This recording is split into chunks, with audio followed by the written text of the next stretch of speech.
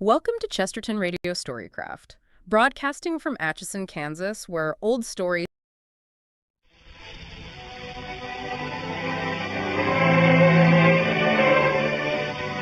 We present Anna Massey and Trader Faulkner in Requiem for a Wren, adapted by Stephen Grenfell from the novel by Neville Shute.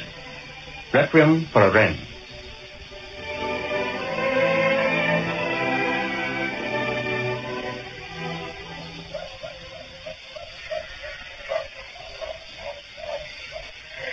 Dad, somehow I can't really believe that our only remaining son is coming back to us at last. This Friday. It just doesn't seem possible. Tremendous, isn't it? Oh, what a lovely morning we've been blessed with. It's a bonza day. I wonder what Alan will look like after all this time. Oh, I don't suppose he'll have changed much. Well, he's a good deal older. Do you realize that the war's been over nearly 9 years and he's only been back here at home once? This time, my dear, I've got a feeling that Alan's coming home to settle down. Oh, I do hope so. So much. What about some tucker? Dad, you'll be calling for breakfast on Judgment Day. Madam! What on earth's the matter with Annie? Madam, a terrible thing has happened. Oh, a dreadful thing. Annie, pull yourself together. What is it? Oh, madam, she's dead. What? She's dead. Who's dead? Jessie. She's dead. The poor young woman's dead. Jessie? But she's getting our breakfast. Now, Annie, take it quietly. Now, what's happened? Where is Jessie? She's in her room, sir. But Annie... When I saw it was 7:30, and she hadn't come down. I went up to her room.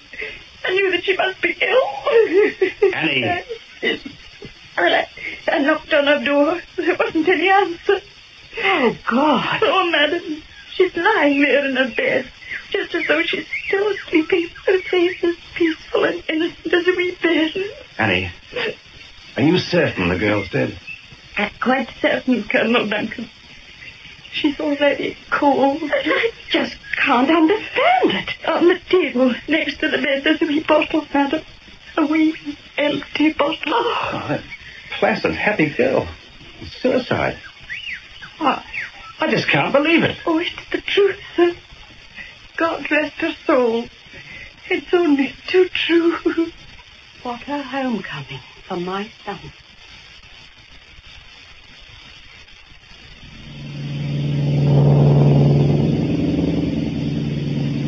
Seatbelt, Duncan. Oh, what did you say? Fasten your seatbelt, please. The warning's been on for ages. Oh, sorry. I was miles away. Oh, no. Haven't seen Essendon Airport for 5 years. You're from Melbourne? My hometown. Well, Coombagana, really. Sheep station? Yes, out beyond Skipton and Forfar. When we land, would you like any help down the gangway?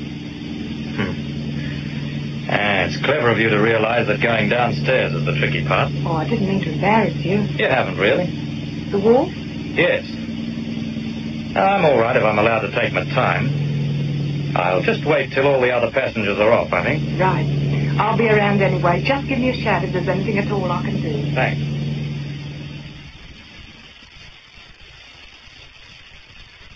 You could have sent us a telegram, Alan. Oh, darling, we were sure that you wouldn't be here until Friday. I flew another route just for the hell of it. New York, San Francisco. You got here safely, darling. That's all that matters. Mother, Yes, dear. driving from the airport, Harry told me about what's been happening here. Harry should learn to keep his mouth shut. Oh, for heaven's sake, Dad, you didn't think you could keep a thing funny? Well, she just turned up here one day, working her way around the world with a rucksack on her back. So I offered her a job here. Now, darling, let's talk about something else, shall we? This is your homecoming, and I won't let anything spoil it. This has been a great shock to us. Is there going to be an inquest, Dad? It seems so. Mum, why did the girl go and do a thing like that? Was she depressed or something? I don't think so.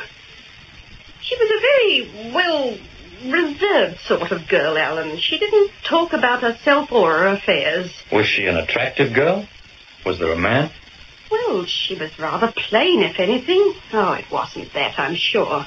Then what on earth possessed her to do a damn fool thing like that? I'm sure it was an accident, Alan. An accident? Yes. I think she took a sleeping tablet to help her to get some rest. Then she had a nightmare and got up, walking in her sleep, and somehow felt in her dream she had to take the rest of the tablets. I'm certain that's what it was. The bottle was empty. No, Alan, there were 2 tablets left in it. But, Dad, surely if she was going to commit suicide, she'd have taken the lot.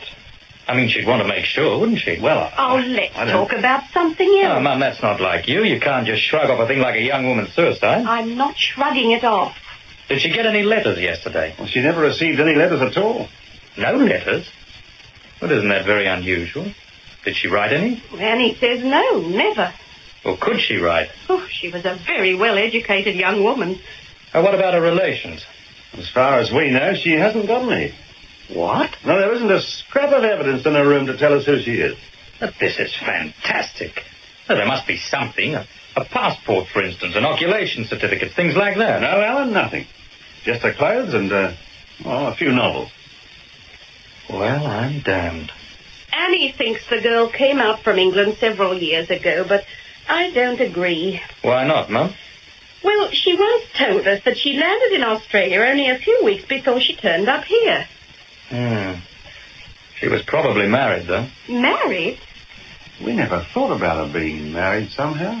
I mean, an unhappy marriage she wanted to forget. That would explain why she wasn't very keen. And if her documents were in her married name, well then, that's why she destroyed them. I dare say you've hit the nail on the head, son. It'd account for all the mystery, wouldn't it? Alan, I think you're wrong. I'm certain she wasn't married. I don't really know why, but I'm just sure. Do you remember old Jim Plowden? The boundary rider? Of course I do, Dad. After you left last time, I put him in charge of our rabbit pack. We've got about 30 mongrels on hand. Those ruddy rabbits. We're going to start experimenting by laying down superphosphates in the air.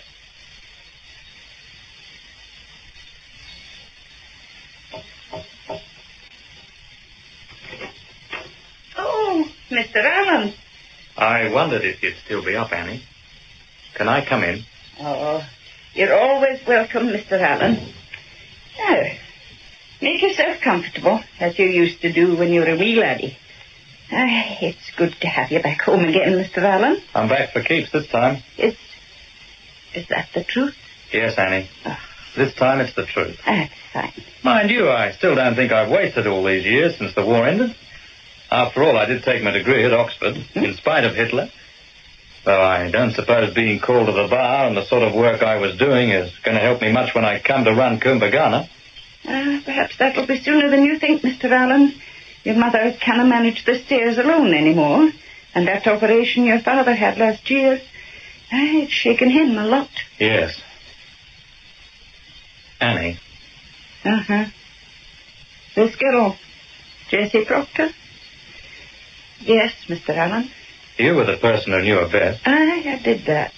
Then tell me what you think about her. Well, I'd say she was 28 or maybe 30. I think she came from London. Oh, your mother's going to miss her a great deal. Mum was fond of her? Aye, that she was. What did this girl Jessie do on her days off? Well, she liked dogs and shooting. She liked that fine. Mostly she'd go out with Jim Plowden and the rabbit pack, either with a gun or a rifle. They say she never missed. I just can't make this parlour made out at all. Your father wondered if maybe she could have been a farmer's daughter. But you don't think so, Annie? No. Was she unhappy, do you think? No, I wouldn't say that. Very quiet she was these last 2 or 3 days, but then she was always quiet. Sulky, you mean? No, that she never was. Very even-tempered, easy to get on with. And we got on fine, the 2 of us. Was she the sort of woman who took a lot of pills and things? No, that's the odd thing. Aspirin sometimes, very occasionally a tablet from that wee bottle that Dr. Stanley took away. What kind of sleeping tablets did she use? I have no idea. The more you look into it, the fishier the whole business becomes. And there were no letters or papers in her room at all? Not one single scrap of paper. Maybe she got rid of everything when she decided to make an end to herself. You don't think it could have been an accident, Annie? If it was an accident, Mr. Allen, there would surely be letters or papers of some kind, wouldn't there? Annie, is there really nothing? No ornaments, lockets, or anything like that? Would you like to have a look inside her room? Is she up there? Aye, she's lying there, covered over with a sheet. More peaceful in death than she was in life. There's nothing to be afeard of, Mr. Allen. I think perhaps I ought to have a look.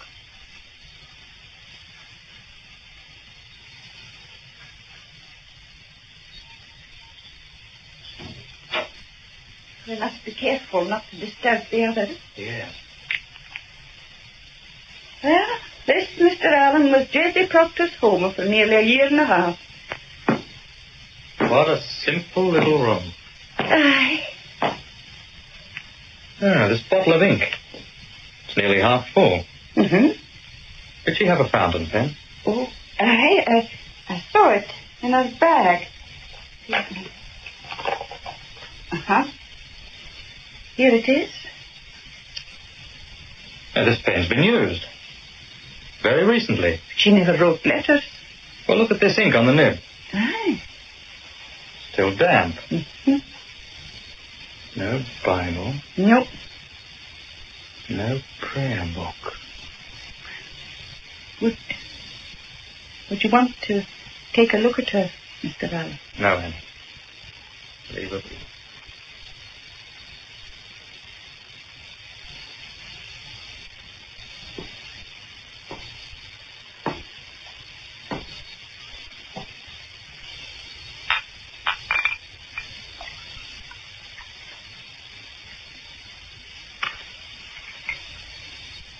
Cheers. To myself.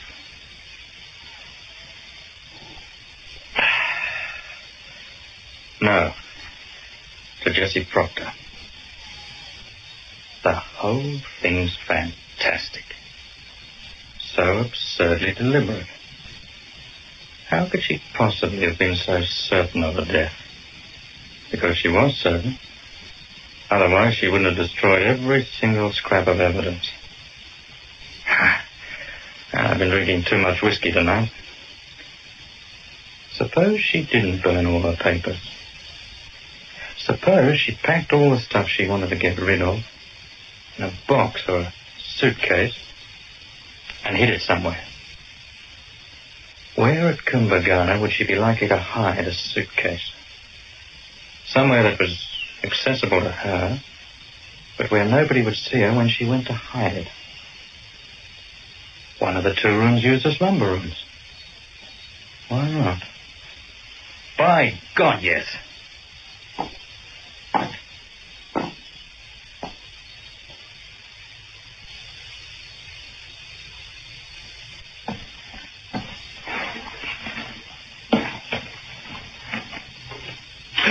Who's that? Oh, did that startle you, Mr. Allen? Oh, startled. Well, I heard the noise and wondered who it could be. Come in and shut the door. Oh, Mr. Allen, I've already looked in here. Yes? You thought what I did. So it would seem? Nothing? No, not a thing. Annie, you remember that place in the roof where the possums used to nest when I was a kid? I can well everything that happened to you when you were a wee lad. That's where she hid her stuff. I know it. Then you'll be wanting a ladder. You're no longer as spry as you were when you were a wee lad. Yes. It had to be there. It just had to be there. My dear, I'm sorry to have to do this to you. Poor, wretched, frightened soul. Papers and letters neatly tied up in bundles. A dozen quarto manuscript exercise books. A diary. Yes, that's it. And passport must be somewhere. Ah.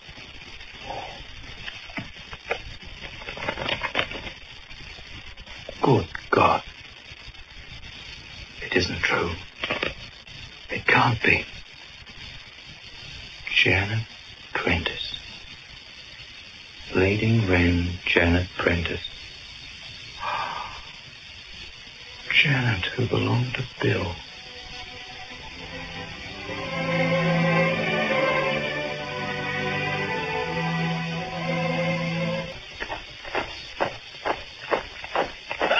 Don't those damn sergeants ever get tired of chasing Marines all over the place, Bill? You kidding, Alan? I'd forgotten you were a ruddy sergeant, too. Ah, brings out the maternal instinct in us, the sight of shivering recruit. Yeah, I'll bet it does. Why my own brother had to go and join a shah like this? Well, it fair beats me. It could be worse. But only just, I know. Hey, do you realize, Bill, it's 2 years since we saw one another? Oh, I know. And now you're a brass hat at Fighter Command Ops. You know, you shouldn't be talking to me by rights. Oh, cut it out, Bill. By the way, what were you doing up at the aerodrome when I flew in? Well, our flight sergeant up there in charge of photographic reconnaissance, a mate of mine. So? Well, with Operation Overlord coming up, nobody's allowed to have a camera down here. Very security-minded, etc. So? So, he's a good type, and he takes your picture for $1. And the good prints, too. Janet and I went up there the other day, and he took one of us. Well, I got it today. Here, to think of it. Of her, you mean? Let's have a look. Not bad. And just who is Janet? A leading Wren I know. Ah, leading Wren I know? Oh, come off it, Bill. Would you like to meet her? When? Well, tomorrow, Sunday. Okay, you're on. It'll be all right as long as I take off by dawn on Monday. Well, Janet's got a full day off tomorrow, and she's got a boat laid on, too. I'll have to nip up to the aerodrome in the morning and ring the office. Oh, well, you could make the call from here. Ah, it's got to be a scrambled line. Oh, that bloody rings and gongs of yours. Another fact? Ah, so. In her last letter, Mum was going on about you getting a commission. Well, if I'd been an officer, I'd never have met Janet. Oh, turn it up, Bill. What does she do, anyway? Ordnance artificer on HMS Masterton. Looks after the guns on the landing craft. Force J, mostly, in the Bewley River. This Popsy actually services real guns? Yeah, that's right. If a craft reports defects in its Ehrlichen or its Twin Lewis, then Janet goes on board. If it's crook, she takes it back into the armoury and swaps it for another. I've heard she knows her stuff, that girl. You engaged to her? No, Alan. Nothing like that. Not till after the balloon's gone up. But you'd like to be, eh? She's a beaut girl, Alan. How would she go down with Mum and Dad? I say she'll be all right at Kumbangana. Bill, what are you going to do when it's all over? Me? Alan, I like to marry Janet and go back to Kumbangana and stay there just looking at the sheep for a long, long time. Like that, is it? Well, one of us ought to get back there as soon as possible, you know. Dad says the rabbit's a real murder. Oh, what about you going back, Alan? You make an honest woman of this girl, Bill, and go back and help Dad work the place up again. If ever I do come back, well, the place is big enough to split into two. And what's this girl's background, anyway? Well, that old man's a professor at Oxford. Dr. Prentice. Oh, the name's familiar. Yeah, he teaches semantics. Nothing to do with Jews, I understand. It's words or something. Well, Bill, I'll cast my brotherly eye over this Popsy of yours and see what it gives. Bit 5. You don't say. Oh, sorry. How old is she? 21. She joined the Wren straight from school. So now, well, she seems much older than she is. Why, she goes on with the ratings if they're not up to scratch. They're scared stiff of her on the landing craft. Sounds as though she's got quite a reputation. Too right. Anyway, she's probably the only leading Wren in the service who's ever been congratulated personally by the First Sea Lord. Okay, now pull the other one. No, I mean it. It happened at Whale Island, HMS Excellent. You know, the Naval Gunnery Training and Experimental Establishment.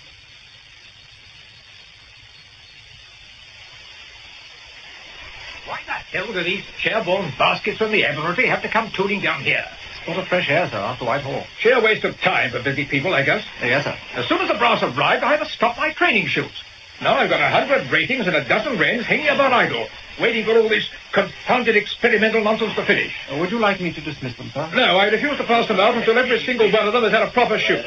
These idiots from the Admiralty seem to think training doesn't matter. Eyes down, sir. What? Director of Naval Gunnery, sir. Commander. Sir? I don't mind telling you, Commander, both the radar chappies and I are a bit worried about this towing aircraft. Oh, yes, sir? Oh, the damn thing just streaks across the sky like a bat out of hell. The predictor chappies say, well, not unreasonably, that for efficient fire control they ought to have some idea of the thing's size. Yes, sir. And the radar chappies say it gives an uncommonly bad response on the cathode ray screen. I understand, sir. But the first Sea Lord General says... Dave. Sir! What's the delay? What is it that blasted thing you're down? Aye, sir. Well, get on with it then. Millers, Johnson, gun crews on the quadruple Vickers to begin with. Aye, sir. And then we'll use the multiple pom-pom on it.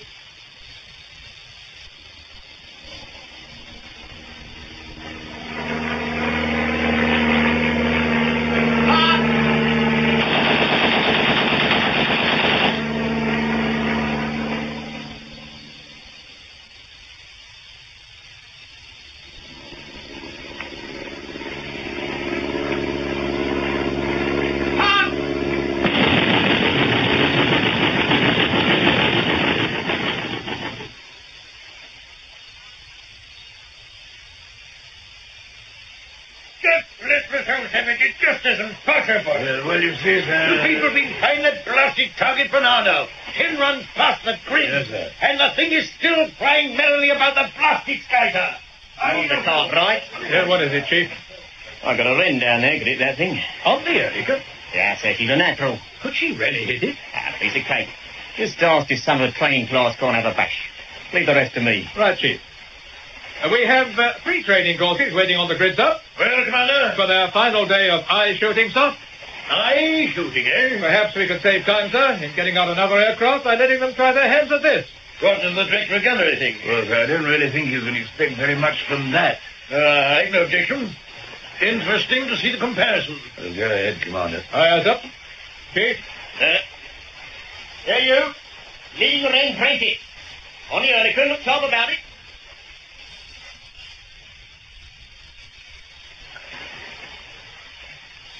Yeah. Take it easy now. Try it first about 180 knots. Right. And if that don't work, fill it up towards 200 like what you've been taught.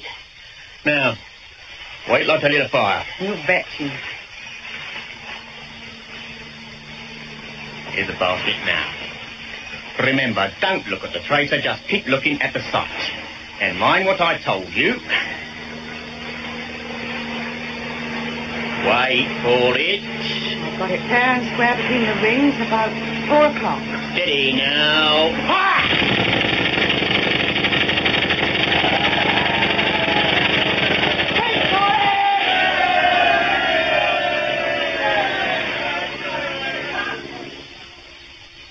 Well, leading Wren Prentice, you did it.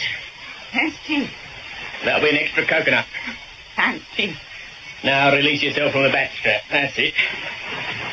Now I just wonder what some of them cheerborn so-and-sos thought about that little lark.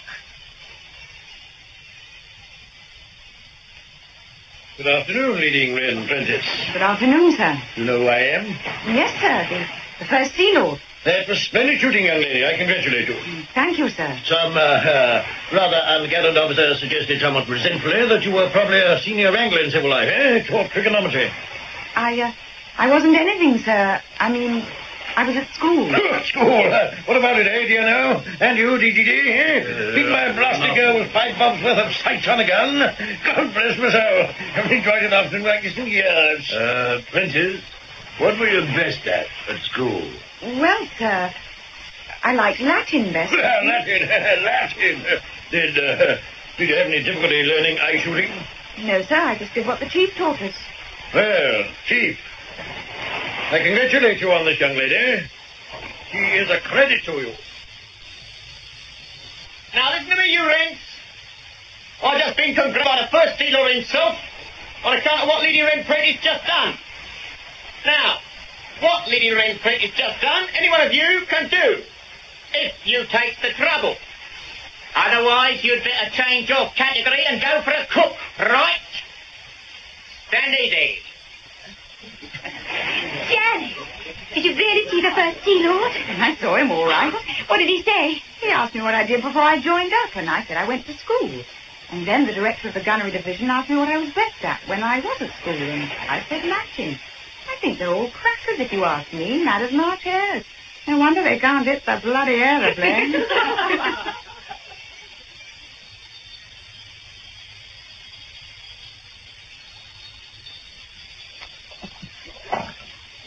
Here's my brother now. Janet, he won't bite you. Hello there, Bill. Hello, Alan. Janet, this is my brother, Alan. Alan, this is Janet Prince. How do you do? How do you do, sir? Sir? Hey, steady on. Bill's got an oilskin for you. I'm afraid this boat's in a bit of a muck. Oh, don't bother about me. But you'll get that lovely uniform all dirty. We'll put the oil on anyway. All right. It may be a bit wet outside if we go round to Key Haven. Right out. The engine.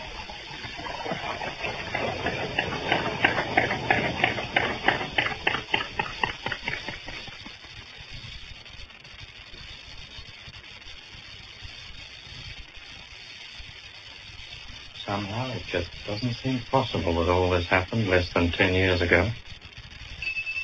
A man who still thinks of himself as a young man, but who is already beginning the long, wretched slog of middle age, sits alone by the fire in the home of his parents, thinking back over a wasted life, I suppose, and dreaming of his brother long dead, and of a girl, now dead too, who came to this house as a servant, but who should have been proudly welcomed as its mistress. Annie, what on earth are you doing out of bed? It's past 2 o'clock. I couldn't sleep either. Go back to bed. Mr. Allen, it's all over and done with. No good can come from thinking about that poor young woman. We can neither harm her nor help her anymore. I've been sitting by the fire all this time, Annie, thinking about the war and Bill. Now, will you try, please, Mr. Allen, to get some rest? I'm back in the past, Annie, and those days won't let me sleep. No. Annie, Yes? this suitcase on the table.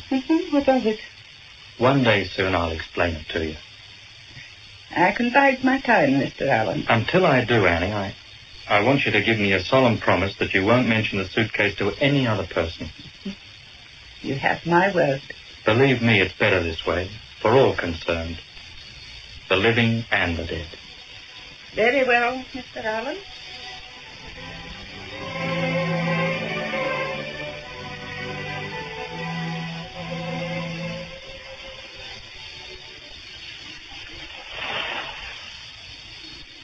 Do you think it would be in order if I were to call you Janet? Yes, but I don't think I could bring myself to call you Alan. Why ever not? Well, not with all those rings, and those splendid gongs, and all that fruit salad. Well, as long as you don't start calling me sir. I'll try not to do that. Bill's an awful long time, you know. He should have liberated that beer by now. Oh, he's sinking a few pints in the pub while he's at it. Very ignorant. Bill told me you were at Oxford before the war. I was at the house. Really? What were you reading? Law? My father's a don at Oxford. Yes, I know. Semantics. When you've heard Bill's ghastly joke. Janet, forgive me for asking this, but you do like Bill a lot, don't you? Yes, a lot. Bill said you were in the Battle of Britain. Yes. I suppose I'll be able to tell my grandchildren that, if any. I did 2 operational tours on fighters. After the second one, they buzzed me up to fight a command. Running out of Spitfires or something. Did you like it there? I want to be operational again. When they bash in with the invasion, I'll put in for an operational posting. Will you miss it? Miss what? Oh, gentlemen in England, now bed. You know, miss being there at the very beginning.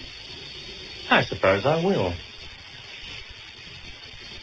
Bill's mixed up in something awfully funny. Royal Marine frogmen are apt to get mixed up in some strange capers at this time. I think he and his friend Bert Finch go across at night to the far shore. Mess about on the French beaches, getting samples of sand or something like that. It doesn't sound an occupation with a great future in it. No, it doesn't, does it? How's your father coping at Oxford in these blood-curdling times? Oh, Father isn't there anymore. He's gate-crashed the party. You're not trying to tell me that when Eisenhower blows his little whistle, your father... Father goes too. But how old is he? 63. He must be mad. He's going as an aircraft identifier on a merchant ship. You see, he was in the Observer Corps, and they asked for volunteers.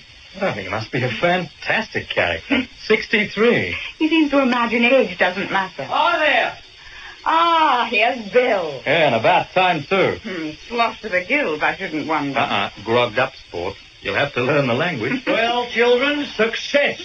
Boy, I had a crook Tom half-inch in the grog, I can tell you. My word. Getting the grog in you mean? And the ruddy pop stiff with blokes. All screaming blue murder for their grog. And all bigger than me.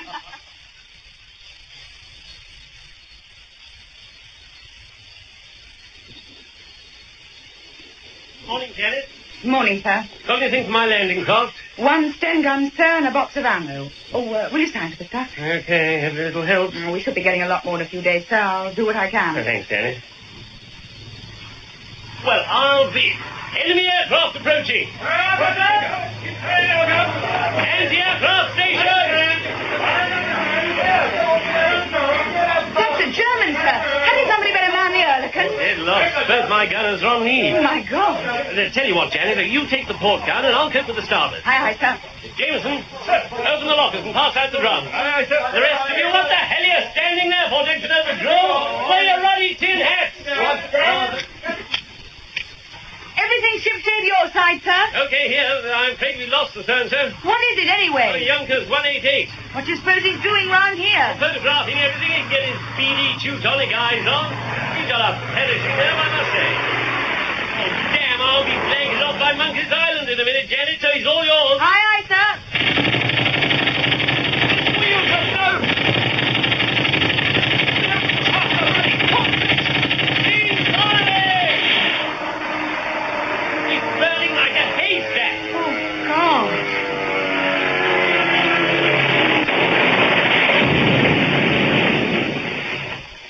Damn good show, Janet. No, I bet you're the only red in the service who's ever done that. Bloody right, sir. Did I really do it? Wasn't anybody else firing? One or two duck boaters fired further upriver, but you did it, my child, with your little bow and arrow. I was unsighted. You got 3 hits right in the cockpit. Marvellous shooting. I shared it 4 times, sir. I never saw the like of that before. Anyway, now, you cooked his German goose, couldn't bother. I'm going to tool across and have a look. Coming.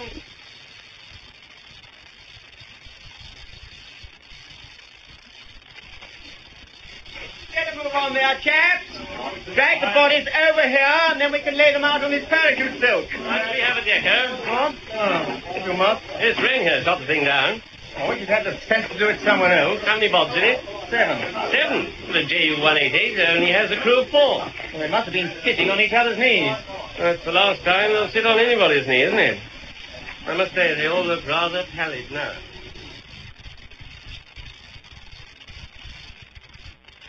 You're leading Wren Prentice, are you? Yes, sir. Well, this is Flight Lieutenant Rigby of the Royal Air Force. Yes, sir. I understand that you shot down an enemy aircraft earlier today. Well, I shot at it, sir, and hit it. But I think other guns further along the river fired at it, too. I see. I'm not sure if I was the person who actually shot it down. Well, from the evidence, I'd say there isn't any doubt that you did the shooting down. But leading Wren Prentice, it so happens that you don't belong to an operational unit. So why did you fire the damn thing at all, eh?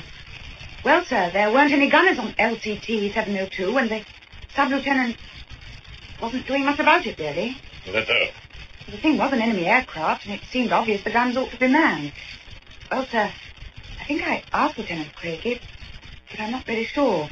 It all happened terribly quickly. These things always do. Now stand easy, Prentice. Thank you, sir. Please sit down. Thank you. Now, the commanding officer of 702 informs me you were acting under his orders. Of course, he had no business to give you any orders at all. You understand that? Yes, sir. You're not operational, and you're not under his command. I realize that now, sir. But you didn't realize before. Now, Rigby here's intelligence. He tells me that about the time you opened up with your Hurricane, this Jerry aircraft put its wheels down. Did you notice that? I know the wheels came down while I was shooting, but I think somehow I hit the aircraft at least once before the wheels actually came down. So, again, I'm not sure. You went on firing after the wheels came down? Yes, sir, I think I did. Haven't you any idea what it means when an enemy aircraft lowers its wheels in the air? I seem to remember it means something about wanting to surrender. That's exactly what it does mean. I'm afraid I got carried away in the excitement of the moment, sir. I've got to establish whether that Junkers wanted to surrender or not. And we also want to know, without any shadow of doubt, whether, in fact, you were the person who shot it down. You see, Prentice, the trouble is that we now think that aircraft was trying to find an aerodrome and surrender peacefully. How could that be, sir? Rigby? Oh, there were 7 men in an aircraft designed to carry a crew of 4. And their pay books show they were all Czech for Poles. God. They were all NCOs, and it's quite on the cards they'd stolen the aircraft and were trying to fly it to Britain to surrender, with the object of volunteering information about the invasion defences. If so, they picked the hottest spot on the south coast to do their stuff. Yes, well, they couldn't possibly have been briefed for a flight like this. No. Anyway, sir, all I wanted from my report was the fact that this Wren began firing before the wheels came down. Yes. No need to lose any sleep over the aircraft. It's a write-off, but we know the type well. I think it probably was trying to land, but who's to say? Well, I'm not going to take any disciplinary action, Prentice. I don't blame you for doing what you did. After all, we are at war. But remember in future, you have absolutely no right whatsoever to fire any gun of any kind at the enemy. You understand that? Yes, sir. You may go now.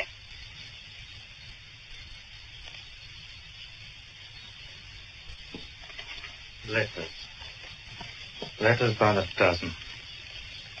Letters from her mother, her father, from Bill, and from his comrade in arms, Albert Finch. Number 4, LCOCU, care of GPO, May the 6th, 1944. Dear Miss Prentice, I don't know if you will remember me, but I was with Bill Duncan the day you first met him. I'm very sorry to say I've got some bad news for you. Bill and I had a sort of operation at a place abroad, and I'm afraid Bill copped it. This is all I'm allowed to write at the moment. If I see you after this caper is over, I will be able to tell you more about what happened. I know poor old Bill would have wanted one of his mates to tell you about him. I am so sorry. We don't know what to do with his dog Deb that he called after De Valera. Remember? The captain says to shoot it. But I wondered if perhaps you would like the dog. If so, and you could let me know, I will bring him over to Mastodon myself. I'm sorry to have to write you a letter like this. With best respects, Miss Prentice, yours sincerely, Albert Finch, Sergeant, Royal Marines. Ellen, I want to marry Janet, go back to Kumbagana, and just sit and look at the sheep for a long, long time.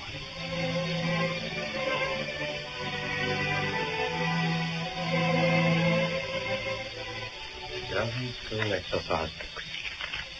Page after page of firm, clear writing. All alive in these pages. Poor little wretch. 1944. April, May. Ah, here it is, May the 6th.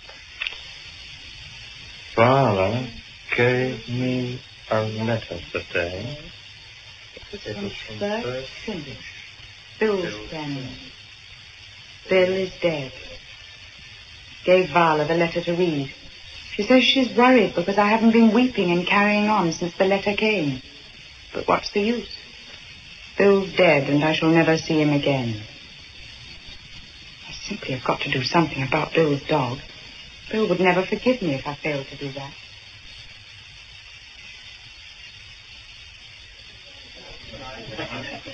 Like another gin, Catherine? No, thanks. Jeff? I've just been having a talk with your ordnance friend. Janet Prentice? Yes. Her boyfriend's been killed. What happened? They won't tell her. He was in one of those combined ops special units, you know. Oh, what awful luck.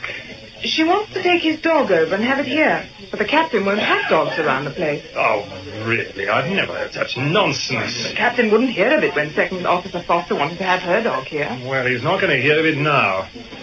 There are ways and means of sorting things like this out. The captain's got enough to worry about anyway.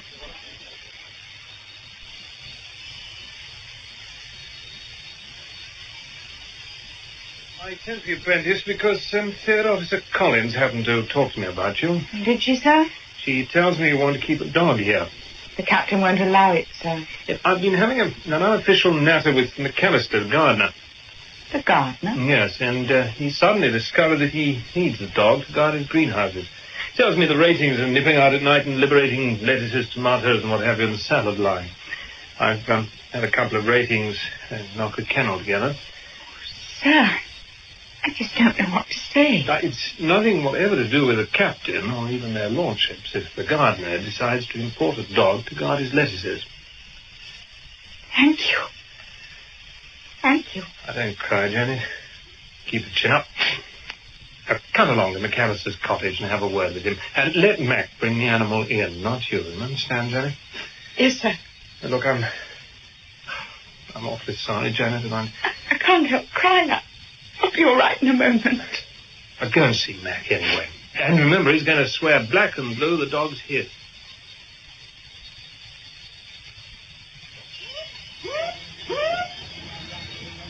Oh, Viola, isn't it a wonderful sight? Have you ever seen anything like it? All those ships and stuff. This is it, isn't it? Oh, everybody seems to think so. I don't know, suddenly it's different somehow. Look at the stuff they're taking with them. And the messages. Look out, Adolf. Here we come. Berlin or bust. Yes, Janet. This is it, all right. All these ships. We're looking at a fleet of shipping bigger than anything anyone's ever seen before. I wish one could do more. Don't worry about that. There'll be bags to do when this lot starts coming back for a second load. Oh, Deb! Deb, come here!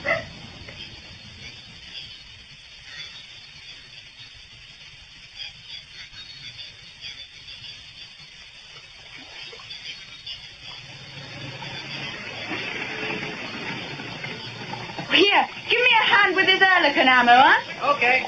Up.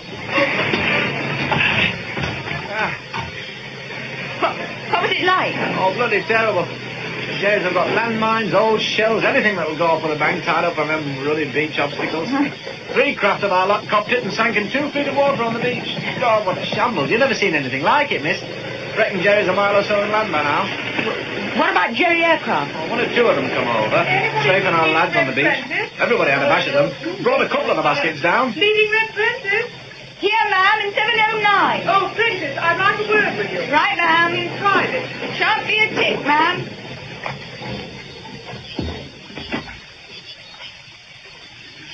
Here, ma'am. Janet, I'm afraid I've got some bad news. It's about your father. He's been killed, hasn't he? You've been told? No. No, nobody told me. Thank you for coming all the way down to the Hard to tell me, ma'am. It's very kind of you. He's certainly a just God, isn't he? God? Very just.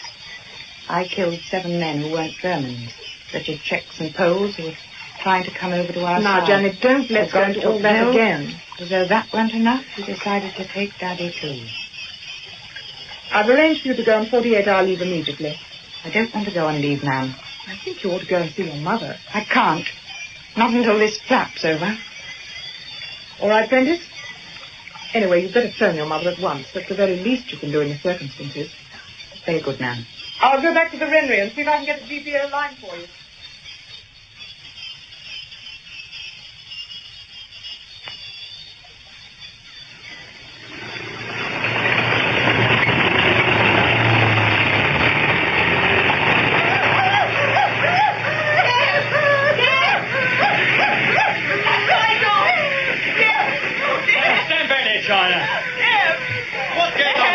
A dog got run over by a Sherman chaser. Oh, what the hell's the dog doing here anyway? Shoot him!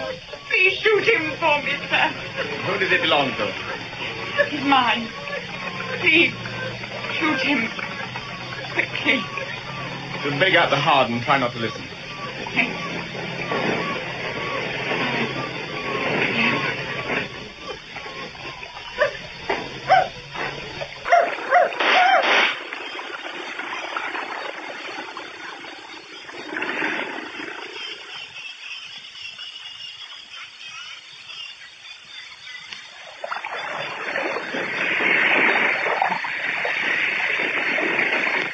Come on, Janet. There's no future in sitting here. Oh, Viola, I can't just bloody well stop howling.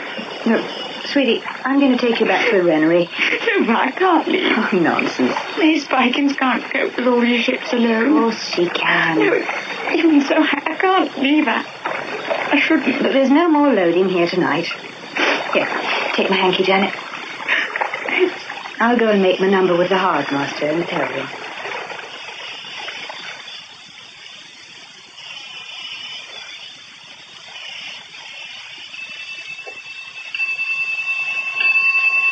If only the girl had written to me. If only she'd given somebody an address. Surely she could have told me what was happening. Surely she could have done that for Bill's own brother. Disappearing like a ghost. And me searching. Searching hopelessly for a girl my dead brother was once going to marry. Searching for her all those years after his death. What I can't understand is how you got onto me, Mr. Duncan. Look, Miss Dawson, couldn't we be a bit less formal? All right. My name's Viola. Mine's Alan. Yes, I know. It's a long story, Viola. You've got plenty of time, if I know anything about the service here. I never met Janet, you know, after that day I told you about, when she managed to liberate a boat, and she and my brother Bill and I went for a sail to Keyhaven. She told me about it, Alan. Well, I wrote to her at Masterton some 4 years ago. It was a couple of months after the invasion. About August. She'd left by then. Just what did happen? Your brother Bill had a dog. Oh, yes, I always wondered what happened to Dev. When Bill didn't come back from that thing at the garage, Janet took Dev over. I see. Just after D-Day, the dog was run over by a tank. By God, that girl really had a fill of D-Day, didn't she? She told me afterwards that she'd taken one last look at your brother's dog, whispered goodbye, and then walked away. She heard the dog screaming, and then 2 shots. She said to me, Viola, with those shots, my service in the Wrens has come to an end. I know what she meant. Funny, wasn't it? She stood up marvellously to your brother's death, and then her father's a few weeks afterwards, but when Dev bought it, that finished everything for her. What happened after that? She was sent on sick leave. Now, what was she like when she came back? She never came back, Alan. Oh? She went up to a medical ward in London after a month or two of being messed about. They gave her a discharge. Compassionate grounds. She had the grounds, all right. The truth is, I suppose, that she just wasn't any use to the Navy anymore. They'd certainly had their whack. Indeed. She was the most marvellous person I ever served with. Well, I've spent the best part of the last 4 years looking for her. You won't believe what I've been through. Her mother's dead now. Yes, I know. Well, finally I traced May Spikins and 1 or 2 of the other Wrens. I wondered how you ran me to earth. Well, I'm terribly sorry, Alan. I simply can't help you. I wish to heaven I could. Damn. In the autumn of 44, I heard somewhere that Janet had gone into a home near Henley. One of those places for people who've had nervous breakdowns. I know the place. I simply couldn't go and see her at the time, but when I did manage to, she'd already left. I talked to the matron about her. The old girl remembered Janet well. A listless sort of girl, rather inclined to be suicidal, she said. And obsessed by a feeling of guilt for something she thought she'd done in the war. Yeah, that damn Junkers again. What happened to you, Alan? Oh, nothing very spectacular. I boarded right at the end. New Year's Day, 1945. Yeah, I remember. That fantastic morning when the Luftwaffe fighters had one last bag. Yeah, some bash, too. I was after a Fokker Wolf 190, and I suddenly smelled burning rubber, and I realized I was on fire, which was a charming thought. Suddenly, too, I felt a frightful pain in both my feet. Well, somehow I managed to bail out of the typhoon I was tied up in, and then I blacked, which was just as well. The first thing I knew after that, I was sitting in the snow with some chaps of the RAF regiment practicing tourniquets on the legs. What awful luck. Going for a Burton when the whole thing was practically over. I was luckier than Bill. The RAF vets did their damnedest, but they weren't able to save my feet, so they chopped them off. Your mother's had her share too, hasn't she, Alan? I suppose you could put it like that. You went back to Australia? Yes. In 45 I felt, well, a bit disenchanted with England, so I buzzed off to our spread at Coombagana. Well, a cripple's not much use on an Australian sheep station running over 30,000 merinos. You came back? Oxford again. No strain for a cripple there, you know. Please, don't go on about it, Alan. Well, I kept on writing to Janet, care of any address, any friend I could think of. The letters always came back marked, gone away, address unknown. Disappeared, just like that. The original girl in the Chinese cabinet. Then this year I got a letter from her uncle in the United States. Oh? And he put me in touch with a charwoman who'd once worked for Mrs. Prentice. When I ran her to earth up in Yorkshire, she was able to give me a little gin, but it was only that Janet had had a nervous breakdown after the war. Well, I don't quite know how to put it, but, well, the picture of that clear-eyed, competent wren was still terribly vivid in my mind. She'd been Bill's girl, and she was in trouble. It seemed to me that the Duncan family owed her something. So I reopened the question of Oxford with my father, and here I am. What's the next move? God only knows. I still want to find her. I mean, well, if things had been different, that girl would be living at Kumbagana today. I think you've fallen in love with Janet Prentice. Oh, nonsense. You have, Alan. With my brother's girl. Why not? He's dead, isn't he? It isn't incest. Or something listed as untouchable in the Book of Common Prayer. I just want to find her and see that she's all right. Oh, well. Anyway, you know where I live in Earl's Court, if ever you want to look me up. And I'd like to know where Janet's gone and hidden herself, too.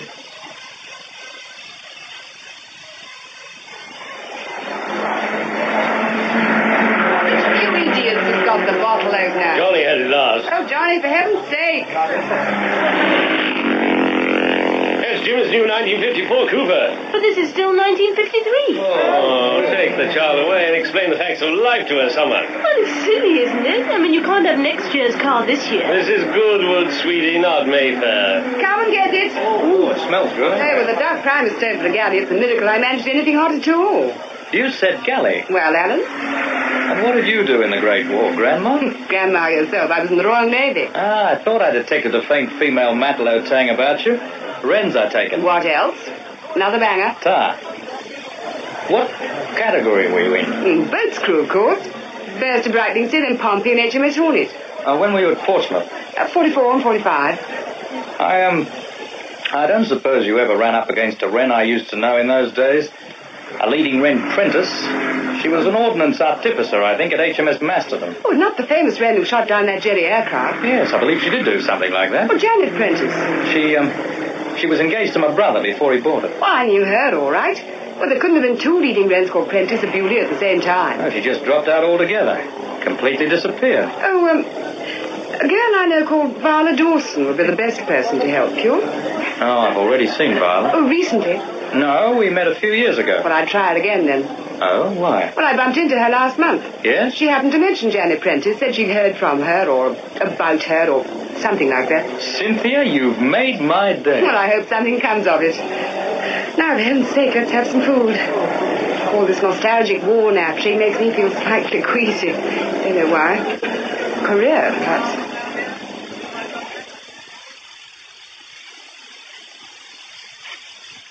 But I simply didn't know where to get in touch with you, Alan. No, I suppose not. Well, now you are here, you'd better help yourself to a drink.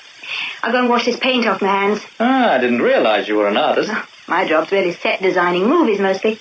This sort of thing I do for fun. Can't say I know much about art. Yeah, that makes two of us. By the way, Alan, since I saw you last, I've done one of Janet. Have you got it here? Where do you think it was? The National Gallery. Grab a drink while I get it.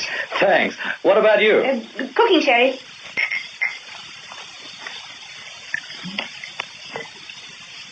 Don't expect too much. There you are, matey. Thanks. Leading Wren Prentice in the unlawful process of firing an Ehrlichen at a Ju-188. Pre-D-Day, during the Second War to end all war. Amen. By God, Viola, you really caught her. Think so? Yes. Oh, yes. The broad shoulders and the dark hair. That kindly, broad, rather square face of hers. Those dark, thick eyebrows. Her eyes are always so calm and cool. I never thought anything would ever shake her. I know, but it did. I've got some news for you. Where is she? May Spikins, another wren who's down at Bewley. Where is she? All right, Alan, give me a chance. Oh, I'm sorry. May and I are meeting next week. I'll pass the gen on to you, if you don't go off again. I promise. She thought an awful lot of you. Janet did? Oh, yes. She was scared stiff about meeting you that famous Sunday. Thought she wouldn't pass inspection. She passed. So I gather. And you passed, too, it seems. Oh? Well, when she came back that night, she said, in spite of all his gongs and rings and being one of the few, he's absolutely terrific. She said that? She was absolutely bubbling over. She said you were the sort of person who seemed to have been everywhere and done everything, but you weren't at all big-headed about it.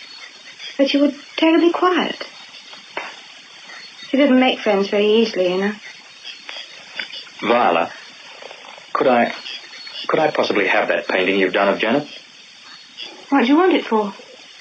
Well, it's very like her. After all, she was my brother's girl. We ought to have a picture of her. If you can spare it. I said you were in love with her, didn't I? Nonsense. It's absolutely crazy.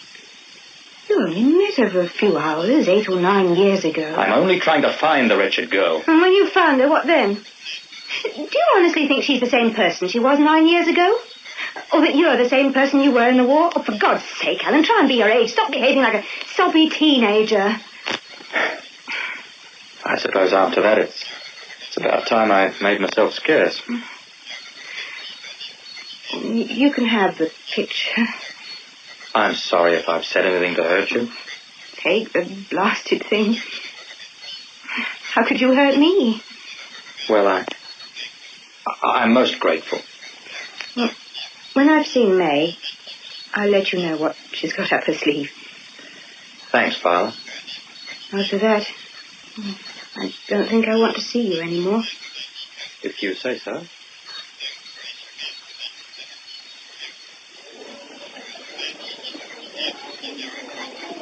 And let me have a bottle of Australian wine, please, waiter. Australian wine, sir? Yes. We convict cobbers down under do make wine, you know, sport. A Burgundy, if you've got it. I'll see if we stock such a wine, sir. Yes, you go and do that pronto. Pompous idiot. Viola. Oh, it is good to see you again. Janet's in Seattle. Seattle? At the United States? That's the place. Well, what on earth's she doing there? Well, May Spikins only said Janet went to America to stay with an aunt. Anyway, I've got her address. I really am very grateful, Viola. Are you, Alan? 8312 37th Avenue, Seattle, Washington, USA, and the rest of the gubbins. Sealed with a loving kiss. Janet writes to May Spikins, does she? Not in a more, apparently. But she started just after the Korean War broke out. And wrote pretty regularly for a time. Well, what's the Korean War got to do with it? Well, May Spikins is a second officer Wren's at the Admiralty now. Well, you don't really mean that Janet's trying to get back into the Wrens? She was. You'll write to her straight away, I suppose. Yes. Oh, yes, I'll do that, of course. There won't be time for me to get an answer before I go.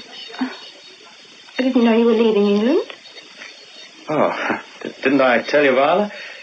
Yes, I'm booked to fly to Australia in a few days' time. No, Alan, you didn't tell me. That was something that must have slipped your mind for some reason. I think I'll cancel my present reservation and go back via the States. That'll be just dandy for you, won't it? I'll be in Seattle early next week. Almost as soon as my letter gets there. Yes. Oh, look, Viola, I really am terribly grateful for all you've done. Janet and I were very good friends during the war. She's taken a good many bad knocks, and I'd like to see her happy. I don't suppose she'll really be happy until she gets back into the Wrens. No. I'm afraid she won't do that now. When will you be coming back to England? I shouldn't think for some years. Perhaps it's just as well, Alan, for both of us. You going to ask her to marry you? Well, both have changed. You said that yourself. You'll marry her, all right. And you'll both be deliriously happy, and I'll send you a wedding present I can't really afford, and be godmother to one of your kids. Oh, please, Viola. I don't want any food, Alan, not now. I'm sorry things have turned out this way. Oh, it would never have worked anyway. I realize that now. Janet would always be between us. A memory, anyway, even if you never saw her again. Well, my dear, we're not children. So let's part as friends, Goodbye, Viola. And thank you again. Bye, Alan.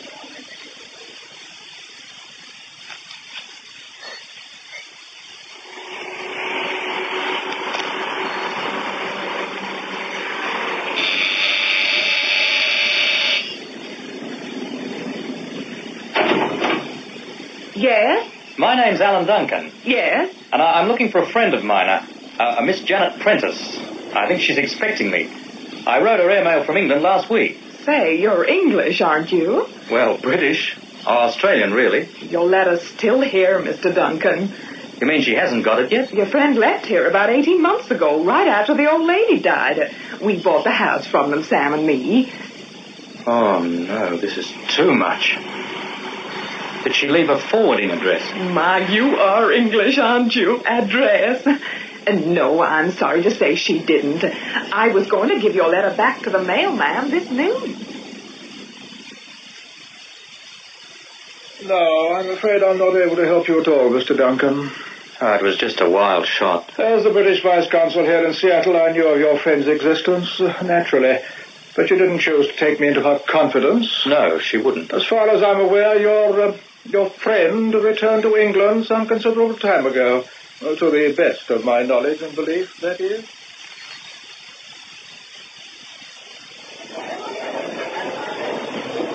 Can I help you, sir? I'd like to make a reservation on your next flight to Sydney, miss. Sydney, Australia.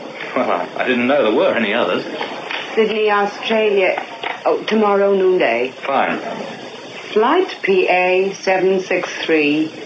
Oh, you must be at the terminal building 1 hour before noonday. Your name, sir? Alan Duncan. Mr. Alan Duncan. I'm staying at the Conroy. Well, we'll call you if there are any changes in your flight arrangements, Mr. Duncan. Thanks. Have you been in our city long, Mr. Duncan? Approximately 6 hours. 6 hours? Oh, I'm afraid you need longer than that to see our city, Mr. Duncan. Yes, I dare say, but then I didn't really come to see Seattle. Although I'm sure it's a splendid city. Oh, it is. I came here to look for somebody. Somebody I've been searching for since the end of the war. Oh, for nearly 9 years?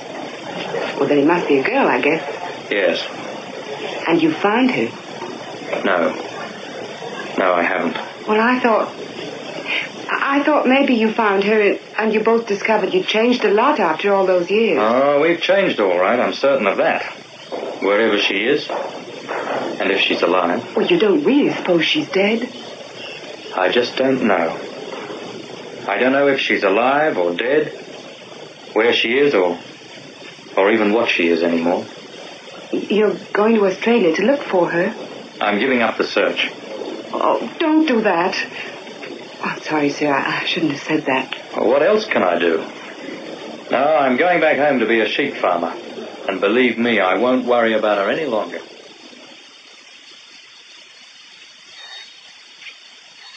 For the life of me, Mr. Allen, I can't understand you.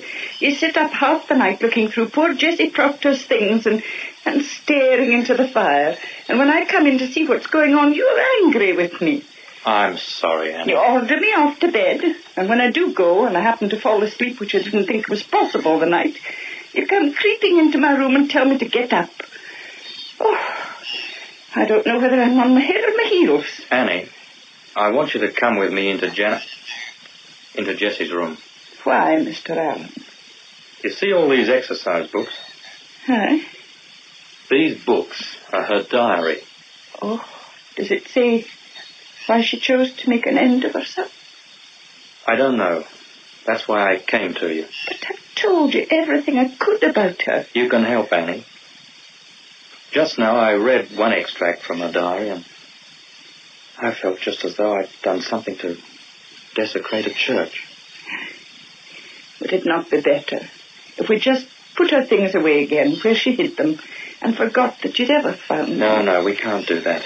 You'll understand why in a minute. I want to read a diary, Annie. I've got to. And I want you to be with me when I do it. I understand. But I want to read it in the room where she is. We'll go there now, and you'll understand why these diaries are so very important to all of us.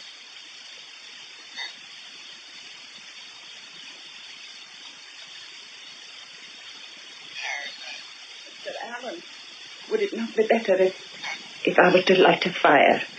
If we're going to be here a wee while? Yes, do that, please. Annie, earlier tonight, when we were in this room, you asked me if you should pull the sheet back so that I could look at that dead woman there. You did not so wish? I haven't been back in this room until now, and yet I know who that dead girl there is. What do you mean, Mr. Allen?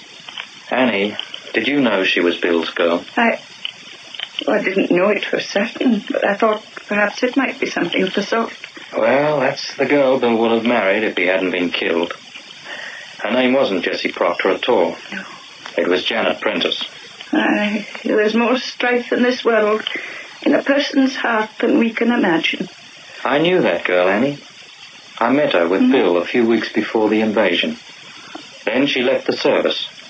She was a wren in the Women's Royal Naval Service. I thought she was a lassie who'd been something in the war. Well, she completely disappeared.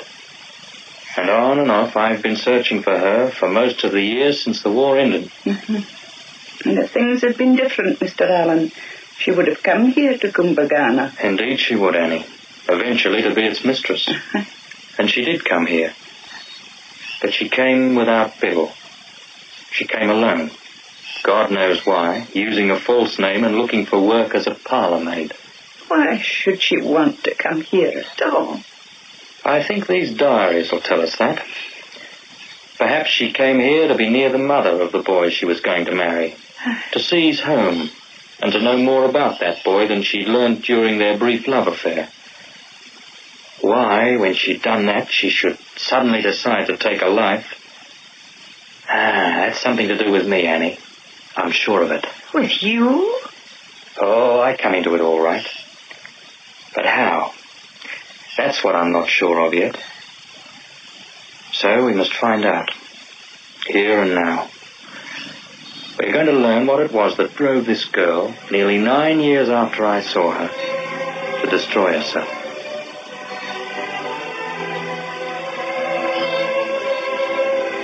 April the 16th, 1944.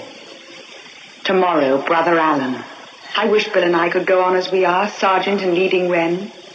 But of course we've got to meet each other's relations.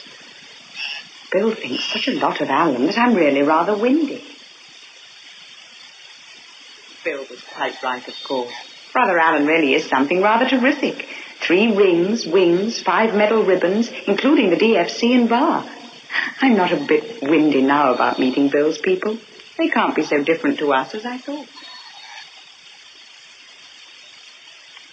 May the 7th, 1944.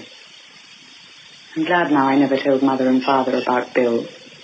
I couldn't stand anybody being sympathetic. Bill never told any of his people about us, only his brother. I wrote Bert Finch and asked him to go through Bill's gear and look for any letters or photographs of us together and send them back to me. Bert's a good sort, and somehow I think Bill would have wanted it like this.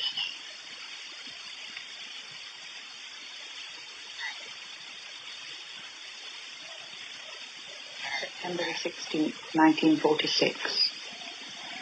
They don't want me back in the Wrens. Now that Mother's dead, it seems the only person who wants me in the world is Aunt Ellen. I don't suppose I'll like America, but it's time I got out of the groove I'm in here in England. May the 28th, 1951. The Admiralty still don't want me, in spite of Korea. I'm glad in a way it's over for me, all this hoping. I suppose I'll eventually have to leave Seattle, now Aunt Ellen's dead, and go back to England, but I don't really know what to do. If I go on, I'll have to start a new life. But I'm too tired to face up to that.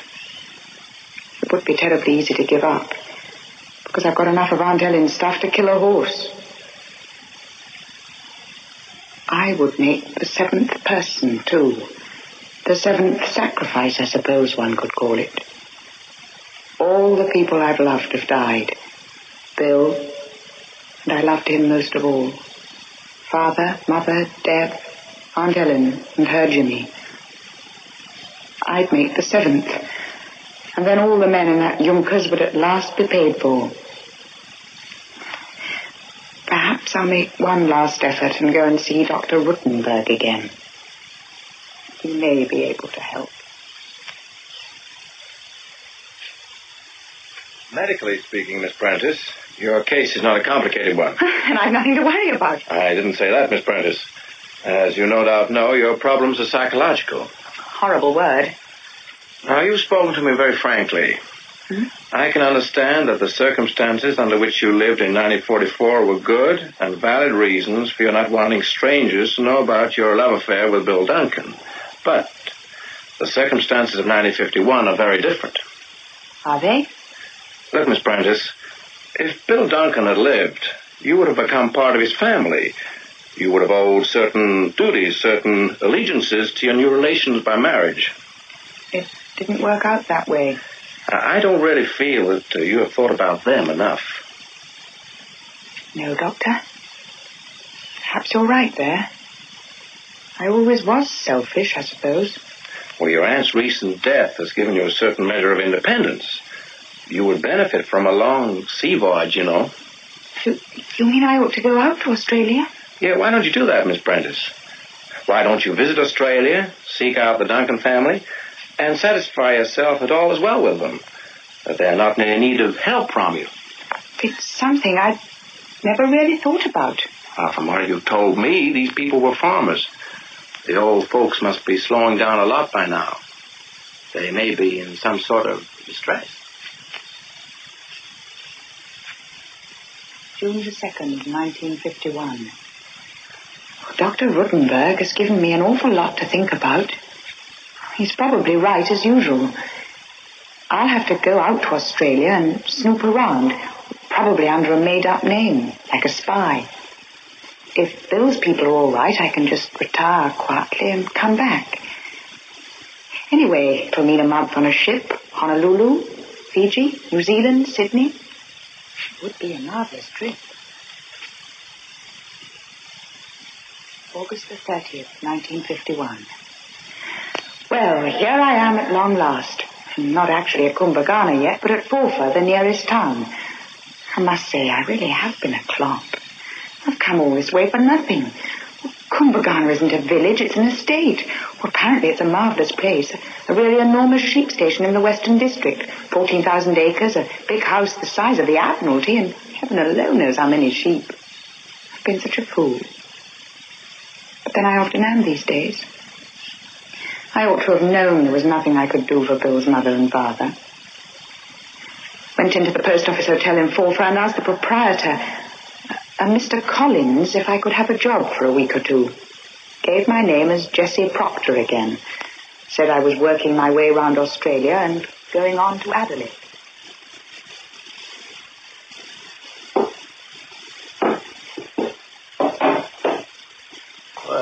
If you like working with us, Jessie. Very much, Mr. Collins. You don't find it too tough. Sweeping up, and helping to carry the barrels of grog in. Good Lord, no. All English girls aren't made of sugar and spice, you know. I just wondered. Oh, hello there, Colonel. Hello, Dick.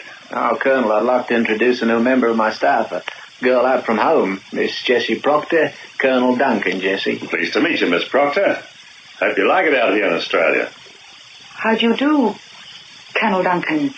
Yes, I like it very much indeed. Good on you. As you'll find we say here. Yes. Dick, has Harry Chalmers been in? Not yet. If you see him, tell him I want a word with him, will you? Right. See you again, I hope, Miss Proctor. Yes, I hope so, too. Oh, he's a grand chap, the Colonel. Yes. Had a rough time, though. Oh? Oh, very rough. My word. Had 2 sons. One was killed just before D-Day. Bill. Oh? You lose somebody in the war, too? Yes. Nice lad he was, too. Clean, upright. Made a great sheep farmer. The other son, Alan, he's back in England at the moment. He had a rough time, too. He was in the Royal Air Force. Crashed. Had to have both his feet amputated, poor devil. I didn't. What dreadful luck. Too right. Shouldn't the son who's still alive, Alan, you said his name was? Yeah. Well, shouldn't he be here to take the station over? I mean, the Colonel's getting on. Alan Duncan's a lawyer. Never was a man for the station, really. May come back sometime and take over when the old man goes. The Colonel's in a bit of a state at the moment, too. Why, Mr. Collins? Oh, just fired the married couple who worked for them. Oh. Good riddance, too, ruddy foreigners. Anyway, the Colonel's looking around for someone to work the house. There's an old Scotswoman there, but she's been there since the boys were babies, and I don't suppose she's much help anymore. September the 4th, 1951. I've taken a job at Kumbagana. I did it on the spur of the moment. I rather wish I hadn't now. It's only for a week or two until they get another married couple. September the 8th. I must have been crackers to come here. Mrs. Duncan is so terribly, terribly like Bill, it's almost unbearable. I think I'm going to understand more about Bill than I ever did. This is where he grew up. This house and this lovely view made Bill what he was. No wonder he was different to all the other Pongos, and couldn't help being different, living in a breathtaking place like this. Even so, I still think I was crazy to come here. In the end, I shall only suffer more, I suppose.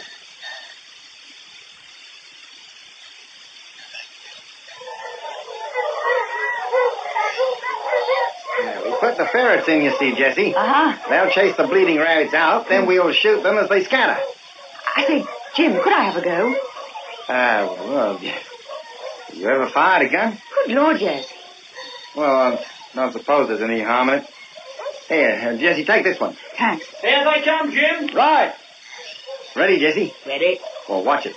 Don't go blasting Harry or Dick or one of the dogs, or the Colonel really will play hell. I won't. Get on with it. Right, Jessie. Wow, be confounded. Jessie, my word, I never saw a woman shoot like that or reload like that either. Oh, well. You've been holding out of it, Jessie Proctor. 4 rabbits in 4 shots. My word. You Aussies, you think you're the only people in the world who can ride or shoot. Anytime you want anything shot, Jim, just get a pommy girl, fresh out from home, and she'll knock it over for you. Yeah, young Bill would like to see that. If I gun that boy, I like an eagle. Did all the men like him, Jim? They did that all right. Mr. Allen, too, and he was different. Bill was one of us. Oh, Jessie. Ma'am? Our son's coming home. Alan's written to say he's quite made up his mind his place is here now. Oh, he was so restless after the war, being crippled. But I'm sure he's got it out of his system now.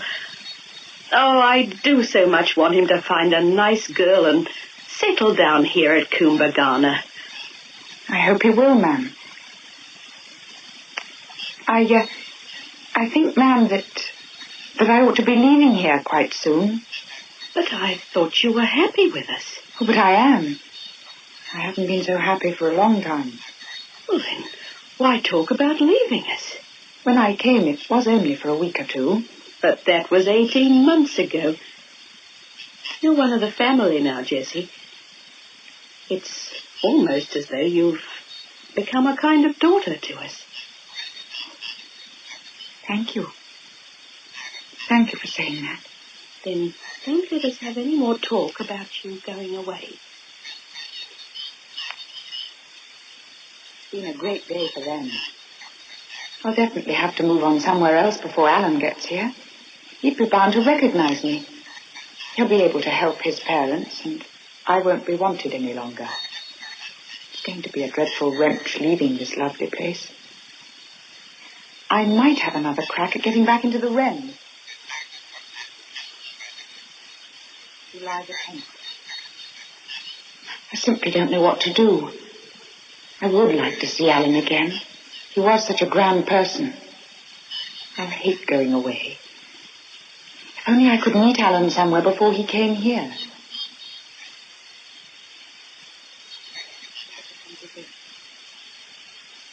Yesterday morning I was dusting in the hall, and when I'd finished, I suddenly heard Annie and Mrs. Plowden talking about Alan in the kitchen. Well, I don't know, Annie. Mr. Allen did take her to the races at Hamilton. Oh, years ago. It meant nothing. Mind you, you've been needing a wife for Mr. Allen. And this girl, Sylvia Holmes, will come into her folks' property one day. As far as I'm concerned, he could do a lot worse than look in his own kitchen. Shh. The girl's dusting in the hall. Well, now it's in the open at last. I think I'm glad. I realize now what's been wrong for a long time. This interest in Alan that I felt growing in me. This is what has been keeping me here at Kumbagana. Not the memory of Bill, however hateful it may be to write that down coldly. All this time I've been kidding myself about Alan. What I've really been doing is to hang around until he turns up, so that I can make him fall in love with me. Then I wouldn't have to leave Kumbagana. I think that's what I've been reaching out for, really. And I damn nearly made it. Oh, Bill. Bill. I can't imagine what I've been doing. How I've got myself into such a mess. There's no way out of this one. I can't meet Alan. You can't possibly fall in love with a man you met 9 years ago when you were head over heels in love with his brother. October the 22nd. Alan's plane arrives 3 days from now. I know now I can never be happy anywhere else except at Kumbagana. But it's not possible for me to stay here. I've still got enough of Aunt Ellen's knockout drops, a whole bottle of them. Everything will be over and done with by the time Alan gets home. I'm sorry about the old people. I think they really came to like me. But when Alan's home, everything will soon be forgotten. Old people are like children in a way. Their grief doesn't last very long. October the 23rd. I went for a walk round the garden for the last time. I picked out an enormous red azalea in bloom and took it to Alan's room. I put it in the blue jar on his table. It'll look lovely by Friday. I do hope they keep it watered.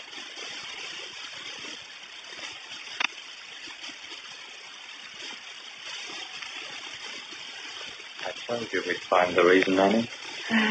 It would better have been left hidden, Mr. Allen. Far, far better. No, I don't think so. There was a ghost here at Kumbagana, Annie. It had to be exorcised. That isn't heartless. Believe me. Perhaps it is, as well. Well, the household will be moving soon. Yes. I'll go and make you some tea. Yes, Annie, that'll be a very good idea. And I know you won't talk about what's happened. It mustn't be known round the station.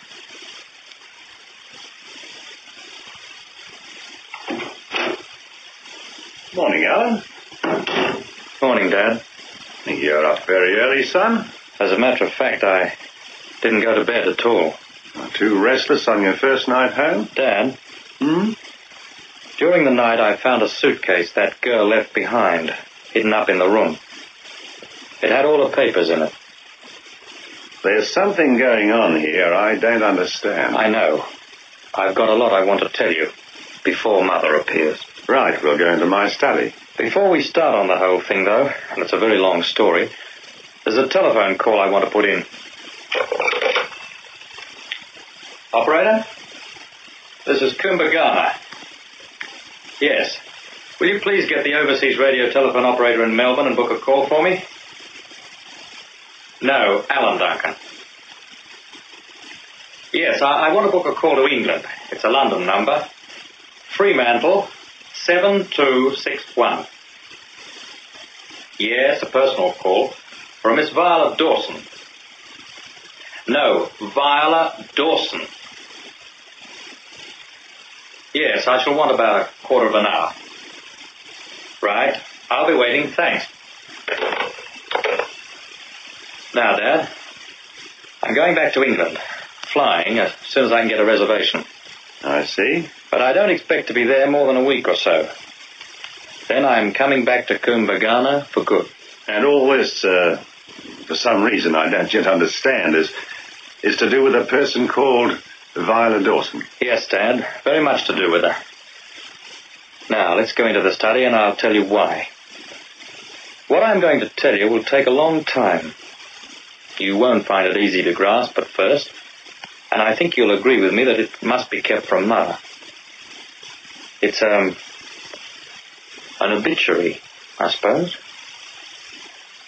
No, a requiem's a better word. Requiem? Yes, Dad. A requiem. A requiem for a girl who was a wren.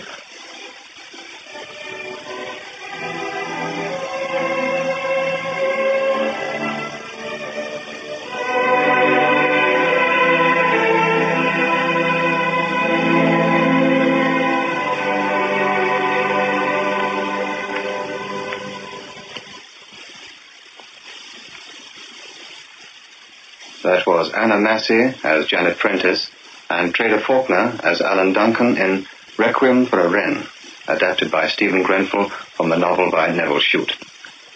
The rest of the cast was as follows. Mrs. Duncan, Brenda Dunrich, Colonel Duncan, Russell Napier, Annie, Molly Rankin, Bill, John Bradley, Viola, Diana Olson, Lieutenant Commander Cartwright, Norman Claridge, Admiral, Kenneth Hyde, First Sea Lord, Peter Pratt, Petty Officer Waters, Michael Goldie, Sub-Lieutenant Craigie, Alan Haynes, Captain Gibson, Frederick Treves, Flight Lieutenant Rigby, Gerard Green, Sergeant Albert Finch, Andrew Sachs, Catherine Collins, Margaret Woolfit, Lieutenant Parks, Gabriel Wolfe, and Clark, Nicolette Bernard. Other parts were played by members of the BBC Drama Repertory Company. The play, which was recorded, was produced by Betty Davis.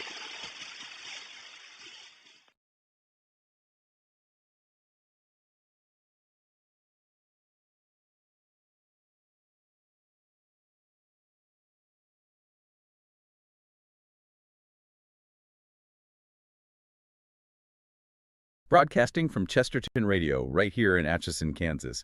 Welcome. We are so glad you're joining us for another deep dive today. Yeah, thanks so much for tuning in. We've got a really special one for you this time. We really do. And, you know, usually when we talk about experiencing some sort of monumental piece of art, there's this built-in expectation of visual spectacle. Right? Absolutely. Like you expect to see something grand. Exactly. Like if you're preparing to step into a massive centuries-old cathedral, you expect to be just totally overwhelmed by the stained glass, the sweeping Gothic arches, you know. Right. The sheer physical scale of the masonry pressing against the sky. Yeah. But I want you to imagine stepping into that exact same cathedral in pitch black darkness. Like you can't see the vaulted ceilings at all. Oh, wow. That's a completely different experience. It is, but you can still feel the weight of the stone pressing down around you. You hear the echo of a single footstep just reverberating against the marble. And suddenly the space feels infinitely larger, but also strangely intimate. Yes, terrifically intimate. You aren't just observing the cathedral anymore. You are entirely encompassed by it. And that is exactly the acoustic landscape we are exploring with you today. It's such a great analogy because taking away the visual plane, it forces a completely different kind of cognitive engagement. Right, you have to build the world yourself. Exactly. When you remove the visuals, you can't be distracted by the pageantry or the scenery. You are trapped in the dark with these characters. Just their voices. Yeah, with the specific cadence of their breathing, the suffocating weight of their moral terror, the theater of the mind.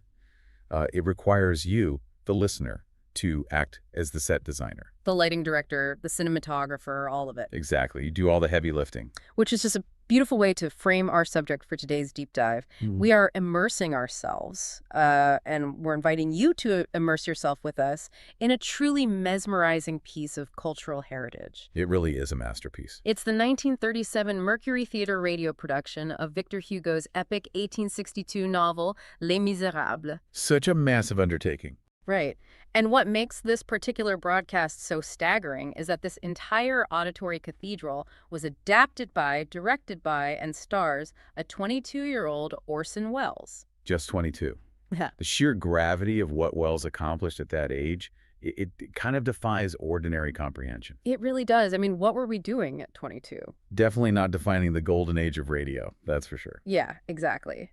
But our mission today isn't simply to recount the story. I mean, if you're listening to this, you likely already know the sweeping arc of Jean Valjean and Inspector Javert. Right, the story of justice, systemic poverty, the pursuit of redemption, that's all very well known. Yeah, so what we want to uncover is the architecture of the production itself. Right, we're going to examine how Welles takes this sprawling, dense masterpiece, I mean, a novel that runs over 1,500 pages, and distills it into a purely auditory experience. It's fascinating. We want to understand how he uses that profound, almost intrusive intimacy of early carbon microphones to force you to confront the darkest and lightest parts of the human soul. And to begin, we really have to look at the hook. It's the very first thing you hear when the static clears on this broadcast. It's a warning, right? Pulled straight from Victor Hugo's original text. Yeah, and it's delivered with this chilling, resonant authority by Welles. He opens by declaring that this story matters, and I quote, "so long as ignorance and poverty remain on earth." Man, that is powerful. Let's situate that for a second.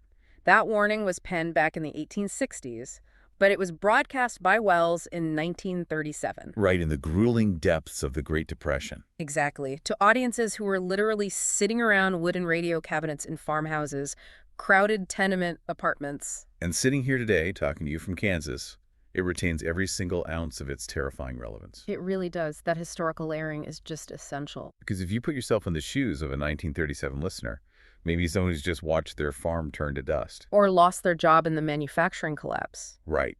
Hearing Welles declare that society buys slaves from misery, it hits with the force of a physical blow. It establishes the stakes instantly.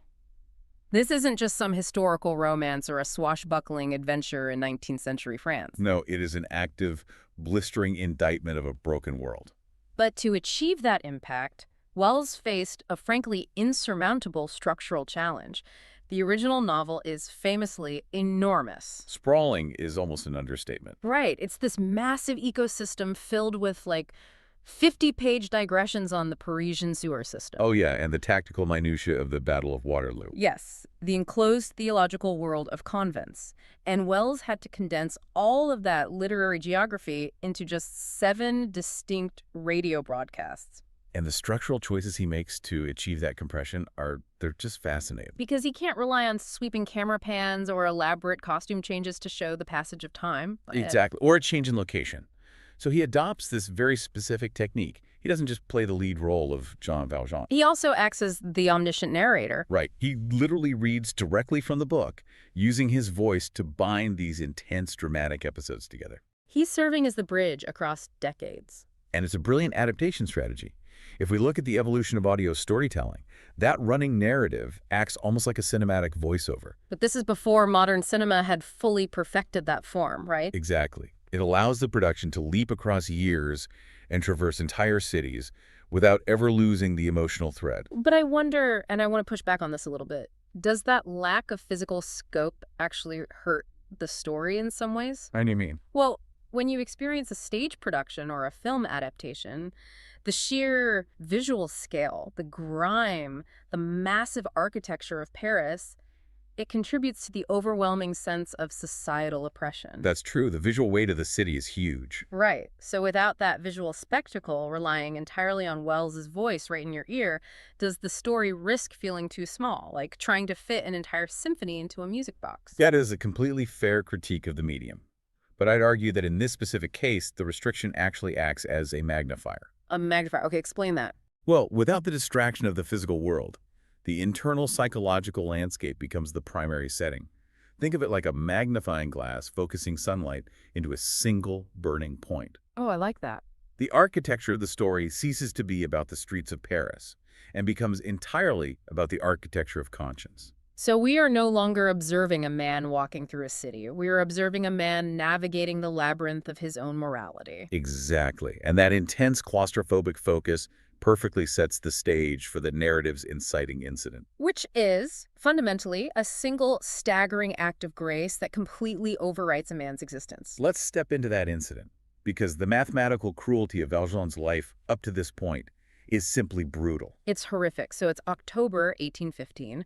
Jean Valjean has just been released from the galley, those floating prison ships at Toulon. And as many of you listening probably know, he was originally sentenced to 5 years for stealing a single loaf of bread. One loaf of bread to feed his starving sister and her 7 children. 5 years of hard labor for that. And then, because the human spirit naturally rebels against cages, he kept trying to escape. Right, and his sentence was extended over and over again until he served 19 brutal years. 19 years, and he emerges into the world and is given a yellow passport. Which is a document that legally brands him as a dangerous ex-convict. It effectively exiles him from the human race. Yeah, he walks into the town of Digne. He's exhausted, starving, trying to find a bed. He actually has coin to pay. But every single innkeeper, the second they see that yellow passport, throws him out into the freezing night. 19 years of torture for a loaf of bread. The justice system we are introduced to in those opening minutes, it operates on this massive deficit of humanity. It's an economy of absolute retribution.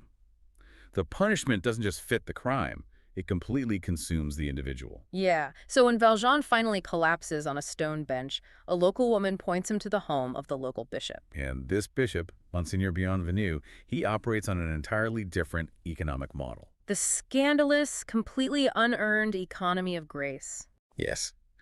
Valjean knocks on the door, and the bishop doesn't ask for ID or the yellow passport. He simply says, "Come in." And the audio performance by Wells here is just remarkable. Valjean is so traumatized, so defensive, he basically yells his resume of misery at the bishop. He's got this raspy, feral voice. Yeah. He barks out, "I'm a galley slave. I've been in the galleys for 19 years. I have a yellow passport that says I am highly dangerous." He expects to be struck. He expects to be thrown out. And the bishop's response, delivered with this incredibly calm, steady cadence, is to just tell his housekeeper to set another place at the table. And to bring out the good silver plates. It is a complete subversion of Valjean's reality. Totally. For 2 decades, society, the law, the physical brutality of the guards, they've all taught him that he is a monster, a mere number, 2, 4, 6, ever 1. He's been trained by the whip to view the world entirely through the lens of power and violence. Right, and the bishop, just by treating him as an honored guest, shatters that paradigm. But trauma of that magnitude runs incredibly deep, you know?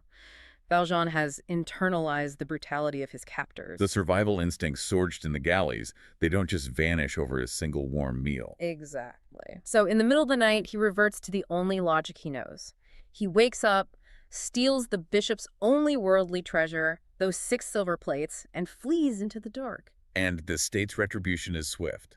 He gets caught by the police almost immediately. They drag him back to the bishop's house the very next morning. I mean, put yourself in Valjean's shoes in that moment. It's terrifying. You are standing there, the silver in the hands of the police, bracing yourself to go back to the galleys for the rest of your natural life. And the bishop looks at him, and then looks at the police and says with absolute serenity, "Ah, there you are. I gave you the candlesticks too, which are also silver. Why didn't you take them with your plates?" The absolute shock of this moment for Valjean, but also for the listener, it cannot be overstated. Yeah, bishop deliberately and treasonously lies to the state apparatus to protect a confessed thief. He casually dismisses the police, using his authority as a clergyman to override the law. And once they are alone, he hands Valjean those 2 heavy silver candlesticks and delivers the lines that anchor the entire philosophical weight of this epic. Jean Valjean, my brother, never forget that you have promised me to use this silver to become an honest man. I have purchased your soul. I withdraw it from the spirit of perversity, and I give it to Almighty God. I have purchased your soul. The acoustic space in the broadcast during that line is so quiet. It's completely devoid of background noise. The words just hang in the air. And Valjean takes the silver and runs away. And then for the first time in 19 years, the ice around his heart shatters and he just bursts into tears. But let me play devil's advocate here. If we look at this practically, outside the realm of romantic literature, is the bishop's act actually justifiable? The utilitarian argument. Right, because he is releasing a violent, traumatized man who has just proven he is willing to steal from his benefactors back onto the streets. Isn't that deeply irresponsible? It's a massive risk. Isn't radical grace inherently dangerous to the fabric of a society that requires order? That is the exact tension Hugo is exploring. And it's a theme that G.K. Chesterton often touched upon when discussing the paradoxes of Christianity. Chesterton loved a good paradox. He really did. And no, the bishop's act is not responsible or fair in any legalistic sense. Grace, by its very definition, defies fairness. Because fairness is justice. Fairness is getting exactly what you deserve. Exactly. If Valjean received what he deserved under the law, he'd be back in iron chains. The bishop introduces an asymmetrical force into Valjean's life. It is incredibly dangerous. Yes, because it relies completely on the fragile hope that radical forgiveness can accomplish what 19 years of physical torture could not. The actual rehabilitation of a human heart. Right. Chesterton argued that the only thing capable of breaking an unbreakable cycle of punishment is an unjustifiable act of forgiveness. The bishop shatters Valjean's worldview just as violently as the galleys did, but he uses light instead of iron to do it. And it's a gamble that ultimately saves Valjean. He disappears, uses the wealth from the silver to completely reinvent himself, and emerges years later as Monsieur Madeleine. A wealthy, benevolent factory owner and the mayor of Montreuil-sur-Mer. But just as we witness a soul miraculously saved by wealth and compassion, the broadcast immediately pivots. Yeah, the narrative machinery wrenches us away from the heights of theological grace and plunges us into the crushing mechanical reality of the Industrial Revolution. It shows us a soul utterly destroyed by poverty and societal cruelty. We move to the year 1817. And the transition here in the audio is sharp, it's unforgiving. We are introduced to Fantine. The auditory portrayal of Fantine's descent is just agonizing. We all know the tragic arc, right? A young working-class mother abandoned by the wealthy student who fathered her child. And to find work, she has to leave her daughter, Cosette, with a family called the Thénardiers, who run an inn in another town. Fantine actually finds employment in Valjean's, well, now Mayor Madeleine's synthetic jet factory. She works relentlessly, sending her meager wages to support Cosette. But the societal morality of the time is a trap. Her secret is discovered by the gossiping women in the workshop. And without Valjean's direct knowledge, his forewoman fires Fantine. For the moral crime of being an unmarried mother. Here, Wells really uses the medium to dissect the anatomy of poverty. Fantine is cast out not for a legal crime, but for a moral infraction judged by a profoundly hypocritical society. Hugo uses her descent as a searing indictment of the bourgeoisie. Wells, as the narrator, drops his voice to deliver this devastating line. Oh, I know the one. What is the history of France? It is society buying a slave from misery. A listener in 1937, surrounded by breadlines and shantytowns, would instantly recognize that Hugo wasn't just talking about 19th century France. Fantine is forced to systematically dismantle herself. She's literally selling off pieces of her own body to survive. Because the Thénardiers operate a relentless campaign of extortion, they send these demanding letters claiming Cosette needs woolen skirts or that she's sick with a military fever. And that she requires 40 francs for medicine. They are constantly, mercilessly squeezing Fantine. So Fantine sells her beautiful blonde hair, and then the audio captures the most horrific degradation. A traveling dentist comes to town, and she sells her 2 front teeth for 2 gold Napoleons. The broadcast describes her sitting in her freezing, unlit room, her mouth bleeding, her face hollowed out. It is a literal physical dismemberment by capitalism. And the Thénardiers are the active agents of that dismemberment. It's vital to understand the specific kind of evil they represent in the acoustic landscape. They aren't grand, operatic villains with deep philosophical motivations. Or tragic backstories. Right. They represent the banal, parasitic evil of everyday exploitation. Their code as innkeepers is explicitly detailed. They charge the traveler for the open window, for the closed window, for the dog, for the cat. For the wear and tear on the mirror. They literally monetize mere existence. They're like a predatory toll booth on a bridge that is already collapsing. I mean, Fantine is just trying to survive the winter of her life, and the Thénardiers are extracting every last drop of sap. Simply because the structure of society allows them to.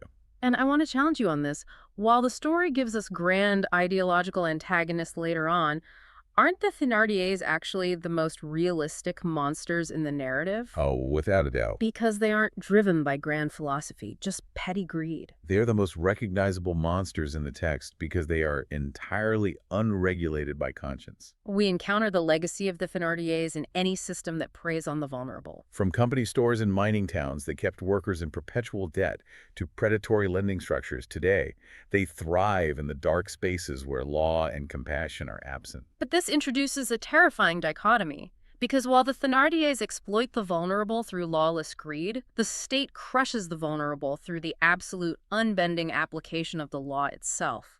And that brings us to the most formidable, complex antagonist in the story, Inspector Javert. The introduction of Javert in this broadcast is a masterclass in establishing dread.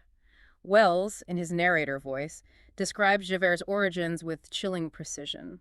He tells us that Javert was born in a prison, the son of a fortune teller and a galley slave. The narration uses this visceral animal metaphor. It says that in every litter of wolves, there is one dog that is killed by the mother. Give a human face to this dog son of a wolf, and you will have Javert. He is this relentless dark shadow following the beloved Mayor Madeleine. Javert's psychological architecture is deeply unsettling because it is just so rigid. He isn't malicious in a personal, vindictive sense. He doesn't take joy in cruelty. No, he is the terrifying embodiment of institutional rigidity. He divides the world cleanly into two impermeable categories, those who uphold the law and those who break it. And once you cross that line into criminality, you are forever tainted. You belong to the abyss. To Javert, the idea of an ex-convict doing good works, a galley slave becoming a benevolent mayor, is not a story of a redeemed man. It's an impossible glitch in the universe. It's an existential threat to the fundamental order of reality that he has dedicated his entire life to protecting. We see the danger of that perfectly calibrated, mindless machinery in the snow scene. Fantine, who has now been driven by starvation into prostitution, is attacked in the street by a wealthy bourgeois man. He shoves a handful of snow down her dress just for his own amusement, and she snaps. She fights back like a cornered animal. Javert arrives and arrests her. He sentences her to 6 months in prison, completely ignoring the wealthy man who instigated the assault. But Mayor Madeleine Valjean happens upon the scene, uses his authority as mayor, and overrides Javert's sentence to free her. And Javert's vocal reaction in the audio is incredible. He's not shouting. He is vibrating with this suppressed, furious indignation. But he is forced by the hierarchy of the law to obey. Obedience for Javert, however, does not mean submission. He secretly writes to the police prefect in Paris, reporting his suspicion that the respected Mayor Madeleine is actually the missing parole jumper, Jean Valjean. But Paris writes back and informs Javert that he is mistaken, because the authorities have supposedly just captured the real Jean Valjean. Which leads to one of the most psychologically fascinating scenes in the broadcast. Javert comes to Mayor Madeleine's office, not to gloat, but to confess. Javert stands before the man he deeply despises, the man he just attempted to ruin, and formally demands to be fired for insubordination. He states, "I denounced you. I must be discharged." Madeleine, showing incredible restraint and mercy, tries to refuse his resignation and forgive him, and Javert's response is chilling. He says, "I hate your kindness. It's easy to be kind. It's hard to be just."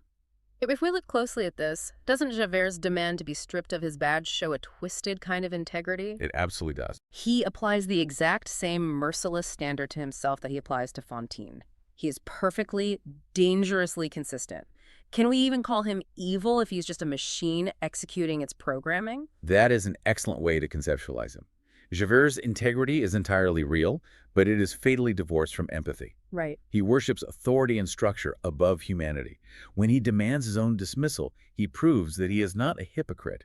He is a zealot of the social order. He's a machine designed by a society that values punishment over rehabilitation, order over mercy. And his dangerous, unyielding consistency acts as the catalyst that forces Valjean into the most agonizing crucible of the entire epic. Because in the process of demanding his own dismissal, Javert casually drops a grenade of information on Valjean's desk. He mentions that the real Jean Valjean, who was captured, is an old, confused vagabond named Champmathieu, who was arrested simply for stealing a branch of apples. The authorities looked at this poor man, noted his physical resemblance to the missing Valjean, brought in some old galley convicts who falsely identified him. And now this completely innocent man is sitting in a cell in the town of Arras, about to be sent to the galleys for life. Javert is satisfied because the ledger of justice is being balanced.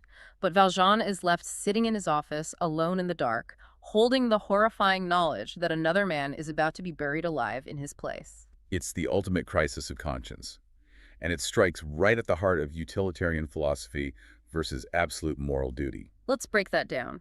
For years, Valjean has carefully built a sanctuary in Montreuil-sur-Mer.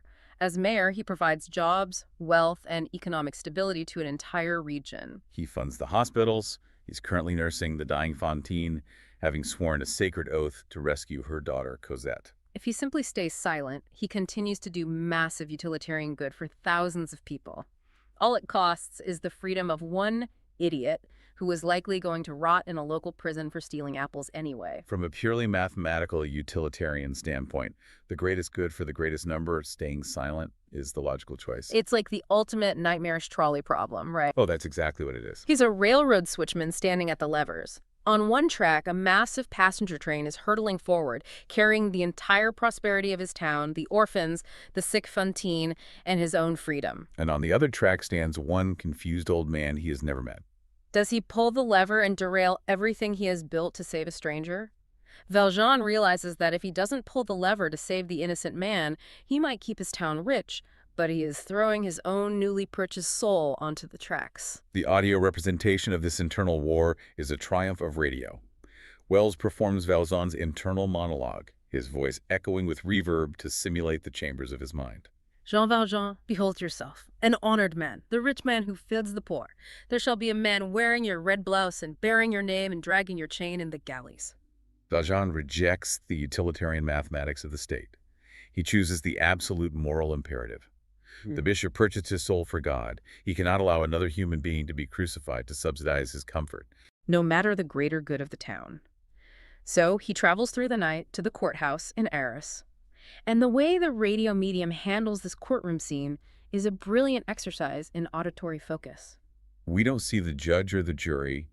We just hear the murmurs of the crowd, the false witnesses condemning the old man, and then the sudden piercing clarity of Valjean's voice cutting through the acoustic clutter. He steps up and tries to confess, to tell them who he really is, and at first the court simply does not believe him. They think he's the respected, wealthy mayor, Madeleine. The judge literally thinks he has suffered a mental breakdown from overwork. Valjean realizes that his word is no longer enough. He has to provide physical, undeniable proof.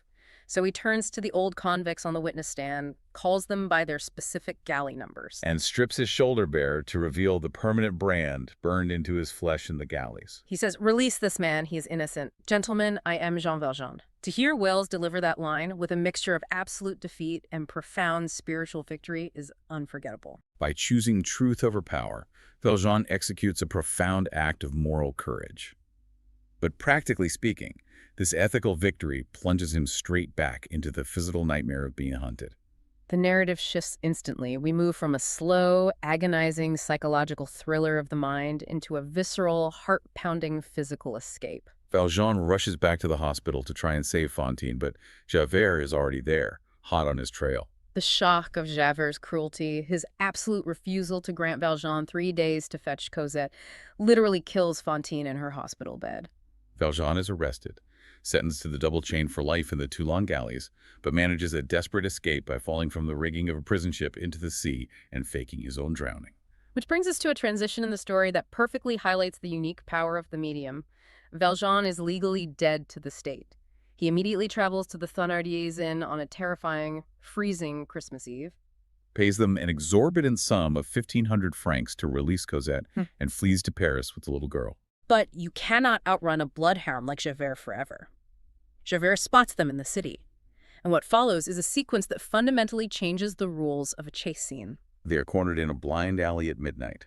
A squad of police is closing in, blocking the only exit. This is where we must dissect the audio architecture of suspense, because on a cinematic screen, a chase scene is a visual adrenaline rush, fast cuts, dynamic camera movement. But on radio, it is a terrifying exercise in localized sound and acoustic isolation. You hear the heavy, ragged breathing of Valjean. You hear the terrified whispers of the child. You hear the methodical, echoing footsteps of the police squad on the cobblestones getting louder and louder. You hear the whisper of the wind in the blind alley. Valjean spots a street lamp mechanism with a rope. And the listener hears the slice of the knife cutting the rope, the friction of the cord being tied around Cosette. And the physical exertion as Valjean scales an 18-foot vertical stone wall in the pitch dark, pulling the child up, just seconds before the police burst into the alley. They drop down the other side, finding themselves in the enclosed, silent garden of the convent of Petit Picpus. But dropping into the garden doesn't solve the problem, because the convent is a strictly cloistered environment. No men are legally allowed inside the walls. By pure providence, Valjean runs into an old man working as the convent gardener, a man named Fauchelevent, whose life Valjean had personally saved years earlier when he was still Mayor Madeleine. Fauchelevent is eager to repay the debt and hide them, but the logistics are impossible. Valjean has to be legally smuggled out of the convent so that he can officially re-enter through the front gate, presenting himself with forged papers as the gardener's brother. And the only way out of a cloistered convent is inside a coffin. A nun has just died, and Valjean must take her place in the wooden box. The coffin sequence is arguably the pinnacle of radio horror in this broadcast. It relies entirely on Foley art. Right, the physical manipulation of objects in the studio to create sound effects. It induces this suffocating claustrophobia. Fauchelevent's desperate plan is to let the government pallbearers take the coffin to the cemetery, assuming they will leave the actual burial to his friend, the usual drunken gravedigger. Fauchelevent plans to get the gravedigger drunk, pry open the coffin, and free Valjean in the dead of night. Valjean agrees to be nailed inside the wooden box. Let's think about the psychological effect this has on you, the listener. We often default to thinking of visual mediums as the ultimate thrill ride. But doesn't radio actually make this claustrophobia infinitely worse? Yes. Because if you are watching a film, your eyes can wander to the edge of the screen, to the exit sign in the theater. You can look away. But sitting by your radio in the dark, you are trapped in that box right beside him. You hear exactly what he hears, muffled by the acoustic deadening of the wood. You hear the jolt of the hearse, the clattering of the wooden wheels over the uneven pavement. And then, the terror of the unforeseen variable. The plan disintegrates. When the hearse arrives at the cemetery, the usual drunken gravedigger is not there. He has died. A new man has taken his place, and this new man is strictly professional. He does not drink. Fauchelevent tries desperately to stall him, to lure him away to a tavern, but the man insists on completing his state-mandated job immediately. Valjean is lying in the pitch black of the coffin, breathing the stale air through tiny cracks in the wood, listening to the muffled Latin chanting of the priest performing the requiem. And then Wells unleashes the most terrifying sound effect in the production. A sudden, thunderous crash right above his face. It is the heavy, wet sound of earth hitting the wooden lid, just inches from his nose. If you are listening to this broadcast, you hear that thud, and you instinctively feel the air being sucked out of your own lungs. You hear a second shovel of dirt, and a third, and you can hear the dirt stopping up the tiny air holes in the wood. Valjean is literally being buried alive. It is pure, visceral auditory horror. Miraculously, Fauchelevent manages to steal the new gravedigger's certification card or bribe him away just long enough to frantically pry the lid open. He pulls Valjean from the grave just as he is losing consciousness. Valjean is pulled from the earth, and he is symbolically reborn once again. He successfully re-enters the convent as the assistant gardener, and for years, decades in fact, he and Cosette live in profound, secluded peace behind those high stone walls. Cosette grows up safe, educated, and deeply loved. But the world outside the convent is not static. The tectonic plates of French society are shifting. The bubbling, explosive unrest of Paris is about to drag Valjean out of his sanctuary and hurl him back into a direct, final collision with his eternal pursuer. Which brings us out of the shadows and into the bloody streets of 1832. Cosette is grown, they have eventually left the safety of the convent, and she has fallen deeply in love with a young, idealistic student named Marius. But Marius is a revolutionary. He's part of the Friends of the ABC. The streets of Paris erupt in rebellion against the monarchy. Massive barricades of furniture and cobblestones are thrown up across the narrow streets. When Valjean intercepts a letter and realizes Marius is at the barricades and is almost certainly going to be slaughtered by the National Guard, he puts on his old uniform and walks straight into the war zone. He doesn't go to fight for the political revolution. He goes entirely to protect the boy his daughter loves. And it is here, amidst the chaos, the relentless crack of musket fire, and the groans of dying revolutionaries, that the moral threads of the epic finally pull tight. Valjean discovers a prisoner tied to a post in the tavern serving as the rebel headquarters. It's a police spy who had infiltrated the students and been exposed. It's Inspector Javert. The rebel leader tells Valjean he can have the honor of executing the spy. Valjean takes Javert down a narrow alley, alone, away from the barricade. Javert looks at the man he has hunted for decades and says, "Take your revenge." He expects a knife in his ribs. In his mind, it is the only logical conclusion of the universe. The criminal must kill the lawman. But Valjean does not strike. Instead of a knife to the ribs, the listener hears the sound of the blade cutting the thick ropes binding Javert. Valjean tells him he is free to go. He even gives Javert his current address in Paris, just in case Javert survives the battle and wishes to come arrest him later. Javert is left standing in the alley, absolutely paralyzed by confusion. Valjean then returns to the barricade, finds Marius horribly wounded and unconscious after the army breaches the defenses. And he carries this grown man on his back.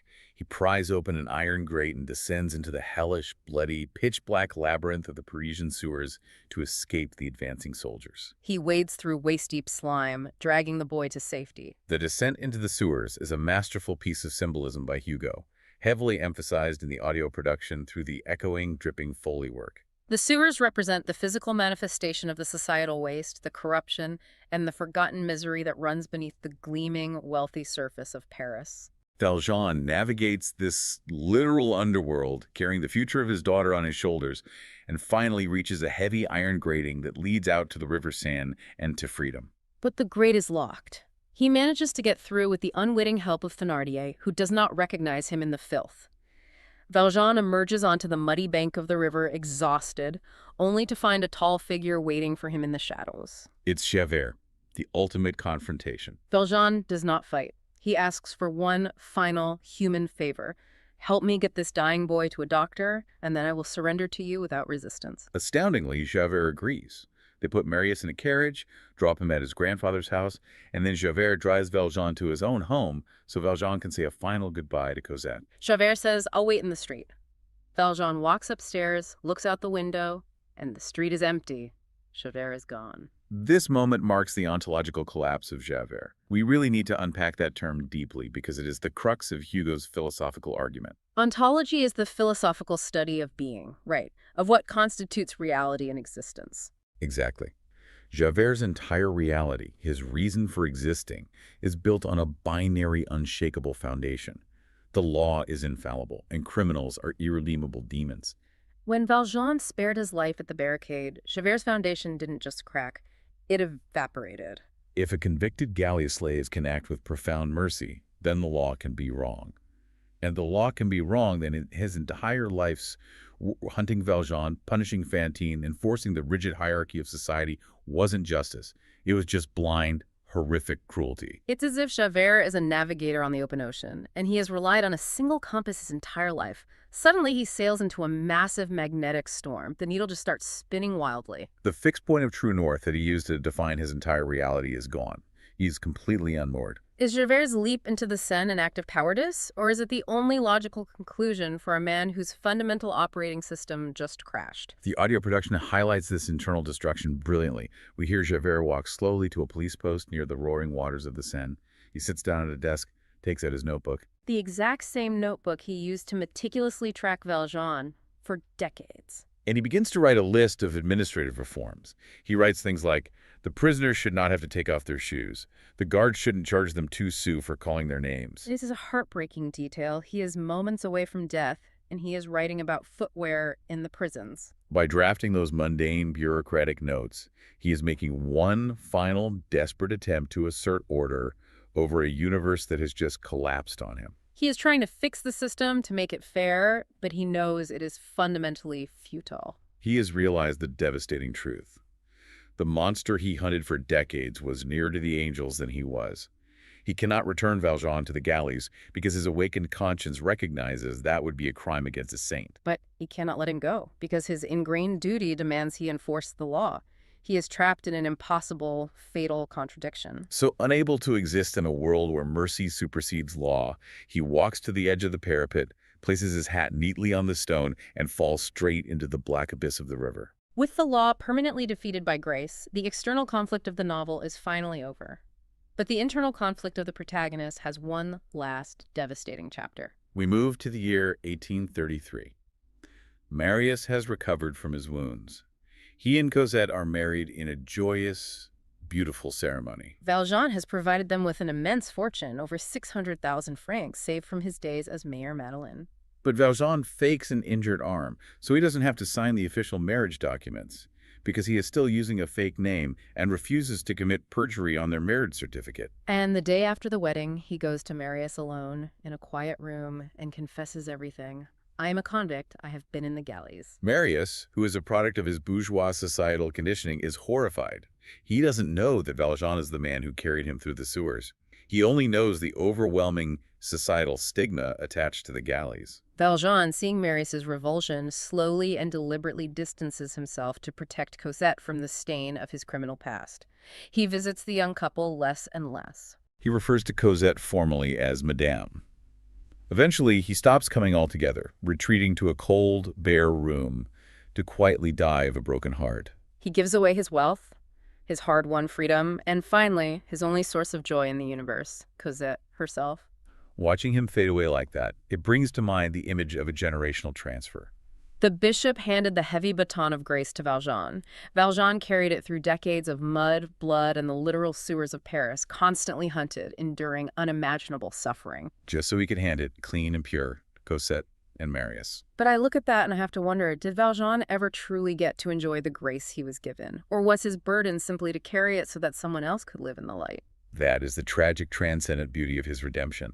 Let's return to the bishop's exact words. I have purchased your soul.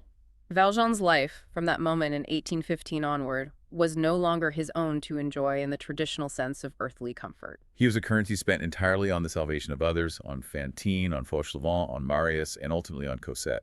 But the story refuses to end in complete tragedy. It provides a final, perfect symmetry. Marius eventually discovers the truth through Thénardier, that Valjean is not a thief, but the savior who dragged him from the barricades. Marius and Cosette rush through the streets of Paris to Valjean's deathbed, and the auditory imagery in this final scene is profoundly moving. The frantic pacing of the broadcast slows down completely. The acoustic space becomes incredibly intimate. Valjean is lying on his bed, his breath shallow, and he has lit the 2 silver candlesticks the bishop gave him 18 years prior. The light falls on his pale face. He tells Marius and Cosette to love each other always. He leaves them the candlesticks, and then, his voice fading into a whisper, he dies, enveloped in the exact same light that birthed his conscience all those years ago. The silence that follows his final breath in the audio production is heavy. The purchase of his soul is fully realized. It brings the entire epic full circle. The auditory journey ends not with the clash of iron chains in Toulon, nor with the roar of musket fire at a Parisian barricade, but with the quiet, breathless silence of a soul finally at peace, bathed in the light of an impossible grace. Wells understood that the greatest crescendo he could offer at the end of this massive, turbulent story was absolute stillness. It is the kind of silence that leaves you completely speechless in the dark room with your radio. We have spent this entire deep dive exploring the salvation of one man's soul, analyzing how audio engineering and brilliant adaptation brought it to life. But I want to leave you, our listener, with a final thought to explore on your own. Remember the opening warning from the broadcast that we discussed at the beginning? So long as ignorance and poverty remain on earth, Valjean was saved. His soul was redeemed. But the Thénardiers of the world are still out there, extracting blood from the vulnerable. The brutal galleys, in whatever modern form they take, remained. The crushing system that sentenced a starving man to 19 years of torture for a loaf of bread did not fundamentally change just because Jean Valjean became a saint. So we must ask ourselves, does individual redemption matter in a structurally broken world? Or, as Hugo might argue, is individual grace the only thing that actually has the power to change the world, one soul at a time? A profound and enduring question, and exactly the kind of critical, unsettling thinking that Victor Hugo and a 22-year-old Orson Welles demanded of their audience. If you enjoy these rich, intellectual conversations about classic literature, the golden age of radio, and stories that challenge our understanding of the world, remember that Chesterton Radio is entirely listener-supported. Consider supporting our work so we can keep bringing these vital masterpieces out of the archives and into the light. Until next time, when you find yourself sitting in the dark, remember that sometimes that is exactly where you need to be to hear what matters most. Take care of yourselves and each other. If you were to pull up an official modern forestry map of the northern woods right now, you wouldn't see a trail. No, you'd just see blank space. Right. You would see a blank green space, Yeah. topographical lines, maybe a water feature, but otherwise nothing, just a void. Completely empty. But, you know, if you were to actually walk into those woods, if you step off the pavement and push through the tree line, your boots would eventually hit a path that was carved by missionaries centuries ago. And that's the crux of it, isn't it? It is. Tonight, we are looking at what happens when the people in charge simply delete reality from the record, just because it has become too inconvenient to explain. It is a terrifying modern phenomenon. We have really reached the point in our civilization where the map has completely usurped the territory. Yeah. If a screen or a spreadsheet says something doesn't exist, we are literally conditioned to disbelieve our own eyes when we stumble over it in the dirt. It really makes you question what else has been deleted, doesn't it? Absolutely. Well, welcome to the studio. It is late here in Atchison, Kansas. If you were standing with me right now looking out the glass, you'd see a town that is, well, mostly asleep. Very quiet tonight. Very quiet. Yeah. There's just the occasional amber glow as a street lamp reflecting off the damp pavement, you know, the distant, slow movement of the Missouri River, and just that quiet, heavy stillness of the Midwest deep in the night. It's the kind of classic radio atmosphere where your mind naturally starts to wander. Where the shadows pull just a little longer. Exactly. Where the boundary between the ordinary world and the hidden world feels remarkably porous. And that is the perfect setting for the source material we are unpacking tonight. I've been so excited for this. It's a great one. We are broadcasting a deep dive into episode 3 of Chesterton Radio's The Tall Girl Files. Right. Specifically a text titled The Tall Girl and the Old Mission Trail. I have literally been waiting all week to get into this one. Because our mission tonight isn't just to recap a missing persons case. No, not at all. Or narrate a hike through the woods. The author is doing something incredibly sophisticated here. Very much so. We are going to explore the hidden geometries of thought, the mechanics of institutional blindness, and the very real consequences of what happens when a modern society entirely forgets its own sacred roads. Yes. So, okay, let's unpack this. Well, we have to start with the opening sequence, I think, because the author uses it to immediately dismantle our cultural expectations of a mystery. Oh, completely. Our protagonist, the tall girl, she arrives at the edge of this northern forest. She's with her sister and Father Brown. Right, the whole team is there. And they have an old map, they have a serious objective. They are tracking a man named Tom who has vanished under highly suspicious circumstances. Right, the stakes are very high. Very high. And she is mentally prepared for a thriller. She is bracing for danger. She wants the world to match her internal tension. Exactly. The text says she expected at least some assistance from the weather. Yes, I love that line. It's brilliant. She wanted branches knocking together ominously, maybe a sudden drop in temperature, or some sort of theatrical fog rolling in. She wants the cinematic experience. Yes. But instead, she gets ordinary pine trees, standing exactly where they've stood for 60 years. Just trees. Yeah. She gets the smell of damp pine needles. She gets a bird calling with what was the phrase? A brisk, irrelevant cheerfulness. Irrelevant cheerfulness. Oh. Because reality is remarkably indifferent to our need for melodrama. It really is. It's a brilliant psychological observation.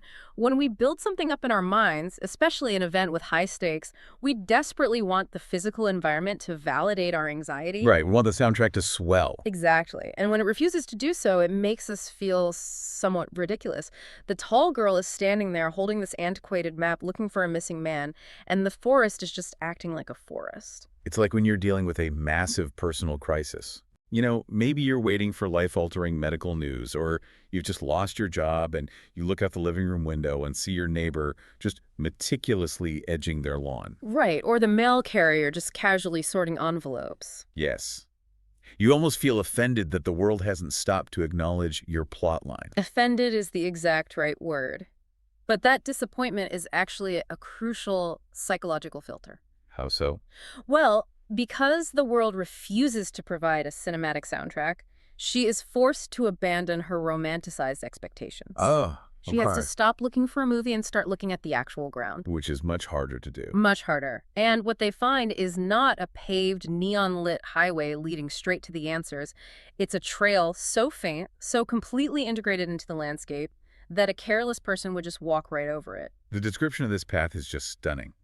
The text notes the grass thickening between stones, branches falling across it, and how a slight rise in the topography can seize it entirely from a distance. It hides itself naturally. It does. It says a trail looked less a road than an intention. An intention? That word intention. It really stuck with me. Yeah. How do you read that in the context of this journey? Well, an intention implies a sustained historical will. I mean, think about a modern highway. A modern highway is an act of conquest. We just blast right through. Exactly. We bring in dynamite and bulldozers, we blast through granite, we pave over wetlands, and we force the earth to submit to our vehicles. We just draw a straight line on a map. Right, and we force the territory to comply. But this old mission trail was different. It was the physical record of human beings making terms with the landscape. They negotiated with the earth. Yes. They took the slope at a reasonable angle to save the knees of the travelers. They curved the path around the oldest root systems. It's a respectful dialogue with nature. And Father Brown points out that the original builders, those early missionaries, were much better walkers than anyone in the modern world can comprehend. Oh, without a doubt. They understood the physical reality of distance and topography in a way our car-dependent culture has completely lost. Which brings us to the first major conceptual hurdle the group faces. The erasure. Right.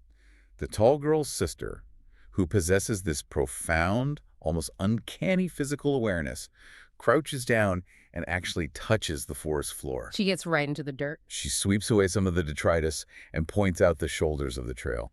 I want to clarify that for a second, actually. Sure. When you say the shoulders of a dirt trail, you mean the literal carved edges in the earth, right? Exactly. The places where centuries of boots and pack animals actually wore down the soil so that there is a discernible groove, even if grass has grown over it. Yes, the physical indentation in the earth is still there.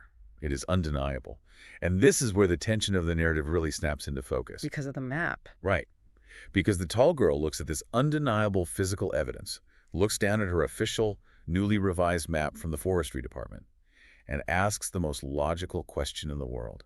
If the physical trail still exists, and you can literally see the shoulders of it cut into the hill, why erase it from the official documentation? And Father Brown delivers this quiet, devastating line. He really does. He says, they did not erase the trail.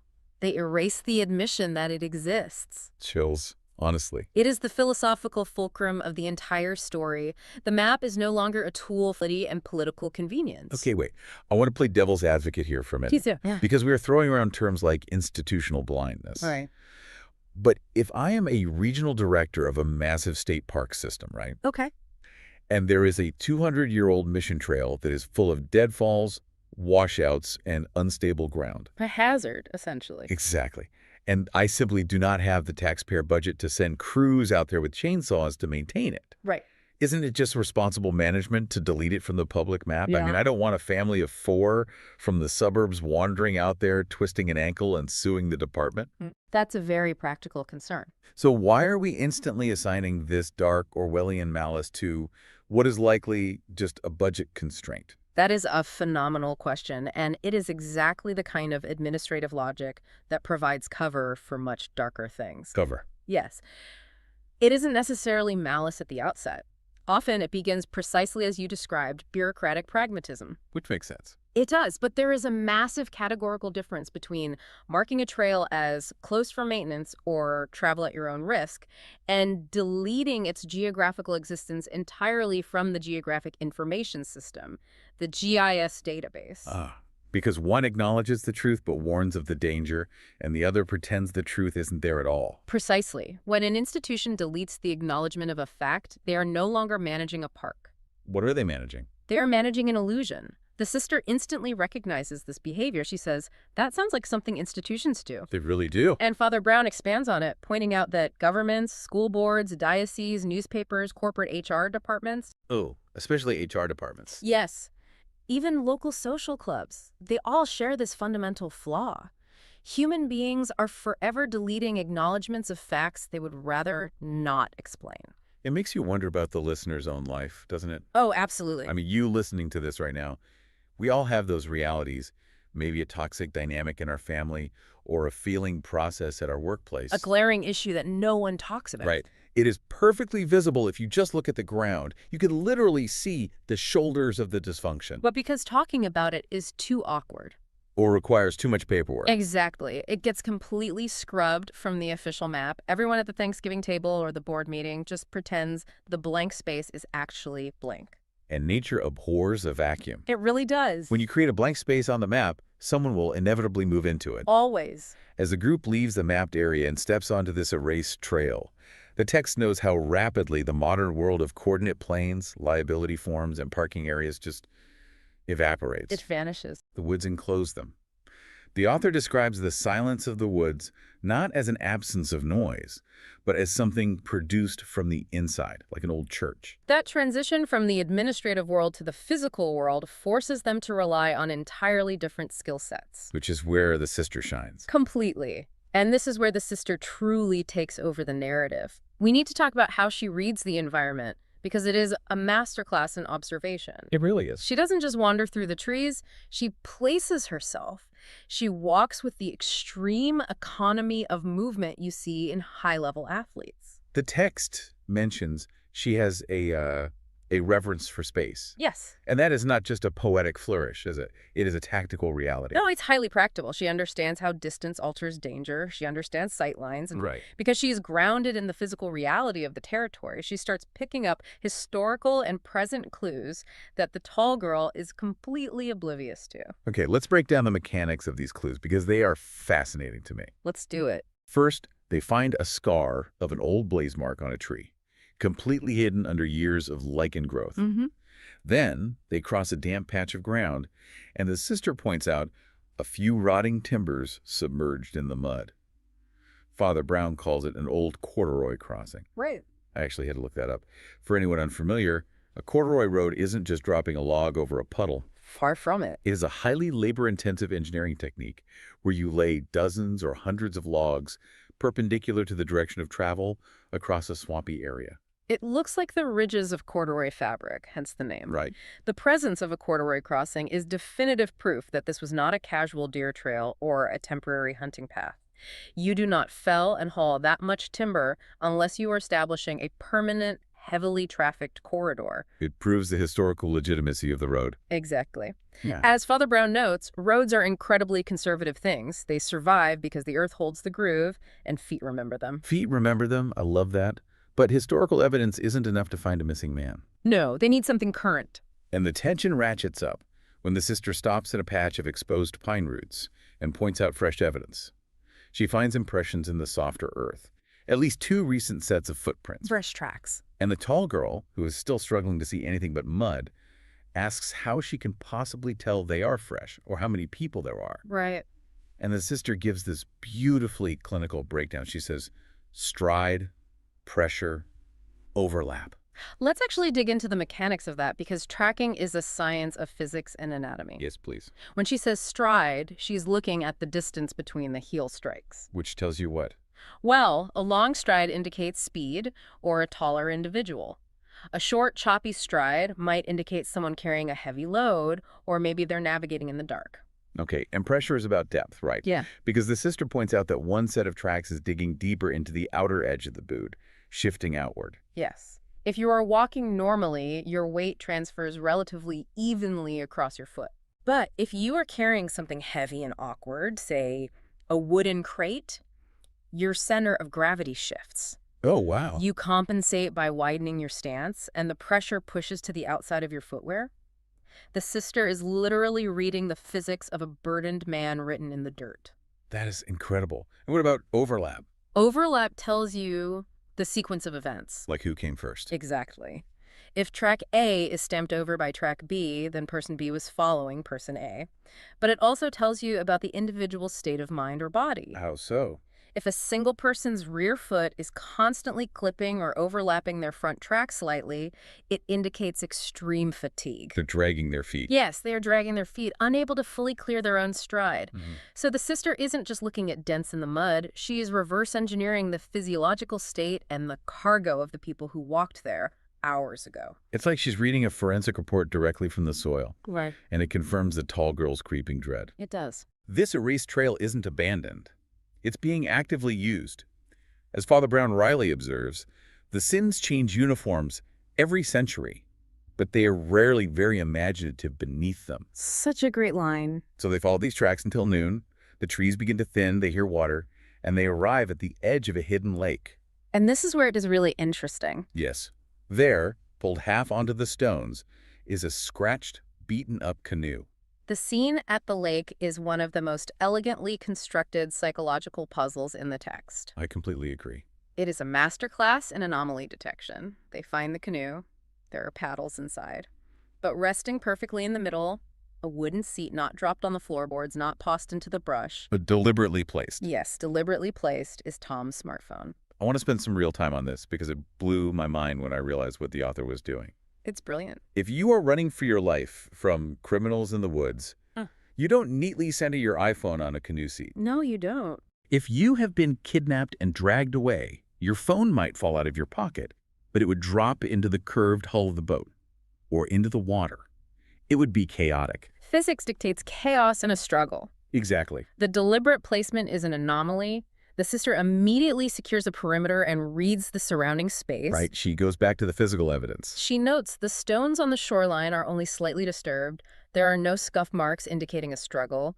And the brush on the far side is bent inward toward a narrower secondary trail. So the environment tells a story. Yes. The physical environment clearly states that Tom left the lake under his own power, calmly. So the tall girl looks at the phone on the seat and asks the obvious question. Was he trying to fake his own death? Did he want people to think he drowned? Which is the logical leap most people would make. Right. But Father Brown sees the much deeper, almost manipulative genius of Tom's design. Yes. He says the phone wasn't a fake-out, it was a test. It was a highly specific filter designed to trigger one specific human trait. Curiosity is terribly underrated as a means of selection. That is what Father Brown says. Let's unpack the brilliance of Tom's strategy here. Please do. Tom knows he's dealing with an institutional bureaucracy. If he simply vanishes into the woods, what will the forestry department do? Oh, they'll look at the maps, see that the trail doesn't exist, file a standard missing persons report, and eventually just write him off as a tragic wilderness accident. Exactly. Man gets lost, presumed drowned. It's neat. It requires no embarrassing investigations. Right, they would just shrug and file the paperwork. It's the path of least resistance. But by leaving his phone perfectly centered on the seat, Tom introduces a piece of data that actively contradicts the narrative of an accident. It's a glitch in the matrix. Precisely. People who drown accidentally do not curate their electronics beforehand. It is an anomaly that a bureaucratic mind will try to ignore because it complicates the paperwork. But a curious mind. A curious mind. A mind that refuses to accept the map over the territory. That mind will become obsessed with the anomaly. He weaponized the tall girl's curiosity. He really did. He knew that if he left a breadcrumb that didn't fit the clean narrative, it would guarantee that only someone who actually cared, someone who asked annoying, persistent questions, would be the one to follow him. He selected for her. It is a profound concept. And think about how often we encounter an anomaly in our own lives. Oh, constantly. A piece of data that completely contradicts what the official chart or the cultural narrative tells us. Right, like a process at work that everyone says is highly efficient, but you can see with your own eyes that it is hemorrhaging money. Yes, or a societal promise that doing X will make you happy, but you look around and everyone doing X is miserable. And what do we usually do? We ignore the perfectly centered phone. We assume our own eyes must be wrong and the system must be right. It takes a massive amount of courage to trust the anomaly over the consensus. It really does. Right. Which is exactly the burden the tall girl assumes. Yes. As they leave the lake and follow the bent brush into the deeper, darker woods, she realizes something incredibly uncomfortable. She realizes she hopes he's alive. Yes. She realizes she is actively hoping Tom is alive. And the author includes this brilliantly Chestertonian observation about human nature here. I know exactly the one you mean. The text notes how tiresome it is to discover you have charitable instincts because they immediately create obligations for your nerves. I laughed out loud at that line. Me too. It is so true. It is so much easier to be a detached, cynical observer. If you don't care, your heart rate stays level. You're safe. Exactly. But the moment you actually care about the outcome, the moment you possess charitable instincts, your nerves are on fire. You are obligated to suffer through the tension. It raises the internal stakes for her beautifully. She turns to Father Brown as they walk this narrowing path and asks him what he thinks Tom actually found out here. And Father Brown's response sets up the climax. It really does. He says Tom found two things: activity, and the fact that the activity depended entirely on everyone else believing there was nothing there worth noticing. And because those two things are actually one thing, it makes the situation incredibly dangerous. So they round a stand of dark, heavy timber, and the text delivers the reveal. They find the chapel. Yes. And once again, the author refuses to give us the Hollywood treatment. No gargoyles. Right.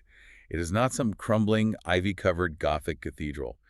It is a modest, square-shouldered, timber-built structure. Very practical. Extremely. Yeah. It has moss growing on the lower seams. It is visibly practical. The text says nothing could look less like a legend. Yet it is the center of the conspiracy. And again, the sister's spatial awareness provides the critical insight. I love this sister. She's fantastic. From a distance, before they even approach the steps, she looks at the heavy iron hinge on the chapel door. Okay. She points out that the iron has a dark, slightly polished sheen to it, a sheen that cannot be produced by age or weather alone. It is produced by friction. Recent, repeated friction. Neglect decays differently from use. That is Father Brown's observation there. Such a poetic way to describe forensic physics. It really is. If a building is truly abandoned, the dust settles uniformly. The rust blooms evenly. It dies a quiet death. But if a building is secretly in use? There is a friction to that use. The handle is wiped clean of dust. The hinge is polished by the movement. It is a dead room versus a sleeping room. You just have to know how to look at the mechanics of the space. Armed with this knowledge, the tall girl steps up to the door. She puts her hand on the latch. This is the moment of maximum tension. Oh, She is bracing her nervous system for a dead body, for a hostage situation, for an ambush. She pulls the heavy door open. And there, sitting quietly in the first wooden bench, looking like a man who just arrived a bit too early for evening vespers, is Tom. Just sitting there. He has a rough beard. He is covered in dirt. He looks exhausted and bruised. But he's entirely alive. And honestly, he looks slightly embarrassed to have been found. It is a wonderfully human deflation of the thriller trope. It really grounds it. The climax of this intense tracking mission isn't a shootout. It's a guy sitting in a pew saying, "I'm glad you came in before I had to call for a rescue team." Right. It just grounds the entire narrative in gritty, awkward reality. So they immediately demand answers. And Tom, ever the practical scout, lays out the timeline. He explains that he had been monitoring the northern loop because the official forestry route revision, the one that erased the trail, felt excessive to him. He noted that the institution used language like liability, concerns, and unspecified reports. We really need to pause on that vocabulary because Tom's superpower is his complete immunity to bureaucratic jargon. It's his best trait. Think about those words. Liability, concerns, reports. They are abstract nouns. They are passive. Father Brown accurately identifies this as the language of institutions concealing confusion. Or concealing cowardice. Tom says if they truly believed it was only unsafe, they would just say unsafe. They would point to a specific washed-out bridge. Exactly. Give us a concrete noun. Right. But instead, they used a fog of abstract nouns. Tom recognized that when an institution uses passive voice and vague terminology, something specific is being hidden. So he put his boots on the ground to verify his linguistic suspicion. And his physical verification revealed a massive crime. It did. Tom leads the group around to the back of the chapel to a lean-to structure hidden under a heavy canvas tarp. And what's under the tarp? He pulls it back, and the true nature of the mystery is exposed. It isn't drugs. It isn't weapons. It is crates and heavy plastic protective cases. Filled with what? Inside are heavy brass candlesticks, an intricately carved antique crucifix, silver altar cruets, and old painted icon panels. These are sacred objects. Yes. They are historical artifacts looted from old, abandoned mission sites scattered throughout the entire region. It's a highly organized criminal enterprise. Yes, someone has been quietly plundering heritage sites, and they're using this officially erased trail to transport the goods to a staging point where no authorities will ever ask for transport permits. It is deeply sickening. As you noted earlier, this isn't just a theft of monetary value, it is a theft of heritage. The tall girl experiences a moment of profound, clear anger.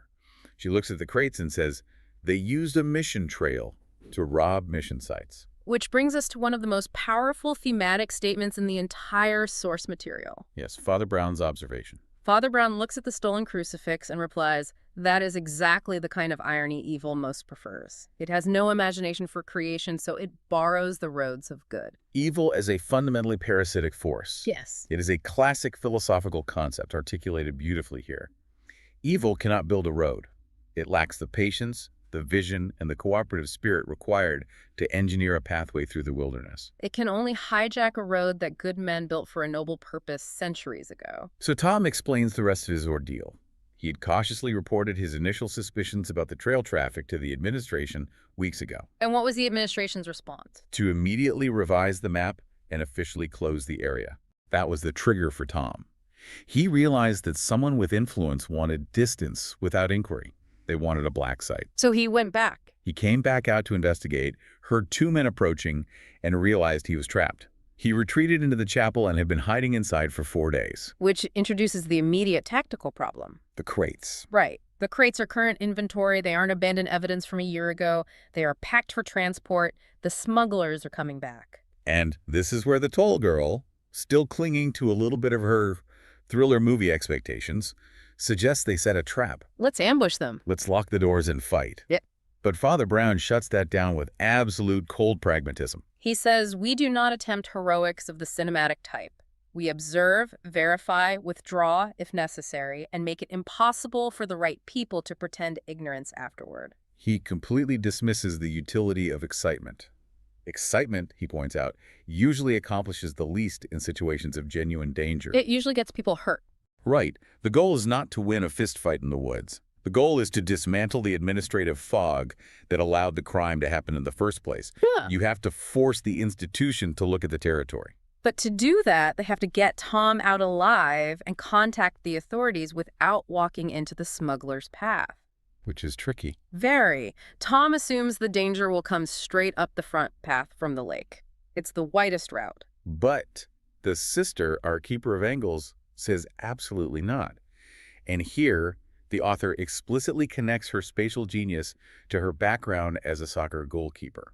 It is my favorite analogy in the text. It's so good. How does a goalkeeper evaluate a threat on a field? They don't just look at the ball, they look at the geometry of the space. Exactly. I used to play a little soccer, and the logic here is flawless. Yeah. Front door of the chapel is the near post. Right. It is the most obvious line of sight.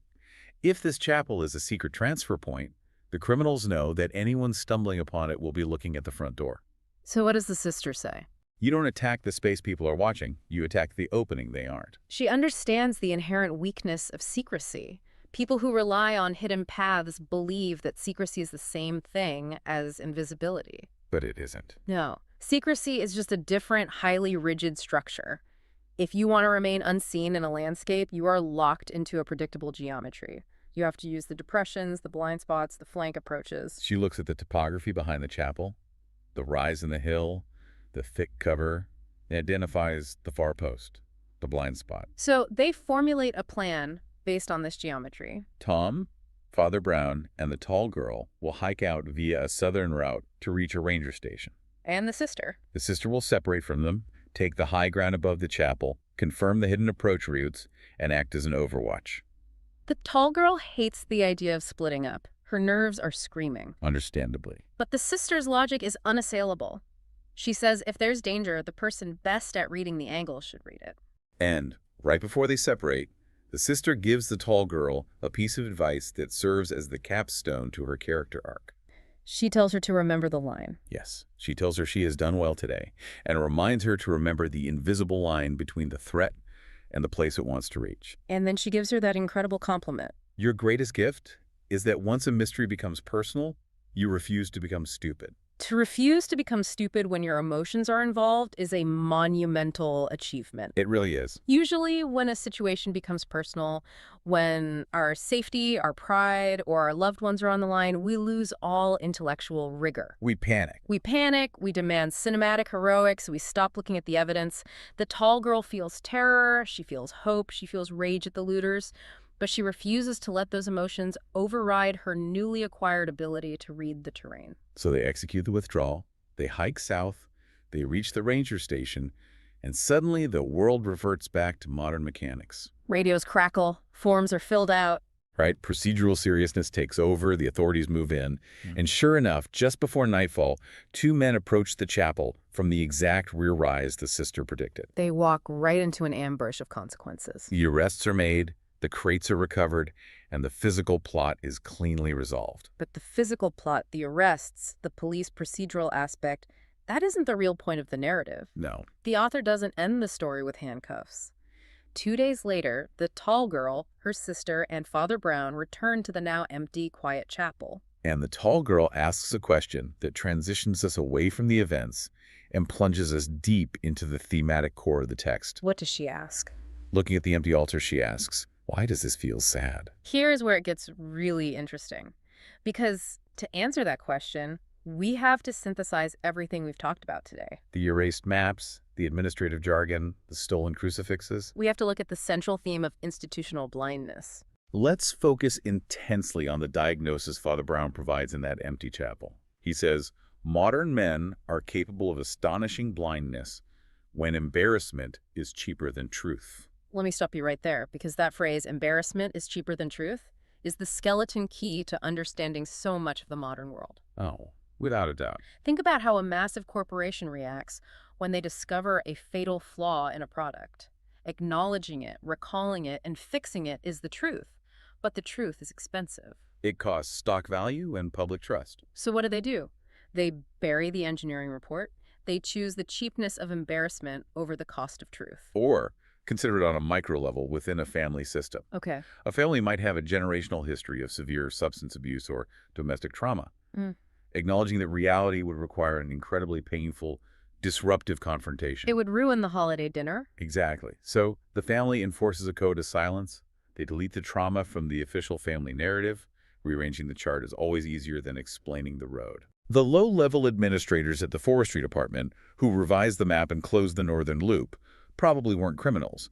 They weren't getting a cut of the stolen antiquities. No, probably not. They were just bureaucrats who received Tom's initial complicated report about unauthorized traffic, realized that investigating it would require interagency coordination, budget approvals, and admitting they had lost control of their own park, and they balked. They chose the administrative fog. But the tragedy of this cowardice is that it creates the perfect, protected sanctuary for actual malice. Right. By refusing to look at the truth of the territory, the embarrassed administrators unknowingly handed the keys of the wilderness to the thieves. Their laziness was the shield the smugglers used. Which answers the tall girl's question about why the recovery feels so sad. The artifacts were saved, but a violation still occurred. As Father Brown explains, theft is always sadder when it steals not only objects, but memory. This is the true vulnerability of the sacred in the modern era. The thieves weren't just stealing brass and silver. They were stealing the physical anchors of historical memory. Father Brown delivers a haunting analogy here. He says, it is one thing to rob a house with the owner present and fighting. It is another entirely to rob a house because the grandchildren have ceased to remember. It is theirs. Wow. That hits hard. Modernity is the forgetful grandchild. We absolutely are. We have inherited an entire civilization full of chapels, both literal buildings and metaphorical structures. Yes. We have inherited centuries of common law, moral frameworks, artistic traditions, and cultural narratives. These are what Father Brown calls roads built for the soul. Built for the soul. They were engineered by people who understood the landscape of human nature. But because we no longer walk them, because we find traditional morality restrictive or historical awareness too tedious, we assume they are archaic and unreal. We take them off the map. We delete them from the cultural GIS database. And then we are shocked, absolutely horrified, when villains use those abandoned structures for base traffic. We really are. We dismantle a cultural expectation of integrity, and then we are stunned when our institutions are flooded with corruption. Right. We abandon historical education, and we are surprised when demagogues easily hijack the past to manipulate the present. We literally left the door to the chapel unlocked, stopped walking the trail, and now we want to solely blame the thieves for finding it. It is a piercing, uncomfortable indictment. The true mystery in this story isn't the identity of the two thugs carrying the crates. Father Brown calls them merely the vulgar part of the equation. The vulgar part. The deeper, more terrifying mystery is how civilized, educated people become so deeply embarrassed by their own sacred past that they allow common thieves to manage its leftovers. I think this is the moment where the text asks us to look in the mirror. You, listening to this right now. What heritage, what foundational values, or what old roads in your own life have you stopped walking? Maybe it's spiritual discipline you used to hold? Or a standard of honesty you used to demand of yourself. Or a connection to your own family's history. Have you allowed those things to fall off your personal map just because they became inconvenient or culturally unfashionable? It demands a rigorous inventory of our internal landscapes.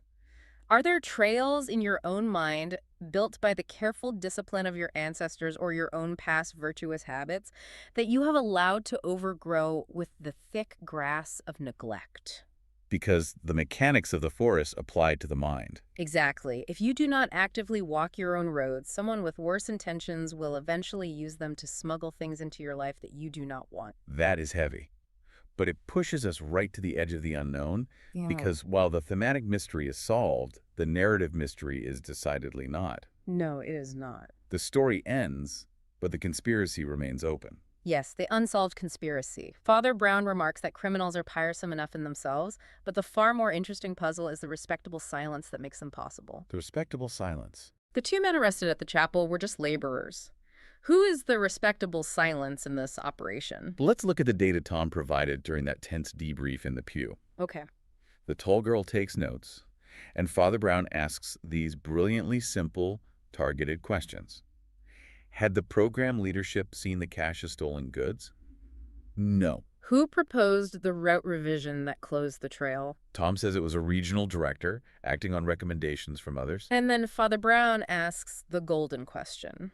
Had anyone in the administration recently spoken of private land easements, historical access disputes, or wealthy donors with preservation interests? And Tom confirms that yes, those exact phrases had been circulating in the regional office just prior to the trail closure. Which changes everything. It raises an incredibly important question about motive. I'm going to push back on what we established earlier. We spent a long time agreeing that the trail erasure was probably born of bureaucratic laziness, the administrative fog. But Tom's notes suggest something much more sinister. A regional director suddenly revising a map right where wealthy donors with preservation interests happen to have influence. It's awfully convenient. Is it possible this wasn't laziness at all? Is someone high up in the organization actively facilitating a black market for antiquities? The text heavily implies exactly that structural corruption. The administrators who closed the map might have thought they were just doing paperwork, but the directive came from someone who knew exactly what the blank space would be used for. The author uses a chilling characterization here. They describe the people behind this as the sort of people who say preservation when they mean possession. Oh, that is such a sharp critique of elite hoarding. It really is. It implies a wealthy, highly respectable network of individuals who use the noble language of heritage conservation to justify looting.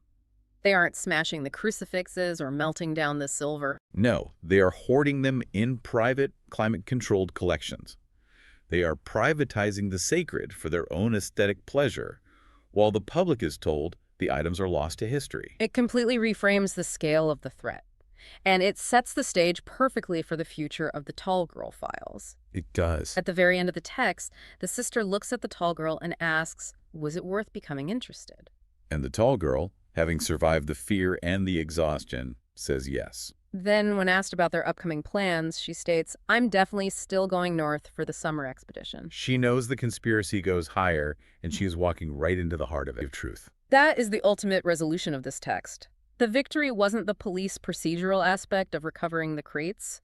The victory was the recovery of an epistemology, a way of knowing. A way of knowing. The tall girl learned to find the shape of a mystery rather than admiring its size. Finding the shape rather than admiring the size. Let's break that down because it is so elegant. I think it's the most important takeaway. When we look at corruption or institutional rot or massive societal problems, we tend to admire the size. We say, wow, the bureaucracy is so vast, the conspiracy is so deep, the world is so broken. And admiring the size paralyzes us. It makes us feel tiny and helpless. But when you look for the shape of the mystery, when you look at the physical footprints, the specific linguistic tell of an abstract noun, the geometry of the blind spot, the massive, terrifying problem becomes manageable. It becomes a series of physical realities that you can actually measure and act against. You stop being overwhelmed by the fog and start tracking the footsteps. She realizes that the proper ending for this adventure wasn't fireworks or a dramatic shootout or some grand public revenge. The right ending was just the timber chapel standing steadfast in the quiet woods. It was the recovery of the physical truth. The trail, which had been so arrogantly omitted from the charts of practical people, carried them quietly home. It is a profoundly grounded, beautiful ending. It strips away the noise and leaves you with the quiet endurance of reality. So as we bring our time to a close tonight, let's just trace the arc of the journey one last time.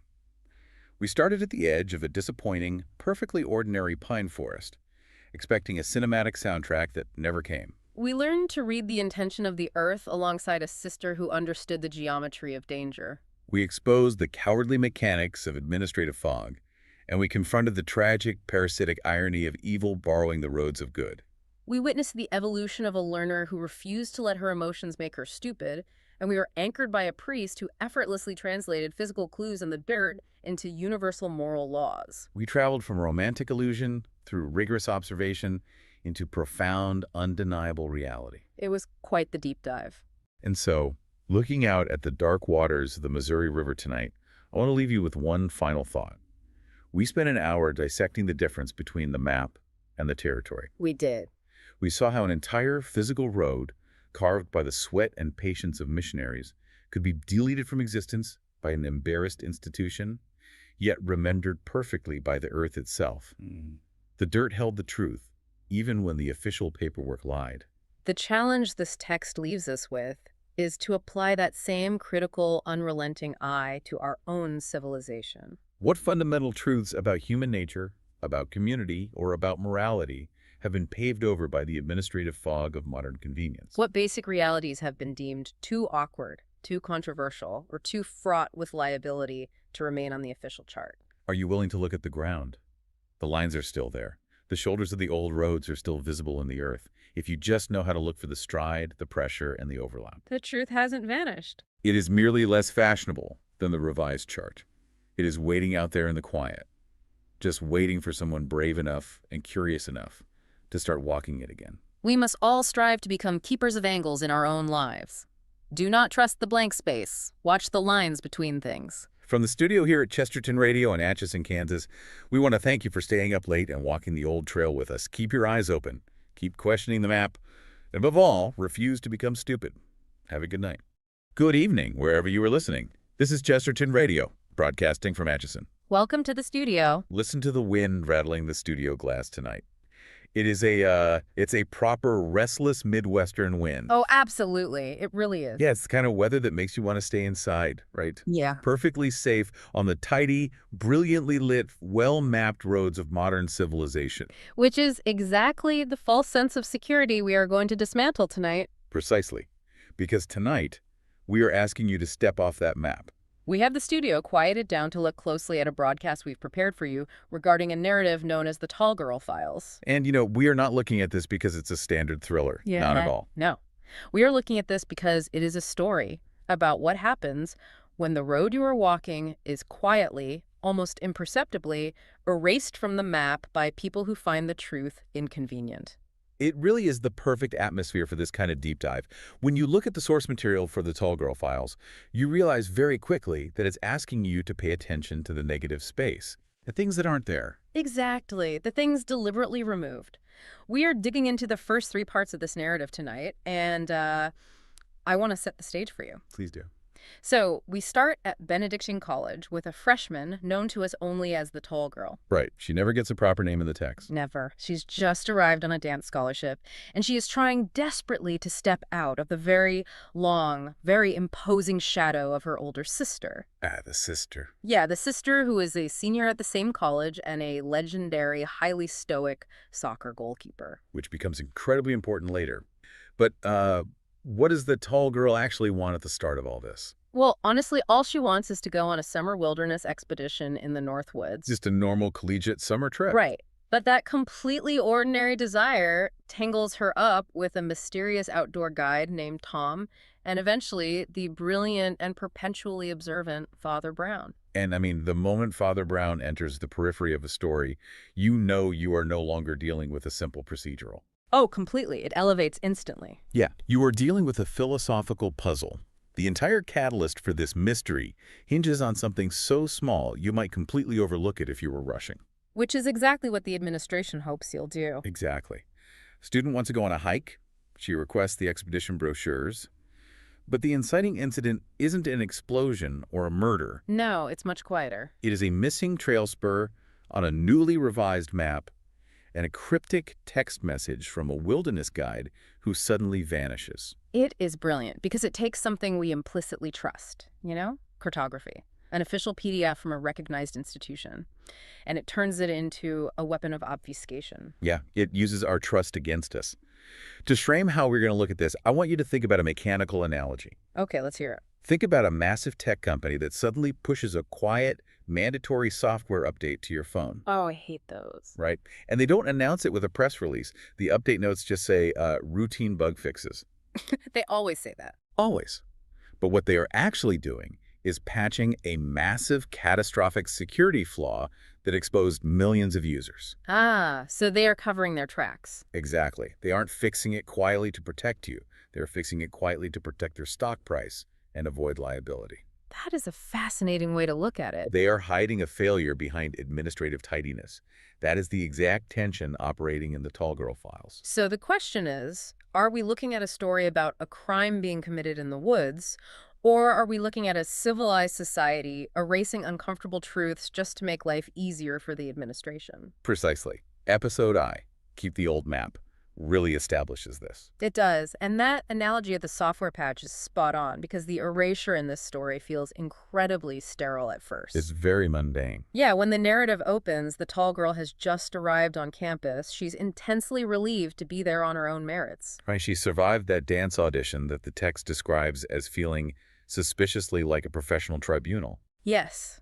For the first time in her life, she isn't just someone's daughter or the goalkeeper's little sister. She has her own identity. She does. She has this radiant week of total freedom. But she also has this deep, gnawing desire to do something she describes as difficult and clean. I love that phrasing. Difficult and clean. So evocative. It really captures that specific adolescent longing for reality. We live in a world that is so insulated, so padded with digital interactions and administrative safety nets. And she actively seeks out the Northwoods expedition just to experience weather, to experience genuine mistakes, physical bruises. She wants to feel the dirt under her boots. Exactly. She wants that kind of deep muscular fatigue that makes a person honest. Yeah. She wants to be stripped of her societal labels and just be a human being walking on dirt. But the modern world does not let you stay unbothered for long, does it? Never. The tension creeps in not with a footstep in the dark, but with a ping on a cell phone? The text message. Yes. Her older sister receives a text from an unknown number. It says, "Is your sister still planning on the Northwoods trip? She should call me. It matters." And they trace that back to Tom. Right. They trace the name to a senior guide listed in the old expedition brochure. And shortly after, the tall girl gets a message directly to her own phone from him.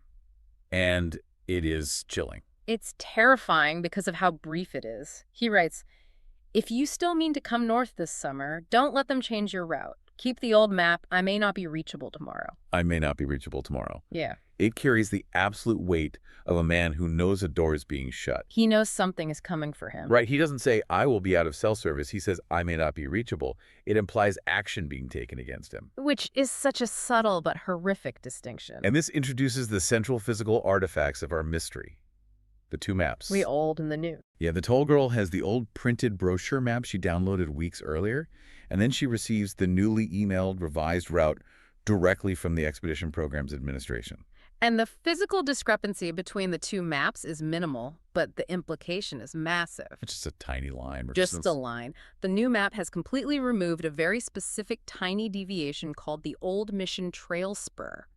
The new route just curves efficiently eastward, bypassing the area entirely. And this is where Father Brown makes his first vital observation. Oh, I love this scene. The sisters show him the two maps. He looks at them side by side. He points to the new, revised map, the one the institution just sent, and he says, "This is ugly." Which is so counterintuitive. Exactly. It confuses the sisters because the new map is graphically clean. It is a crisp, professional PDF. It looks nice. But Father Brown explains that the new map is tidy in the way institutions reduce liability. It is sensible, sterile, and entirely boring. Right, where's the old map? The old map has the look of reality. It wanders. It accounts for a sudden bog or a strange ridge. It shows the world as it actually is, not how an administrator wishes it was. And most importantly, Father Brown asserts that institutions erase things that are troublesome. He says they rarely erase things because they are genuinely dangerous to the public. Right, they usually erase them to hide administrative embarrassment. Now, I have to stop you there, actually. I want to push back on Father Brown's immediate leap to institutional malice. Okay, play devil's advocate for a second. Because as a reader and as a listener, it is very easy to fall into a conspiratorial mindset. Isn't it entirely possible, and frankly, much more statistically likely, that this is simply an administrative update? You mean just a mundane change? Right. Let's look at the mechanics of running an outdoor program. A trail washes out in a spring storm. A wooden footbridge rots and is deemed unsafe by a park ranger. Sure, things degrade. The program's insurance premiums go up, so they update the PDF to route students away from the hazard. Why should the tall girl or Father Brown, or we as the audience, instantly assume a malicious cover-up? It is a totally fair question, and, you know, if it were just the map, I would agree with you. It would just be a clerical update. Yeah, exactly. But the text reveals the malice through the mechanics of the evasion. It is the speed, the silence, and the specific flavor of the institution's evasiveness that turns a simple map change into a genuine omen. The administrative fog. Right. When the tall girl calls the outdoor office to ask about the change, the manager is friendly but totally distracted. She uses sterile, non-committal language like routing updates and seasonal liabilities, but categorically refuses to explain further. It's the refusal to explain that sparks the suspicion. And then the true red flag drops. Tom fails to show up for a scheduled video call with the expedition group. The guide who sent the warning texts. Yes. The assistant at the office claims he is, quote, away dealing with something. Such a non-answer. The text makes a brilliant distinction here. It notes that there are wicked lies, there are merciful lies, and then there are administrative lies. Oh, administrative lies. They are the worst kind. And they are always the most suspicious because they use the language of bureaucracy to mask a moral failure. Yeah, yes. The institution isn't just updating a piece of paper. They are actively obfuscating the whereabouts of a human being who explicitly warned a student to keep the old document. The silence of the administration is what weaponizes the map change. You make a great point about the language of bureaucracy. And that administrative fog perfectly catalyzes the escalation of the story as we move into episode 2, The Mystery Deepens. Because the tall girl refuses to just accept the fog. She absolutely refuses. She drives up to the regional outdoor training center for a mandatory orientation session. And the atmosphere in that room is thick with unacknowledged panic. Oh, it's palpable. You have this cross-section of eager college students sitting in folding chairs, and at the front of the room is a regional coordinator who is desperately trying to deliver standard talking points. Right, talking about water purification and group discipline. While actively hiding a massive crisis. It really is a masterclass in reading the tension of a room. The tall girl sits there, watching this coordinator smile just a little too efficiently. A brittle smile. Yeah. And when the coordinator tries to casually, almost breezily, announce a minor staffing change, saying that Tom won't be leading any groups this summer, the tall girl doesn't just nod along. Most people would. They would. But she raises her hand in front of 50 people and asks, why not? She corners the coordinator. Completely. She pulls out the printed copy of the old map with the circle Tom drew on it, along with his handwritten note. not on their chart. The evidence. And the coordinator completely pales. The bureaucratic mask slips. She is forced to admit publicly that Tom never checked back in from a solo scouting trip 4 days ago. 4 days. He isn't reassigned. He is missing. And then the coordinator reveals the detail that shifts the entire genre of the story. The canoe. Yes. Tom's phone was found. It was placed deliberately in his canoe. And the canoe was found pulled up on the bank near the old mission trail. The exact spur that was just erased from the new map. And again, watch how the coordinator tries to wrap this terrifying reality in that same bureaucratic bubble wrap. It's infuriating. She calls the area a route liability. She tells the students that Tom believed there was unauthorized activity near the old trail, implying he went looking for trouble against protocol.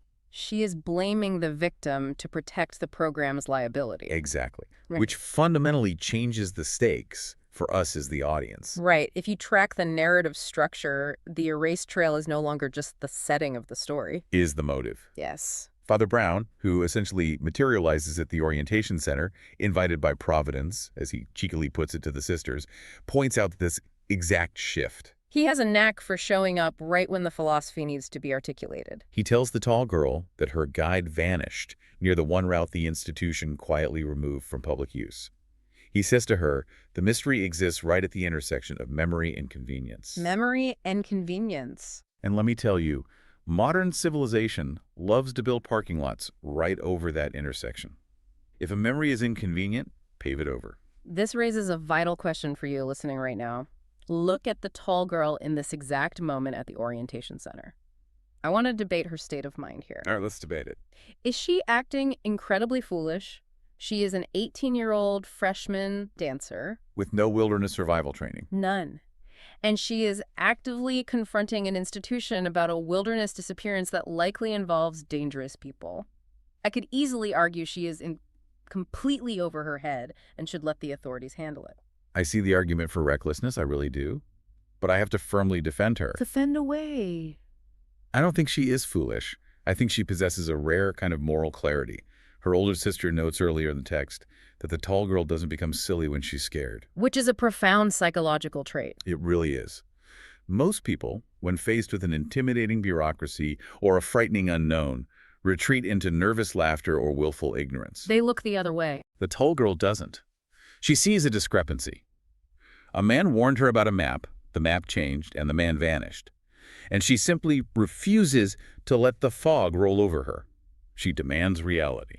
And her demand for reality forces the action, which brings us to episode 3, the old mission trail, and the physical culmination of the mystery. They decide they cannot wait for the institution to slowly process a search party through official channels. They literally enter the North Woods themselves.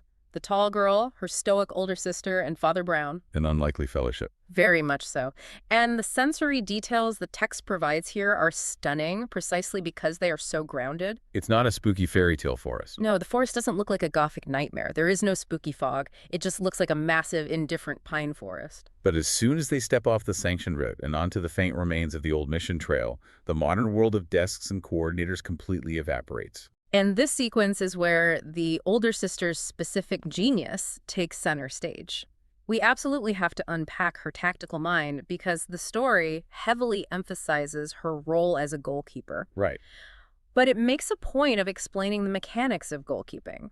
It tells us that being an elite goalkeeper is not about dramatic, diving, acrobatic reactions. It is entirely about geometry. Yes, let's break down exactly how that works, because it's fascinating how she applies it to tracking in the woods. I love this part. On a soccer pitch, a goalkeeper doesn't stand flat-footed on the goal line waiting for the striker to shoot. If they do that, the striker sees the entire width of the net. There are 2 minute options. Right. Instead, the goalkeeper steps forward, off the line, moving toward the ball. By stepping forward, they physically cut down the angle. They reduce the amount of the net the striker can actually see. The goalkeeper dictates the reality of the space by understanding the invisible geometric lines between the ball themselves and the goalposts. Exactly. And the sister takes that exact geometric framework and applies it to the wilderness. It's brilliant. As they walk the faint trail, she isn't just looking randomly at the ground. She is reading the environment with the precise economy of movement she uses on the pitch. She's seeing the unseen lines. She finds footprints in the pine needles that the tall girl can't even perceive.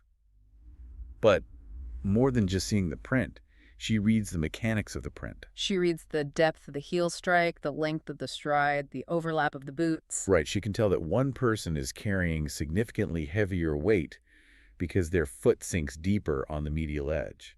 And she anticipates where the travelers would hesitate. She knows that people trying to stay hidden in a forest will avoid the open clearings. They will stick to the tree line.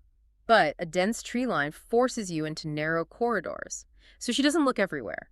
She looks at the narrowest gaps between the oldest pines. Looking for choke points. Yes. She looks for scuff marks on the bark where a heavy, rigid object would inevitably clip the tree trunk. She is applying the concept of cutting off angles to wilderness tracking. She understands that people who rely on hidden paths mistakenly think that secrecy is the same as invisibility. They think because they are in the woods, no one can see them. But they still have mass. They still have to obey the laws of physics and geometry. They end up using highly predictable lines of movement. And because she understands these lines of movement, she tracks the heavy footprints directly away from where the canoe was found. Deeper into the woods. They push deeper, off the lake, through a dense ridge, and they discover the chapel in the woods. The chapel. It is such a striking image. Describe it for us. It is a steadfast, weathered, highly practical timber chapel built by early missionaries. It isn't a collapsed ruin. It is surviving. It's holding its ground. It has a slight sag in the roofline, but it holds its ground. And sitting inside, quietly waiting in the very first pew, is Tom. Alive. Alive. He isn't a ghost. He isn't the victim of some grand tragedy. He is just a very tired, highly competent, hungry man who realized he was onto something dangerous. And he deliberately left his phone in the canoe as a breadcrumb trail. To see who would be curious enough and observant enough to follow the old map. And what Tom has found hidden out there is the heartbreaking core of the crime. The crates. Hidden under a heavy canvas tarp behind the chapel are wooden crates and specialized plastic cases. They are packed full of stolen mission artifacts, heavy brass candlesticks, hand-carved wooden crucifixes, silver altar cruets. The mechanics of the smuggling operation become clear to them. These smugglers have been systematically locating undocumented, sacred objects from abandoned or forgotten chapels across the wider region. And they pack them up and they move them along the old mission trail precisely because they know the modern outdoor program erased that trail from the official maps. It's the perfect cover. No park rangers are patrolling it. No student expeditions are routed near it. The smugglers are using the forgotten roads of the good to traffic stolen heritage to private black market collectors. And the physical resolution of the plot plays out exactly as the sisters' geometry predicts. It's so satisfying. When the smugglers return to the chapel to move the crates, they approach from the flank, using the dense brush as a blind spot, which is exactly the angle the sister anticipated they would use. She had already cut down the angle. They are apprehended by the authorities, whom Tom finally contacts, without any cinematic shootout or melodrama. But we really need to focus on the true resolution here, because the arrest of the smugglers is almost an afterthought in the narrative. Right. The smugglers themselves are ultimately vulgar and tiresome. They aren't criminal masterminds. As thugs, really. They are just greedy, unimaginative men moving boxes for a paycheck. The real tragedy, the profound failure that Father Brown articulates in the quiet aftermath of the arrests, is the respectable silence of the institution that allowed the theft to happen in the first place. The administrators? The outdoor program's leadership in their air-conditioned offices didn't orchestrate the theft, but they recognized that something messy, something potentially litigious, was happening near that old trail. And their immediate instinct was not to investigate it, not to protect it, but to erase the trail from the map to avoid liability. They prioritized administrative convenience over objective truth.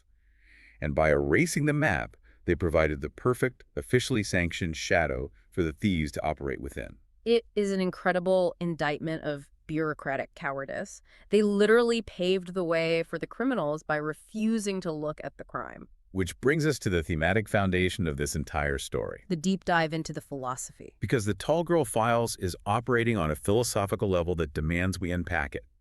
Let's start with the central motif, the meaning of maps. We tend to think of maps as purely objective representations of physical reality. A mountain is here, a river is there. Right. But this story argues that maps are actually representations of human perception and institutional preference. There is a devastating quote in the text, spoken by Father Brown. Whole worlds are run on the principle that one would rather rearrange the chart than explain the road. Think about how profound that is. It's terrifying. If a road leads somewhere difficult, or somewhere that challenges the modern consensus, society doesn't debate the road. It just stops printing the road on the map. It controls reality by controlling the chart. Maps, in this narrative, represent inheritance and memory.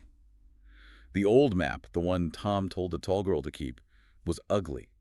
It was meandering. It was difficult to read because it mapped reality, and reality is often highly inconvenient. It accounted for the muck and the steep grades.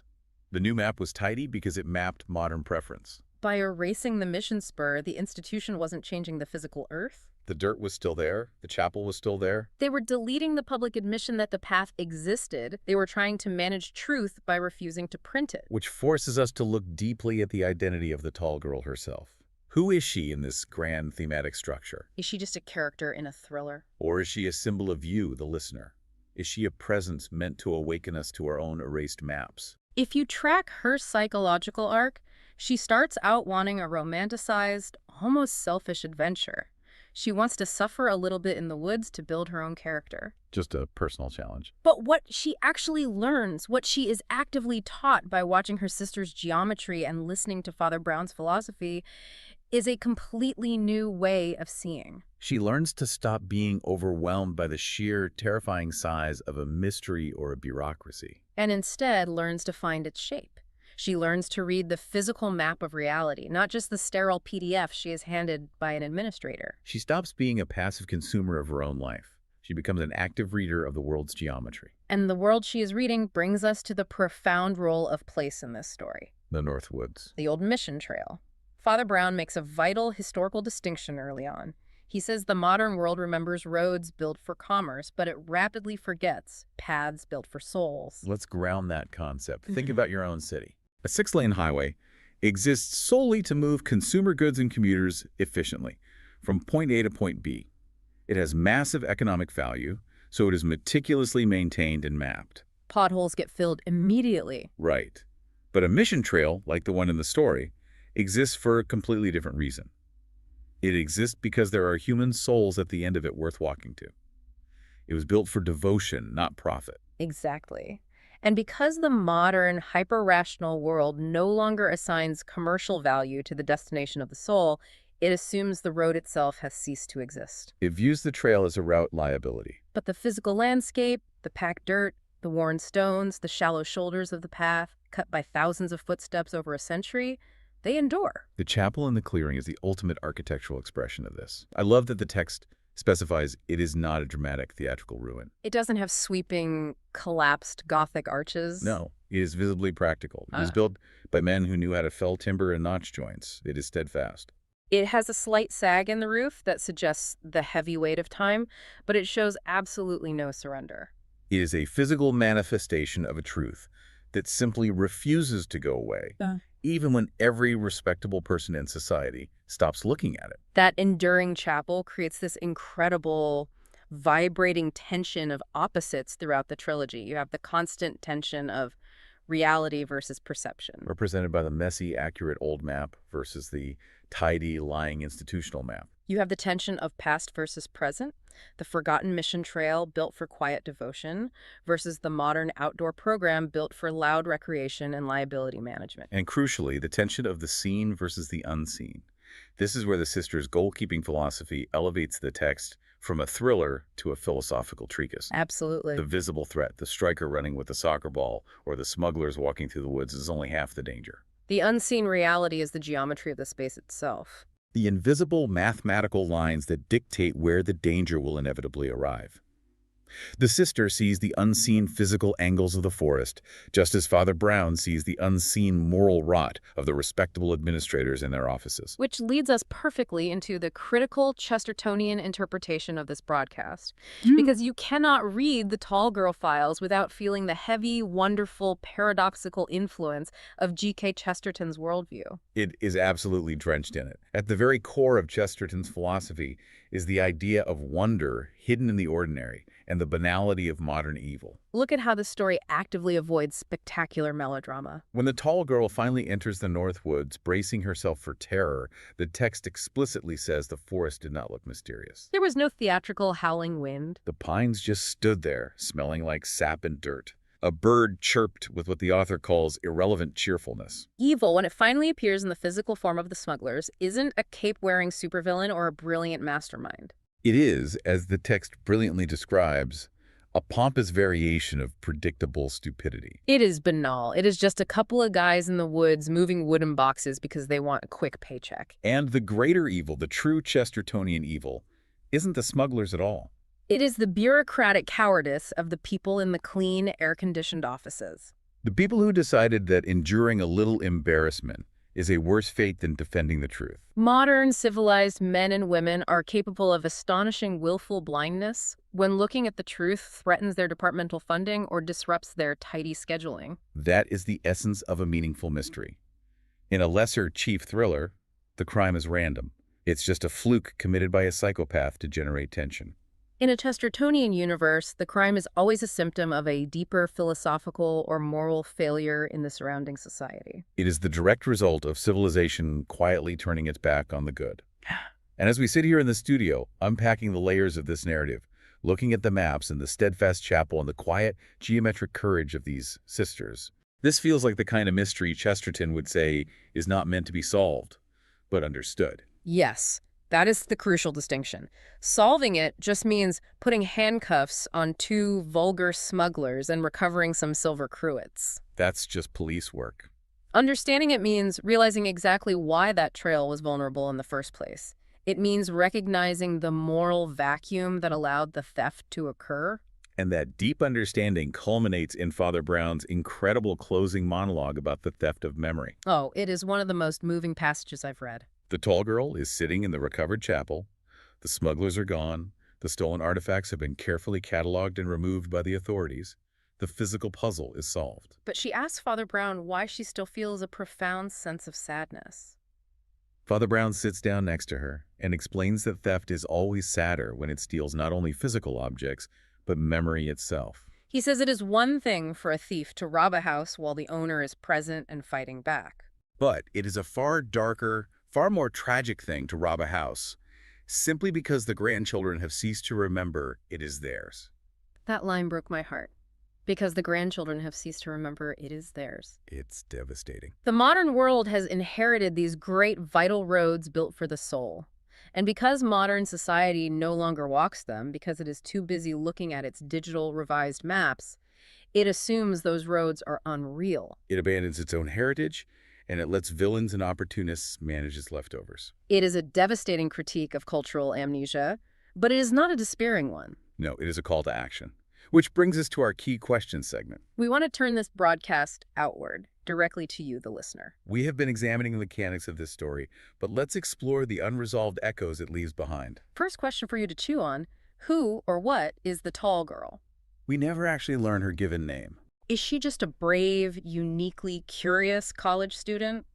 Or does she represent the innate human desire for objective truth that sits inside all of us, buried beneath the bureaucratic lies and tidy PDFs we are fed daily? Does she represent that small, stubborn part of your mind that sees a discrepancy in the world and refuses to let it go?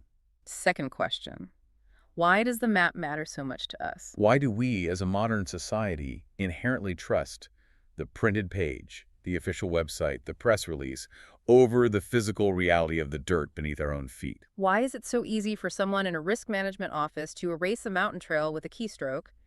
And why do we accept that erasure so willingly without going out to look for ourselves? Here's the third one, and I want to actively debate this with you. All right, I'm ready. Is this story fundamentally about finding something or remembering something? Well, I would argue strongly that it is about finding. Mm-hmm. Yeah, the narrative engine is physical discovery. The tall girl physically finds the old map. She finds Tom alive in the chapel. The authorities find the stolen crates. The physical act of finding is what saves the heritage and stops the crime. I hear your point about the mechanics of the plot, but I have to push back hard and argue for remembering. Make your case? The chapel wasn't lost to the earth. It didn't sink into the mud. who was only lost to human memory. That's true. The trail was still physically there. The shallow shoulders of the path still held the shape of the feet that made it a century ago. The victory at the end of episode 3 isn't that they built something new, or even that they found something alien. So what is the victory? The victory, as Father Brown explicitly states, is that somebody remembered the road. The heritage, the spiritual path, was reclaimed by the act of memory. The finding was just a byproduct of the remembering. That's a compelling counter. I like that. If the remembering is the true victory, it leads right into the final question for our listener. Did the ending of this trilogy resolve the mystery or deepen it? Because yes, the physical smugglers are caught. The brass candlesticks are safe in police evidence, but the societal apathy that caused the erasure remains perfectly intact. The outdoor program administrators will undoubtedly write self-serving incident reports and invent new explanations to cover their tracks. Does this invite you to look at your own maps? To question the tidy, sanitized versions of reality you are handed every day by institutions? I think it absolutely demands that we question them. And as we begin to land this plane, we want to share our absolute favorite moments from the text. The specific ideas or images that anchored themselves in our minds long after we stopped reading. For me, it is Father Brown's assertion early in the 3rd episode. They're walking the faint remains of the trail, and he stops and says, "Roads are among the most conservative things men make. They survive not because they are celebrated, but because feet remember them." It is such a profound, grounded connection to the endurance of faith and objective truth. Truth doesn't survive because it is popular or trendy or officially endorsed by an institution. It survives because, generation after generation, a few stubborn people quietly insist on walking the path. That is a beautiful selection. For me, as the designated tracker of the human element and the psychology of tension here, my standout moment is entirely centered on the older sister. The goalkeeper geometry. It is the deep dive into her concept of being the keeper of angles. When she explains to the tall girl that goalkeeping isn't about the spectacular diving save that the crowd cheers for, Right. She says the important part, the truly life-saving part, happened 10 seconds earlier. It happened when she noticed the invisible line forming between the ball and the net, and she quietly moved her feet 2 steps to the left before the danger even opened up. It's all preparation. It is the profound realization that you can reduce the size of a terrifying, overwhelming problem simply by finding the correct geometric angle to stand at. The sister guarded that mystery not with panic, not with emotion, but with geometry. It is a brilliant subversion of the typical hero narrative. Usually the hero has to be the loudest, most aggressive person in the room. But here, the hero is the person who understands spatial reality better than anyone else. And that subversion is exactly what makes our final verdict on the Tall Girl Files so resounding. What makes this trilogy compelling is that it completely strips away the cheap noise of the modern thriller. The climax isn't a high-speed car chase. It isn't a bloody shootout. It is a quiet, devastatingly sharp conversation in a wooden chapel about cultural amnesia and the price of convenience. It is highly recommended for anyone who loves psychological depth, a genuinely earned mystery, and theology that has actual mud on its boots. And I have to say, the re-listening or rereading value is immense. Oh, absolutely. When you know the ending, when you know the mechanics of the crime, the experience of the first episode completely changes. The sister's quiet vigilance, her habit of carrying 3 pens, her precise positioning on the soccer field, it all takes on this heavy prophetic weight. And Father Brown's cheerful, seemingly random suspicion becomes incredibly sharp. You realize he isn't guessing. He is diagnosing a societal illness. He is. He is asking you to read the lines between the things, not just the things themselves. To look at the negative space on the Caravaggio canvas, or to question the quiet software update on your phone. As we wind down tonight, the wind hasn't let up outside the studio. It's still pushing hard against the glass here in Atchison. But the fire in here feels a bit warmer, doesn't it? We've walked a long way down the old mission trail together. We have. And we want to leave you with one final provocative thought to take with you into the dark. We have spent this broadcast talking about the institutional erasure of uncomfortable truths. We have talked about the old roads built for the soul that fall off the tidy, sterile maps of practical, respectable people. Look closely at the landscape of your own life. What forgotten trails exist in your world that someone else has quietly erased from the map because they found the truth inconvenient? What old, difficult roads are waiting for your feet to remember them? You've been listening to Chesterton Radio from Atchison. Stay with us. The night have more stories yet to tell. Tonight on Chesterton Radio Storycraft, we step back into one of the strangest and most haunting experiments of the atomic age. Yeah, we really do. Welcome to the broadcast. Pull up a chair. It's late here at our small independent radio station in Atchison, Kansas. And if you look out the studio window right now, the rest of the town is just completely quiet. Pitch black out there. Yeah, the streetlights are buzzing against the dark prairies, and our station's transmitter is just humming softly in the background. And we are spending the evening doing what we love to do, which is digging through the forgotten, dusty archives of classic radio to explore the ideas, the terrors, and, the hopes that once crackled over the airwaves and into millions of dimly lit living rooms. It's the perfect atmosphere for what we're going to unpack tonight, honestly. It really is. Because there's something about the isolation of a late-night broadcast that mirrors the isolation people must have felt listening to this specific program. We are opening a true audio time capsule. Tonight, we're going to explore a remarkable, sweeping, and genuinely unsettling 8-part radio anthology series from the summer of 1946. Right. It was called The Fifth Horseman. Fifth Horseman. Yeah. And the year, 1946, is the entire lens through which we have to view this show. We have to mentally place ourselves in that specific razor-thin moment in time. You really can't separate the show from the year. No, absolutely not. World War II has just ended. The world is utterly exhausted. The global population is reeling from the incomprehensible destruction of a multi-continent conflict, and specifically, the recent bombings of Hiroshima and Nagasaki in August of 1945. Just a year prior. Exactly. Humanity had just crossed a threshold that it could never, ever uncross. And the central premise of this radio series is right there in the title. The writers looked at the biblical 4 horsemen of the apocalypse war: famine, pestilence, and death. And they imagined a new rider joining them. The Fifth Horseman. A 5th horseman, which they explicitly named the threat of the atom. And, we shouldn't think of this as some obscure late-night experimental broadcast on a fringe frequency. This was a massive, heavily funded, star-studded Hollywood effort. We're talking about the biggest A-list names of the era offering their voices to the cause. Oh, yeah, huge name. Henry Fonda, Glenn Ford, Robert Young, William Bendix, Dane Clark, J. Carroll Naish. But the agenda of The Fifth Horseman wasn't just to entertain the masses with a thrilling science fiction serial. Right, it had a real mission. The explicit mission of the show was to persuade the American public, directly and urgently, that nuclear weapons simply had to be placed under international control. The creators dramatized the absolute darkest, most apocalyptic nightmares of atomic war. But they also, and this is important, they also painted incredibly vivid utopian promises of peaceful atomic energy.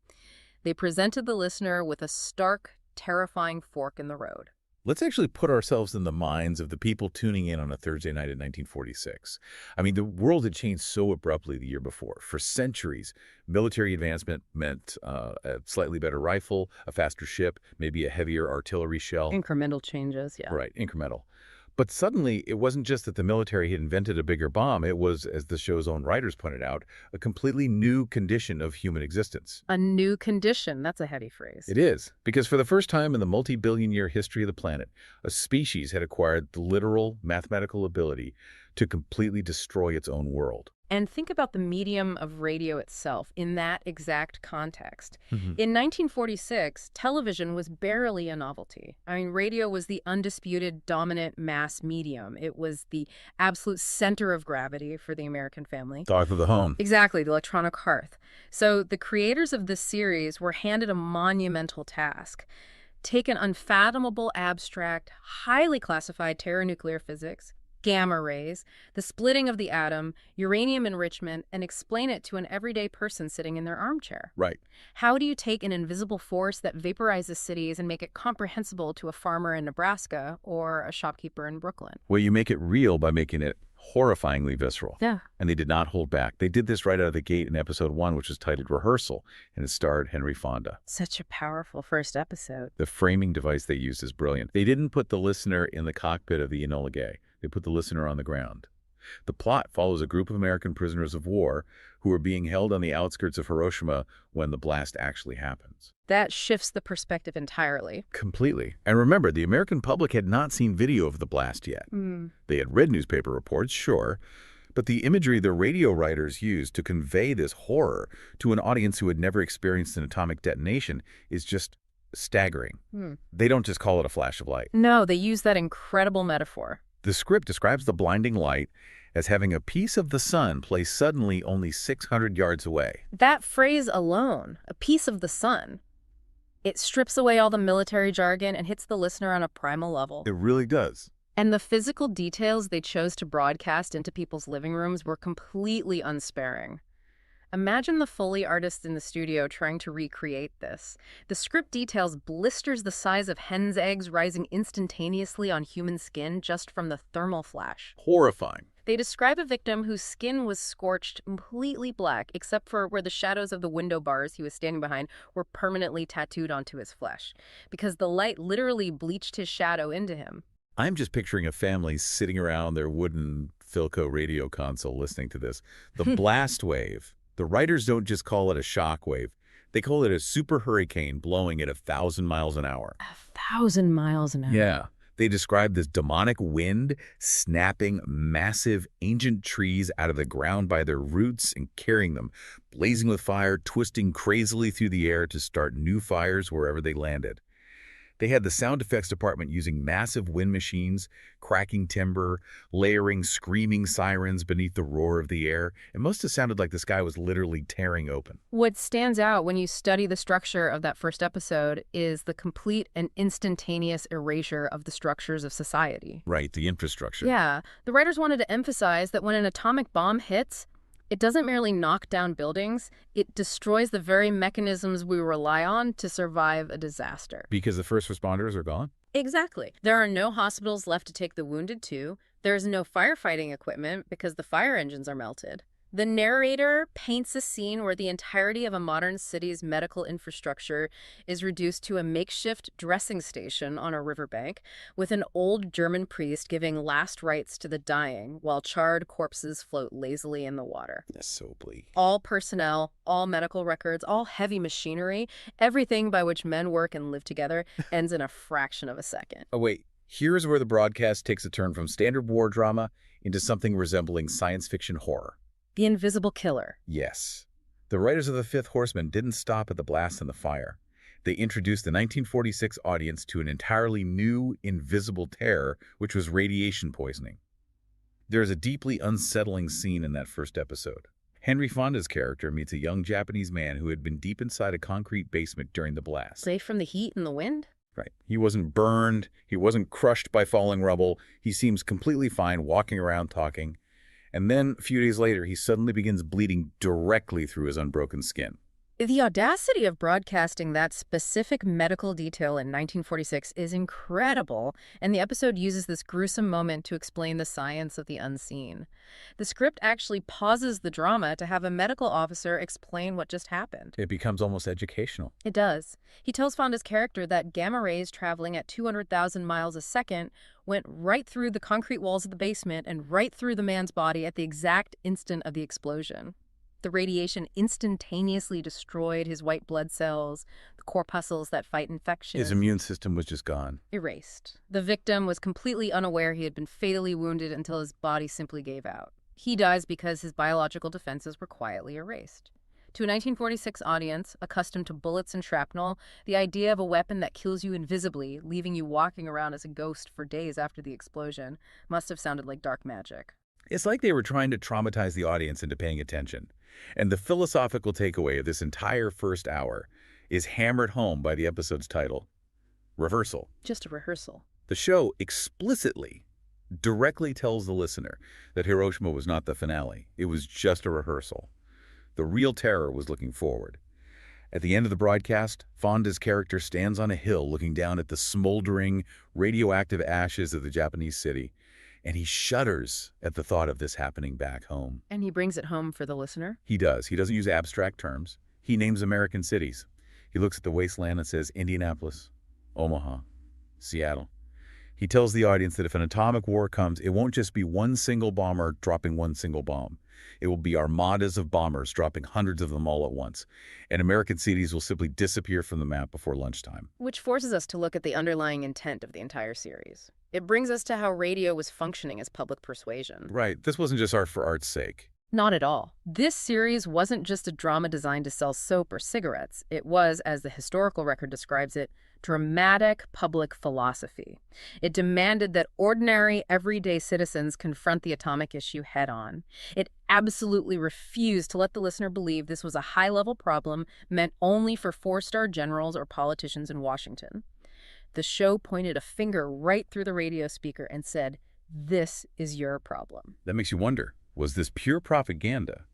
Or was it a sincere, desperate attempt by a group of artists and scientists to prevent human extinction? Imagine being an exhausted citizen in 1946. You have just survived years of brutal rationing, endless fear, and the agonizing loss of loved ones in Europe and the Pacific. You're just totally... You finally have peace. You just want to settle down, buy a car, listen to some big band music, and live a quiet life. And suddenly your radio is screaming at you that you must immediately worry about the fiery end of the entire world. It's an incredibly heavy burden to place on an exhausted public. It is a massive burden, but the producers clearly felt it was a literal matter of survival. We see this overt public persuasion shift into high gear in episode 4, which was titled Crisis and starred Robert Young, and then again in the final episode, Memo to Mankind, starring Charles Bickford. The show explicitly argued for the creation of the United Nations Atomic Energy Commission and specifically championed what were known as the Baruch Proposals. Let's break that down for a second, because the Baruch Proposals are a crucial piece of this puzzle that most people today have forgotten. A lot of people have, yeah. Bernard Baruch was an elder statesman appointed to the UN. His plan, essentially, was for the United States to turn over all its atomic secrets, all its uranium, and all its bomb-making facilities to an International Atomic Development Authority. Which sounds radical today. Completely radical. In exchange, all other nations would agree never to build bombs, and this international authority would have absolute, unhindered power to inspect any country, anytime, with no veto power allowed by anyone, including the Soviet Union. If you break the rules, the international authority punishes you. It was a massive, unprecedented proposal for global governance. And The Fifth Horseman dramatized the fierce political debate surrounding this idea. The writers set up two very distinct political factions regarding what the United States should do with its atomic monopoly. And to their credit, they presented the arguments of both sides with strict, compelling logic. We need to be clear about that. They were surprisingly balanced in how they framed the debate, even if the show had an ultimate stance. Yeah, we aren't taking sides here either. We're just looking at how they presented these historical arguments to the public. Exactly. On one side, you had the nationalists, represented in the audio drama by characters like a fiery radio commentator named Hackamore and a stubborn politician named Congressman Bellows. Right. And the nationalists' argument was deeply rooted in national security and basic return on investment. They argued, quite forcefully, that the United States developed the bomb, the American taxpayers paid the staggering $2 billion to fund the Manhattan Project, and therefore the United States should keep the secret locked in a vault. It's a very understandable stance for the time. It is. They viewed the idea of sharing atomic knowledge via an international control authority as a terrifying surrender of American sovereignty. You can hear Congressman Bellows arguing in the script, why should a nation that holds the ultimate trump card willingly disarm itself? Why put American security in the hands of foreign nations like Stalin's Russia, who might smile at the negotiating table while secretly building their own arsenals? To the nationalists, sharing the bomb felt like handing a loaded gun to a neighbor who has threatened to rob you. On the opposing side, you had the internationalists, represented by characters like Warden, a weary scientist who actually worked on the bomb. Their counter-argument was that keeping the secret was a complete and utter illusion. There is no secret. Right. They argue that there is no secret formula that can be locked in a safe. The principles of nuclear physics are universal. The atom behaves the same way in Moscow as it does in Chicago. The internationalists insisted it was only a matter of a few short years before other nations figured out the engineering and built their own bombs. And the internationalists added a terrifying caveat to their argument. They warned that the United States is actually highly vulnerable in an atomic age, precisely because of its success. How so? Well, its population and massive industries are heavily concentrated in about 85 large cities. If another nation gets the bomb, those 85 cities are sitting ducks. They argued that without global international control, a massive arms race is totally inevitable. And an arms race, they warned, wouldn't just cost money. It would force the United States into permanent, militarized regimentation. A total change in the way of life. Exactly. The government would have to forcibly disperse cities, establish a massive police state to constantly watch for atomic saboteurs, and ultimately it would lead to a total loss of the very freedom they had just fought World War II to protect. And even then, it would eventually end in certain destruction. It is absolutely fascinating to listen to these dense geopolitical arguments play out so explicitly in a dramatic, primetime entertainment format. It's a stark contrast, but also a direct precursor to how modern media attempts to shape public opinion today. It really is. Think about our modern media diet. We have 24-hour news networks, algorithmic social media feeds, and thousands of voices arguing over the existential threats of our time, whether that is climate change, bioengineering, or artificial intelligence. But in 1946, they didn't have cable news panels. They used the format of the radio play with high-end orchestral swells, terrifying Foley effects, and trusted movie stars to have a direct, nationwide debate about foreign policy and the literal survival of the human species. And the imagery they used to frame that public debate was incredibly potent. Let's go back to the title itself, The Fifth Horseman. It is a direct reference to the apocalyptic visions in the Book of Revelation. A very heavy, culturally loaded reference. Very loaded. The original four horsemen are war, pestilence, famine, and scourges that have plagued humanity since the beginning of recorded time. They're seen as natural, or at least inevitable, tragic parts of the human condition. A drought causes famine, a plague causes pestilence. But the fifth horseman is entirely different. The fifth horseman is entirely man-made. That is the crucial, inescapable moral dimension the series explores. Humanity didn't invent famine, and we didn't invent death, but we absolutely did invent the power to completely destroy our own civilization. We brought the fifth horseman into existence through our own intellect. We forged the sword that is hanging over our own neck. Which brings us to a concept that feels perfectly fitting for us to discuss here on Chesterton Radio's Storycraft. It's what the creators essentially framed as the Chestertonian paradox. Humans had suddenly achieved what earlier ancient ages would have confidently called godlike power. We literally captured a piece of the sun. We learned how to unmake matter. But the immediate terrifying paradox became, are we wise enough to possess the power of gods while still maintaining the flawed morality of men? That is the absolute crux of the entire atomic age. Science made mankind exponentially stronger in 1945. But strength alone doesn't save a civilization. Strength merely magnifies a civilization's existing moral character. It's a great way to put it. If you give a godlike, world-ending weapon to a species that still settles its political disputes through tribal warfare and geopolitical posturing, the results will inevitably be catastrophic. The central thesis of the Fifth Horseman is that our technology vastly outpaced our moral evolution. We built the engine of a Ferrari, but we still have the emotional maturity of a toddler behind the wheel. The writers hammered this terrifying reality home with a recurring, ominous catchphrase woven throughout the entire 8-week broadcast. It is the 11th hour. The 11th hour. When you hear a phrase like that today, it sounds like standard dramatic flair for a movie trailer. But to the 1946 listener sitting by the radio, this wasn't a metaphor. It was a literal ticking countdown. They genuinely felt they were out of time. There was a chillingly clear audio quote from Bernard Baruch himself included in the broadcast, where he addresses the United Nations. He tells the gathered delegates that the world is here to make a final choice between the quick and the dead. The quick and the dead. No ambiguity there. None at all. We must elect either world peace or world destruction. There is no middle ground, no muddling through anymore. The way the producers delivered that absolute ultimatum was a masterclass in the Golden Age radio aesthetic. The production value of The Fifth Horseman is astounding even by today's standards.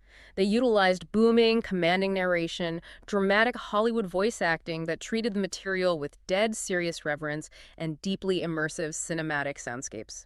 The Foley work is just incredible. Because it was radio, it forced the listener's imagination to do the heavy lifting, which, as any fan of audio drama knows, often makes the horror much more profound and personalized than seeing it projected on a movie screen.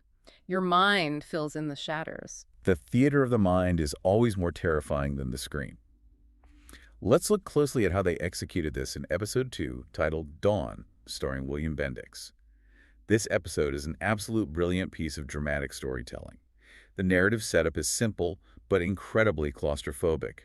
A crowded subway train stalls deep under a river in New York City, plunging a disparate group of everyday Americans into total pitch blackness. It is a classic locked room scenario. And the writers deliberately crafted the characters in that dark subway car as archetypes representing the different facets and attitudes of American society. Right, it's a microcosm. Exactly. You have Wardle, the cynical, wealthy building manager who only cares about the bottom line of his real estate syndicate. You have Congressman Kershaw, the pompous, blustering politician obsessed with his own status and protecting free enterprise. You have Sig Popper, the pragmatic working-class mechanic heading home from the McKibben manufacturing plant. You have a frightened, exhausted mother, desperate to just get home to her 2 young boys. And sitting quietly in the corner among them all, you have the calm, rational scientist. The tension in that audio play builds beautifully in the dark. The train has no power. They are trapped under millions of gallons of river water. The darkness is absolute. And the scientist uses this pitch-black, trapped environment as a direct, inescapable metaphor for the new atomic world. He really leans into it. He essentially terrifies the entire subway car. He explains that if the diplomats fail, if we don't achieve lasting international peace, future survival will require abandoning cities like New York entirely. He tells the wealthy building manager that his towering skyscrapers will be nothing but massive, radioactive tombstones. He tells the politician that the government will have to forcefully order people to live underground, permanently regimented, living like rats in a hole, just to survive the inevitable atomic rocket attacks. It's fascinating how the episode uses the darkness to strip away all the illusions of power and status. The politician, Kershaw, blusters about constitutional rights and the American way of free enterprise, and the scientist coldly points out that there is zero individual freedom under the constant ticking threat of atomic war. Freedom becomes a luxury. Right. A government trying to protect its people from a single bomb that can kill 40 million people in an afternoon will not have the time or the luxury for democratic debate or constitutional protections. The darkness of the stalled subway car becomes the darkness of the unknown future. The mother asks a heartbreaking question in the dark.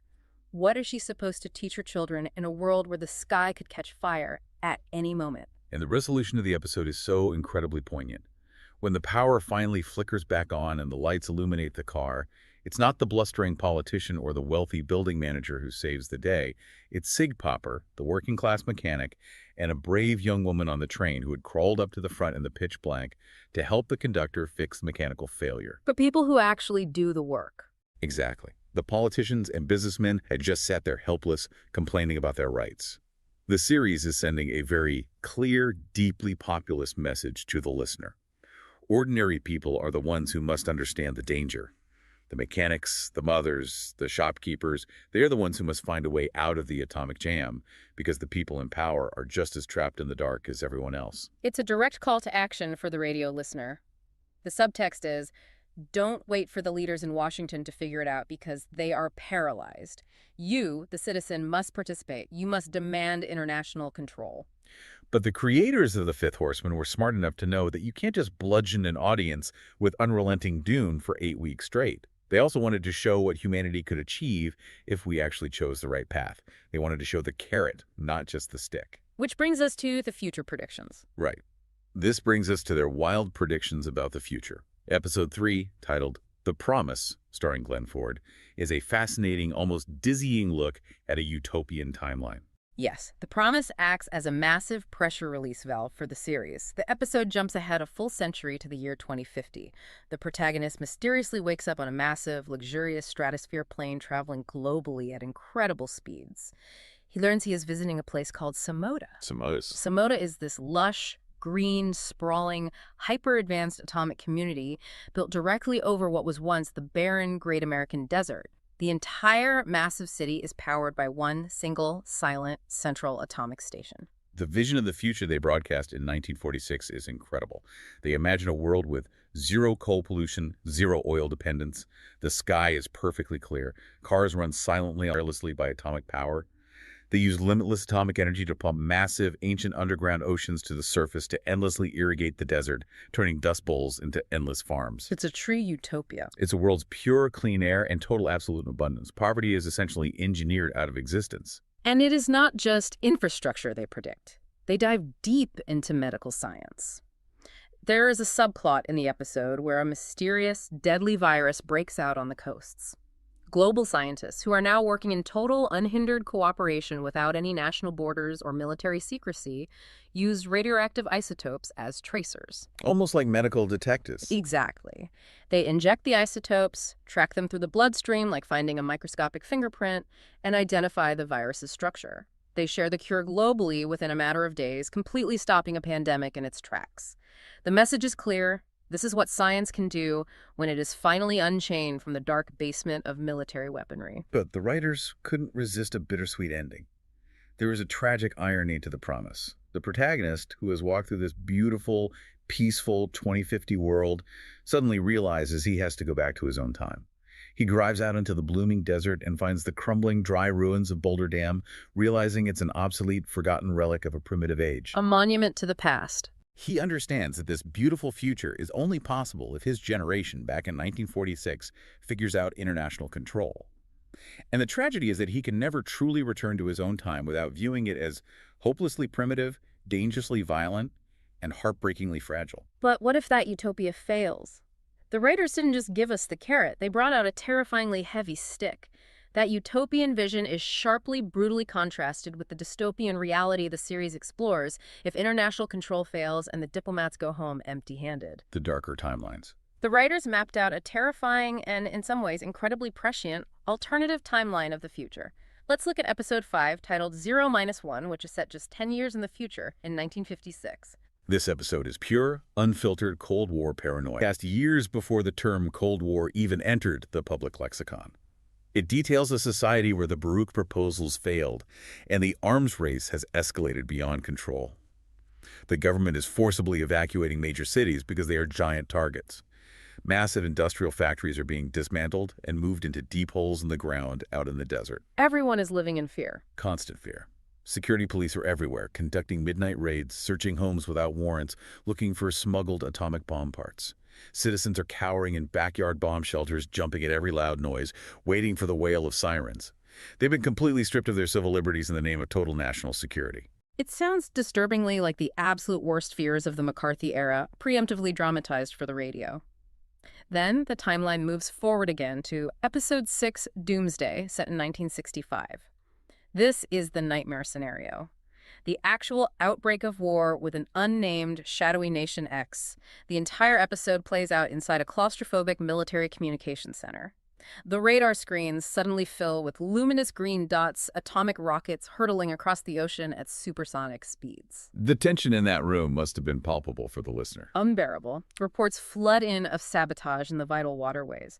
High-flying enemy planes drop silent paratroopers and spray the American airfields with invisible radioactive dust so the American fighter pilots are killed before they can even reach their plans to take off. The sheer escalating panic conveyed through the audio in that episode is overwhelming.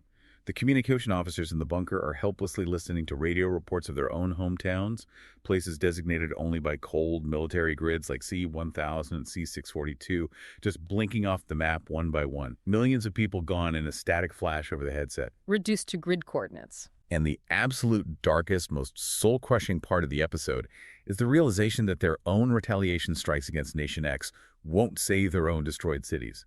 The generals press the button to launch the counterattack and destroy the enemy. But the officers in the bunker know that their own mothers, wives, and children are already dead. It is a perfect, terrifying dramatization of mutually assured destruction, written years before MAD became official, terrifying military doctrine. Which logically and tragically leads to the bleakest episode of the entire run, episode 7, titled Aftermath. This episode stars J. Carrol Naish, and it paints a picture of Dispersal Area 743. This is a crude refugee camp set in the bitter, freezing first winter after the atomic war has ended. There is no United States government left. Washington is gone. There is no medicine. The survivors are living under brutal mob rule, shivering in the freezing mud, surviving on meager, scavenged rations of dried corn and squash. That episode is the one that really shook me when listening to the archives.